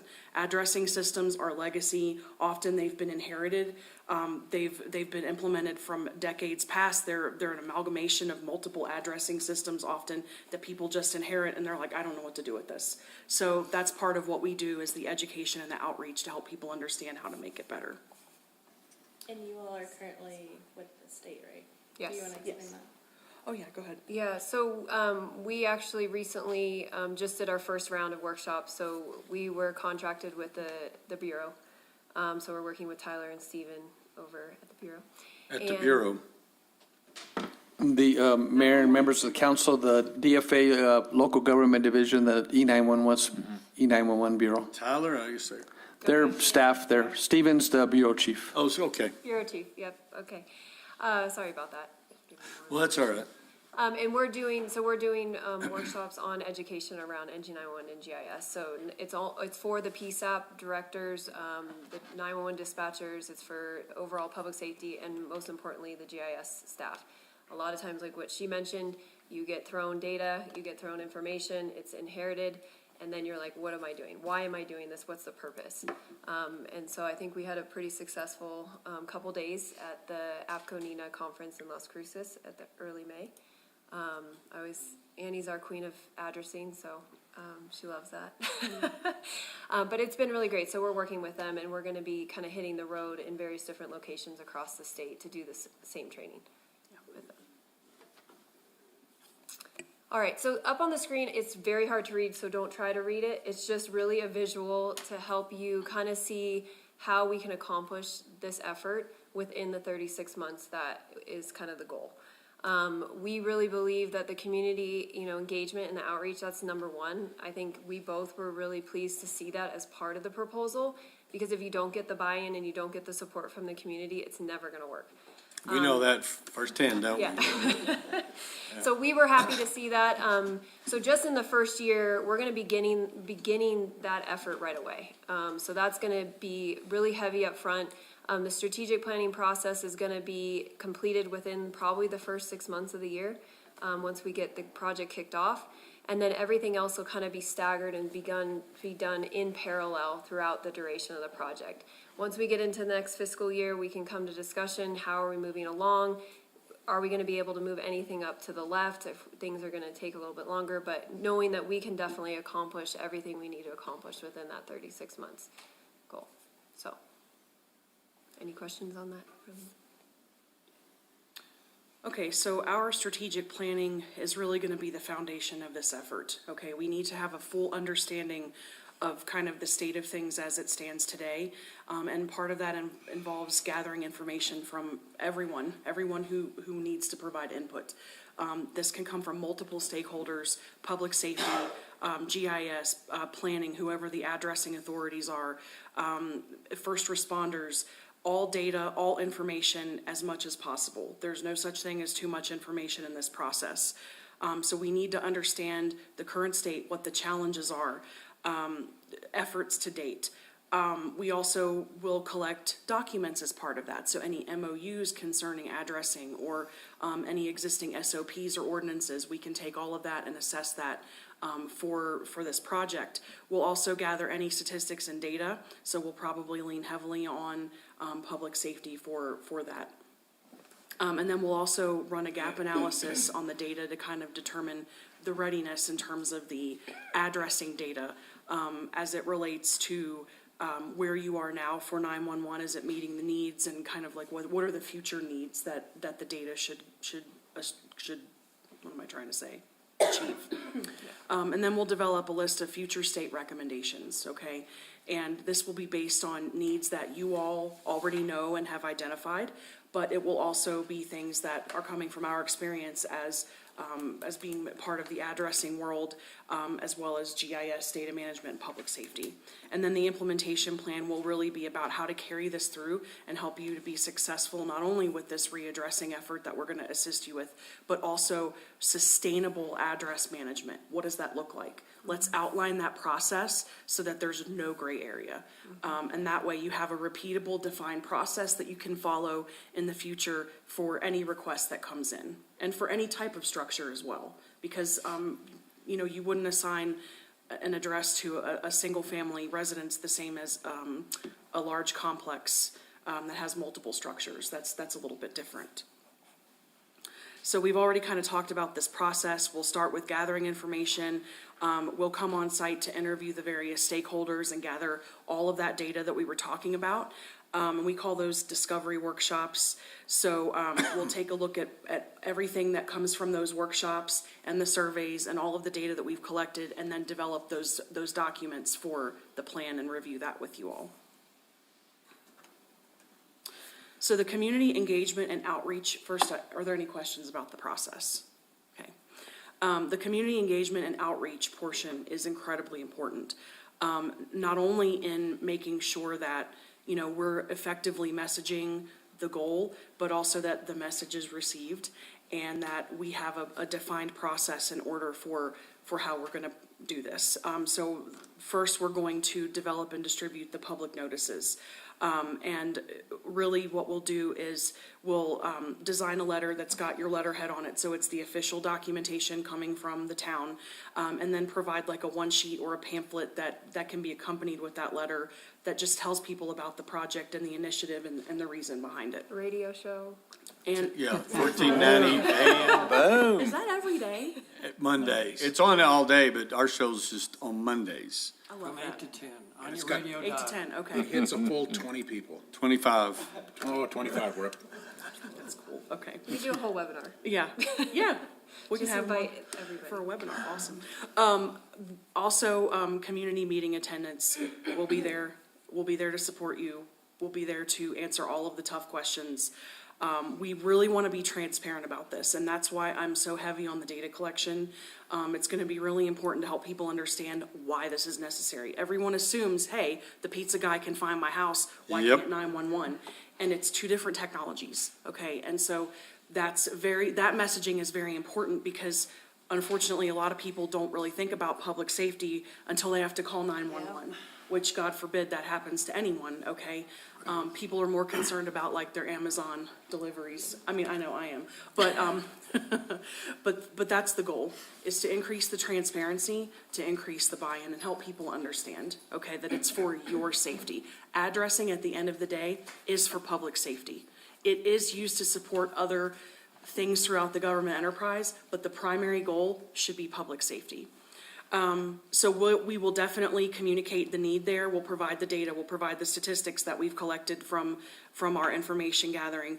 And then what we're going to do is develop a repository of resources for these people to access. Again, we're all about developing a defined process that can be repeated. Whether you're a business or a residence, whatever the circumstance is, you can go to this repository and you will have everything you need to do your address change. That's the goal. And then, of course, we will provide regular updates about the project status. We're very transparent as a company. We are very big in engaging with our clients and making sure that everyone knows exactly where we're at in the project at all times. The good, the bad, the ugly. So we will engage everyone in that throughout the entire duration of the project. I have a question for you. What's the estimate of meetings do you have for a community our size, for the community meetings? We are scoped for. Well, so I think there's a few things there. So our current state assessment workshops, typically we can do an average of 6 to 10 in like a week. So she would be out here for like a week period of time and hit up the workshops with the various different stakeholders that she would need to meet with. We then, as far as the town hall meetings, we have 5 that we're planned to do right now. We can always do more than that, but right now the original scope is for us to attend 5 of those. And then the virtual community meetings.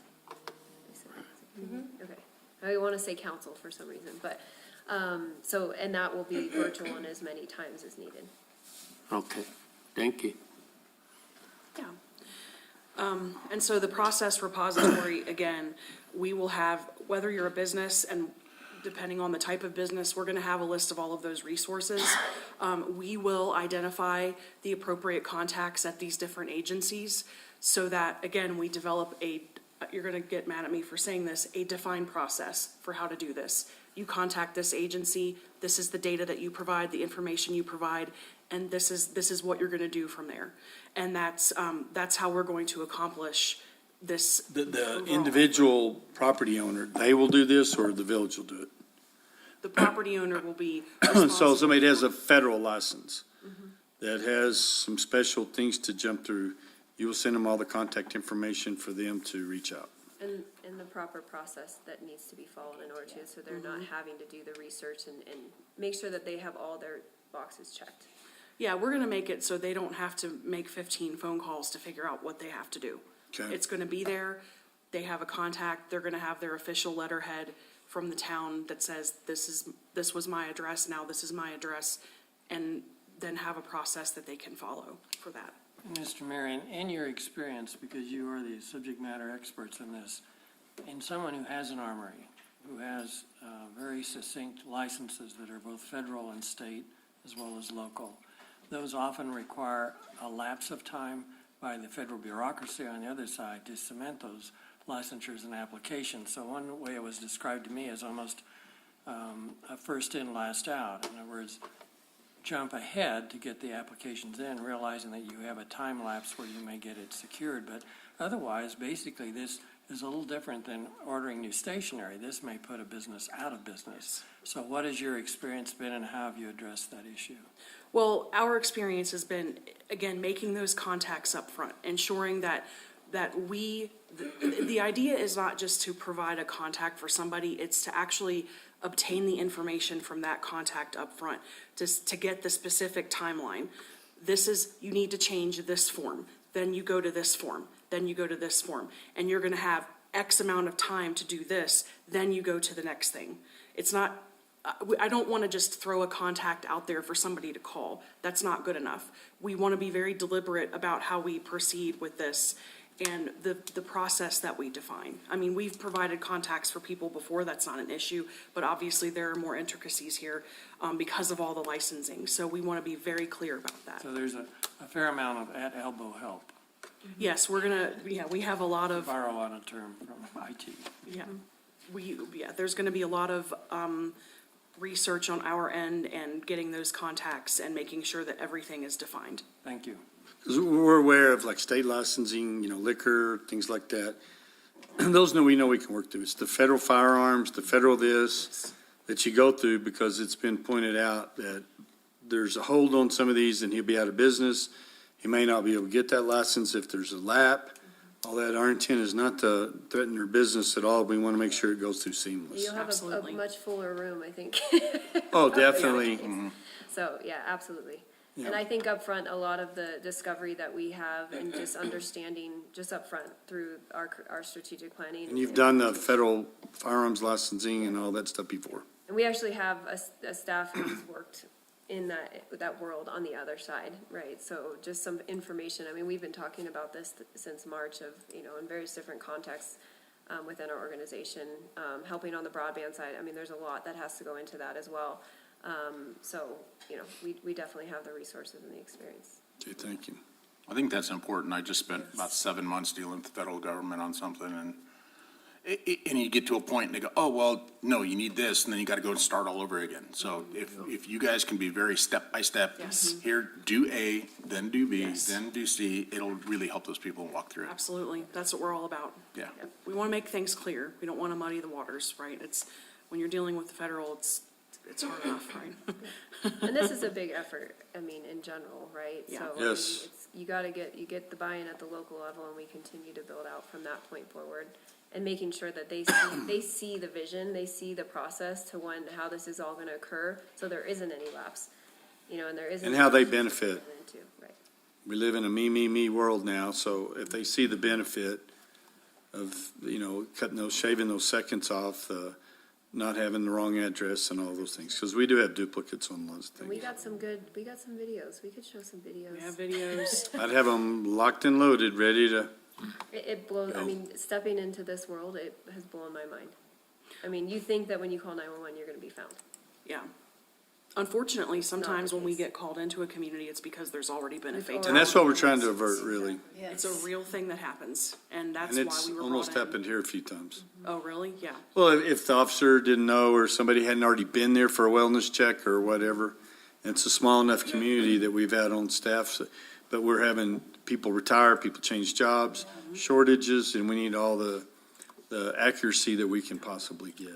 Well, even back during the freeze, I mean, I was riding with the fire department, and we were checking water meters to make sure they were turned off and not leaking, and we'd have to log it. Well, it's the third house over, next to the pink house, and, I mean, there was just no addresses on things. So it was crazy, and ever since then, I'm going, okay, if there's a fire, most of the time you can see the smoke, you go to it, but if it's a medical emergency, good luck. It's the person in the front yard waving you Especially down. if you're the one there that pushed the life alert, help, I've fallen down, nobody can go out front and flag down the ambulance. But you're moving to Florida, so you're not gonna have to worry about that. They're full of you down there. Well, yeah. Everybody's issued their driver's license and a life alert. Yeah. But it's important. And then we have, a lot of goofy streets that gets confusing. Is it? That's my favorite thing to do when I travel and going places, like, who in the world came up with this one? It's always fun. And there are different spellings on which end of the street you're on sometimes. Exactly, that's my street. Going up to my house, you pass the intersection of High Loop and High Loop. Yep. It comes back and connects. You meet yourself coming and going. That's a good. Yeah. Hey, there's tissue. The community where I live is almost 300 years old, so we've got some stuff. So No, yeah. she says the papyrus? Papyrus paper. Well, no, we do have plats in our courthouse that have George Washington's signature on them, so, Oh, jeez. yeah. But, so you've dealt with the legacy issues of grandma, grandpa did this, that, and the other, and hand carved it, and I don't want to change it, and, Yes, it's always been, and yes. so that's going to be some of the emotional issues that you've been through you can help us with. Yeah, absolutely. So in addition to the repository and process, we will, that will be one of the ways that we assist businesses with their updates. We can help them with that, provide them the letter, provide them the contact and the process to follow. And then we'll also help them with that placement of addresses on the structure, because it's one thing to have the address, but they have to be posted. Put it on it. And that postage has to be documented in the ordinance. And you talked about enforcement earlier, so that's also going to be part of it as well, so. Any questions about that part? So you'd actually have to have the address assigned to that particular physical address in order to move forward with the document changes that they might be needed as far as licenses and so on. So I'll just say, you've got to go through your GIS, identify the different addresses, come up with the addresses, and then it would seem that those would have to be in the pipeline that are going to be the addresses that are going to be utilized in order to notify the property owner or business that this change is coming, and then thus give them the, that repository address with all the different documents that they need and steps and procedures they need to go through. Is that correct? Yes. So a lot has to go before this, for that particular. We will have the address assigned. The GIS part is really, that's kind of going to be going on in tandem. So we'll already have it in the GIS. And what we'll probably do, I haven't thought out completely this far, but ideally we would have the new address and then the legacy, like what the previous. We'll have that side by side within the same database so that there's no confusion. We still retain the old just to have it as a historical reference. And then what we would do is just have that, it'll be in the GIS, then we'll have, it kind of all happens at the same time as far as, you can use this address for X amount of time, but then this is the date that it needs to be changed, because we understand. We'll put a start and an end. Yeah, there'll be an expiration date and an effective date, and, as far as the posting, we understand that the day that you get your letter, you're not going to be able to go to Home Depot and get your numbers, okay? We're gonna be sure that there's time there for people to make that change. When I was doing addressing, we gave 30-day notice, 60-day, et cetera. But the people will have that time, for sure. Okay, then, another question then. In that process, is this a one-time, all village, effective this date, everybody? Or is it a staged, for different segments of the village at a time? Yeah, I think we've determined it's gonna be a phased approach as far as, you know, people are gonna be changed at different times. And what one of our goals is gonna be from the strategic plan is to identify which areas, because I think we were talking that we're really needing to change the people, the structures that are the issue, correct? And not necessarily the entire town. Right. So we'll identify those areas on the map, and By then we'll priority. plan, yeah, we'll plan accordingly. So Okay, that's gonna be the plan. Any other questions? And I think one thing we can talk about too is that go live, right? There should be at some point, there is a go live holistically for the whole village versus it just, you know, there'll be a period that our goal is to have this accomplished, but do it in a phased approach. Yes. And then, of course, we'll have the GIS data part of it, which is gonna be incredibly important. It'll be going on at the same time that we're doing the readdressing, but we're gonna basically assess that data, take a look at things, look at the street names and, identify the business needs, for the GIS data today and make sure that the data that we're providing back, you can still use for all of those business needs. But it'll just have the new addresses in it. Any other questions? I have one more, just on the, you mentioned that the public outreach is definitely huge and very important in this process, and we all agree with that, because the public certainly they're the ones going to be impacted, them and the businesses. But I was just wondering about your scheduled public, say, meetings, you interface with the public, and you say that's going to be 5 of them that you'll come in person for, and then you mentioned the virtual with the council meetings and other meetings virtually. But also with the, say with the phased approach, then you're affecting different parts of the town at one time. But it also states in here that the village, the client's responsibility is, one of their responsibilities is to schedule those particular public meetings. So how do we do that? Do we keep in contact with you? And then with the phased approach, I don't know if 5 would actually be enough, because you're going from one area to another to another.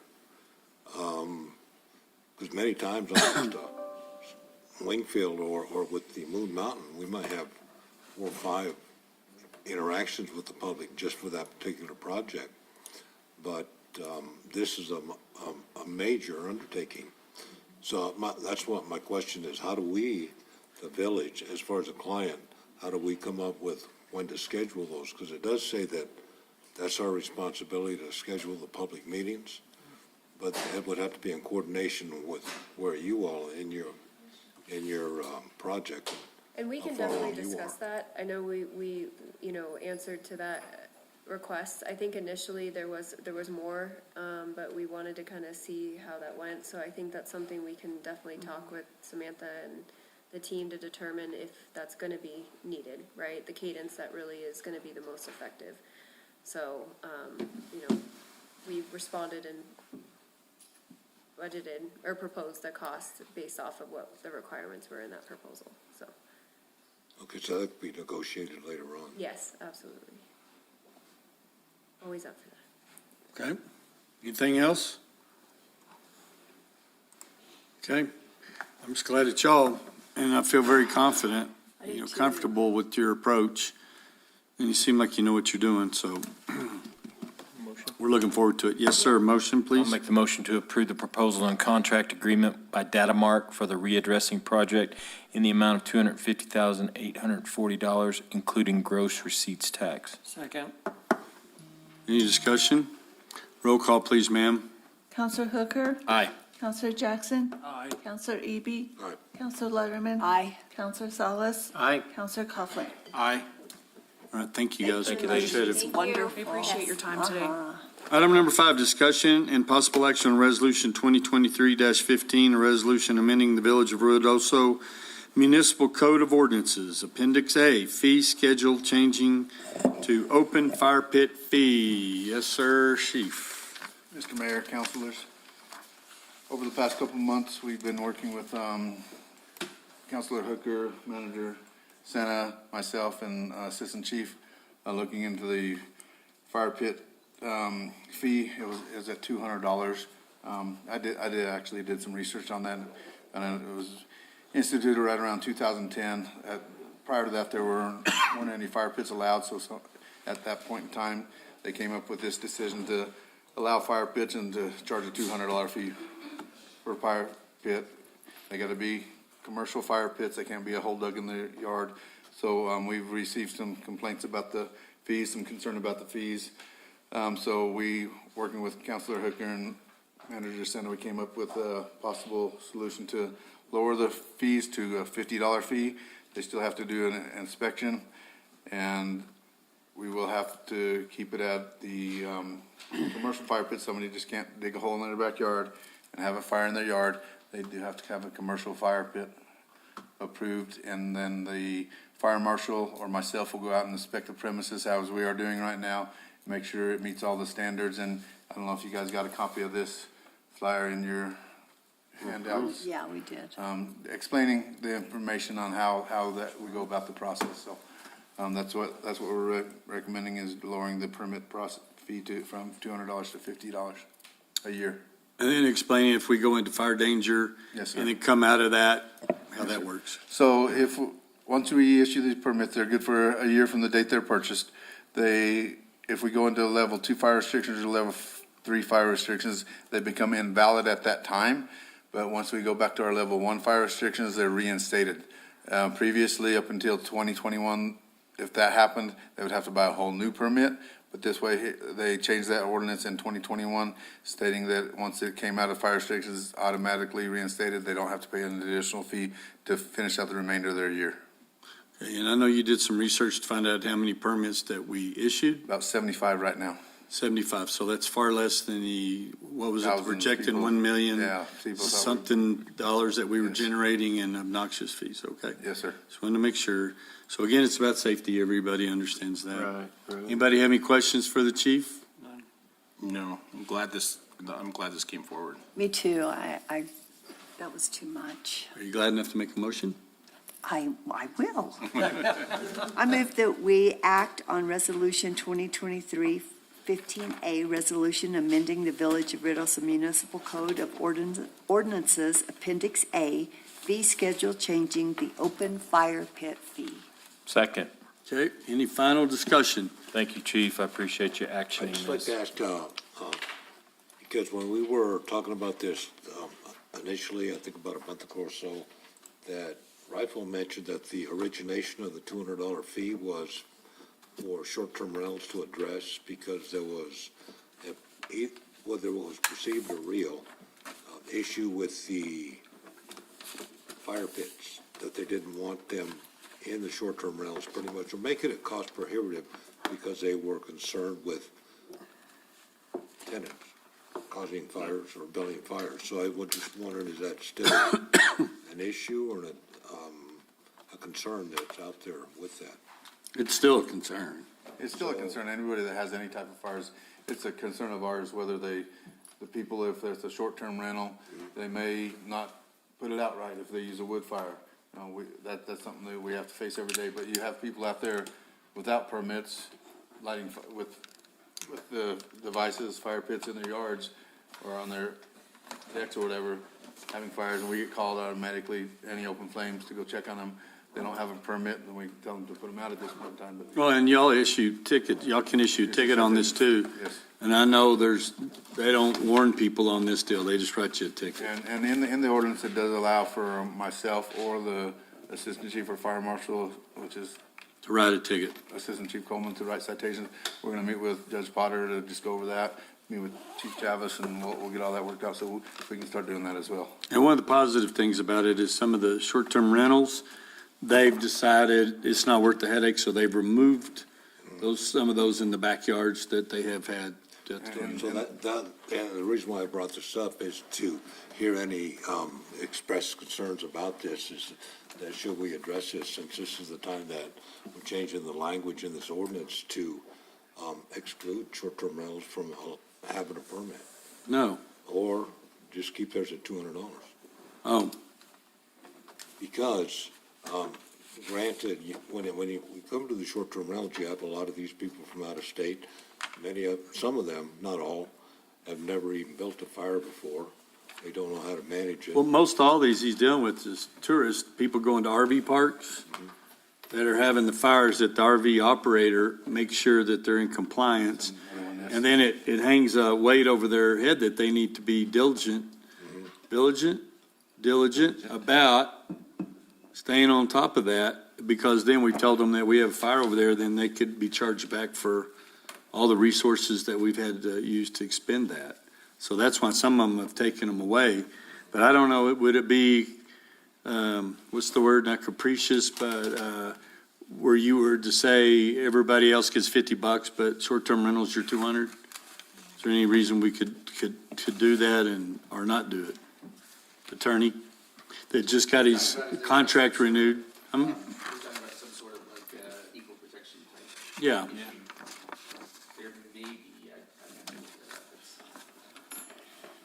Chief, is there a revocation ability of a permit? So let's say, as a homeowner, and I'm doing a short-term rental, and my tenants are coming in and they're violating it, can I have my permit revoked because the tenants, just like we did with short-term rental, a number of complaints? Yes, Okay.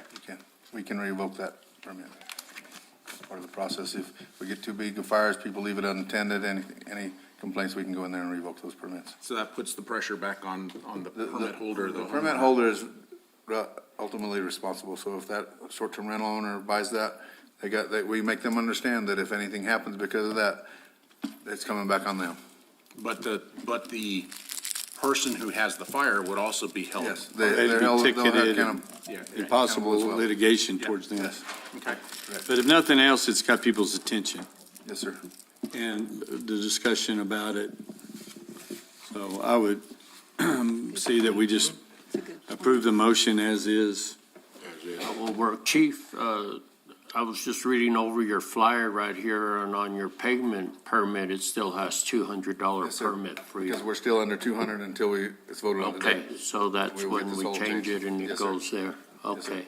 And for some reason, I thought on the wood burning devices, it had to have a screen over it. A fire, They can't be uncovered. Fire, It does say they a can't. spark Spark arrestor. It says, contents must be completely contained, no open front or no open chimney, so they do have to have a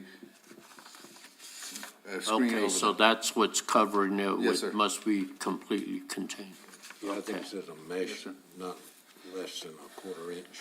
I kind of remember And it's probably that. it's in the ordinance that way. He was trying to make this as easy as Right. possible for Right. individuals to read, so.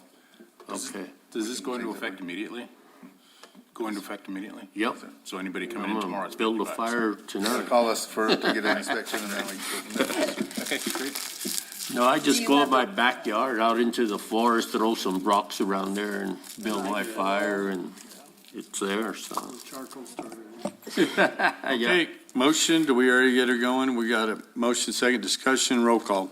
Counselor Letterman? Aye. Counselor Hooker? Aye. Counselor Eby? I'm sorry? Aye. Aye. Counselor Salas? Aye. Counselor Coughlin? Aye. Counselor Jackson? Aye. Okay, thank you very much, Chief. Thank you, Chief. Now we'll go to, I think that concludes, I got everything picked up. So we'll move into closed session. If I could have a motion, please. Mr. Mayor, move that we move into closed session for discussion of limited personnel matters citing 1015-1H2 NMSA 1978. Also discussion subject to the attorney-client privilege pertaining to threatened or pending litigation in which the Village of Ruidoso is or may become a participant, citing 1015-1H7 NMSA 1978, and discussion of the purchase, acquisition, and/or disposal of real property and/or water rights by the Village of Ruidoso, citing 1015-1H8 NMSA 1978. Any action taken as a result of the closed session will be brought back into open session, and I so move. Second. Discussion, You're slowing down. roll call, please. Counselor Jackson? Counselor Jackson? Aye. Counselor Hooker? Aye. Counselor Eby? Aye. Counselor Letterman? Aye. Counselor Salas? Aye. Counselor Coughlin? Aye. All right, thank you. Who do we need, Ron? Okay. All right. Oh, good, everybody gets to go home. Yep, may we,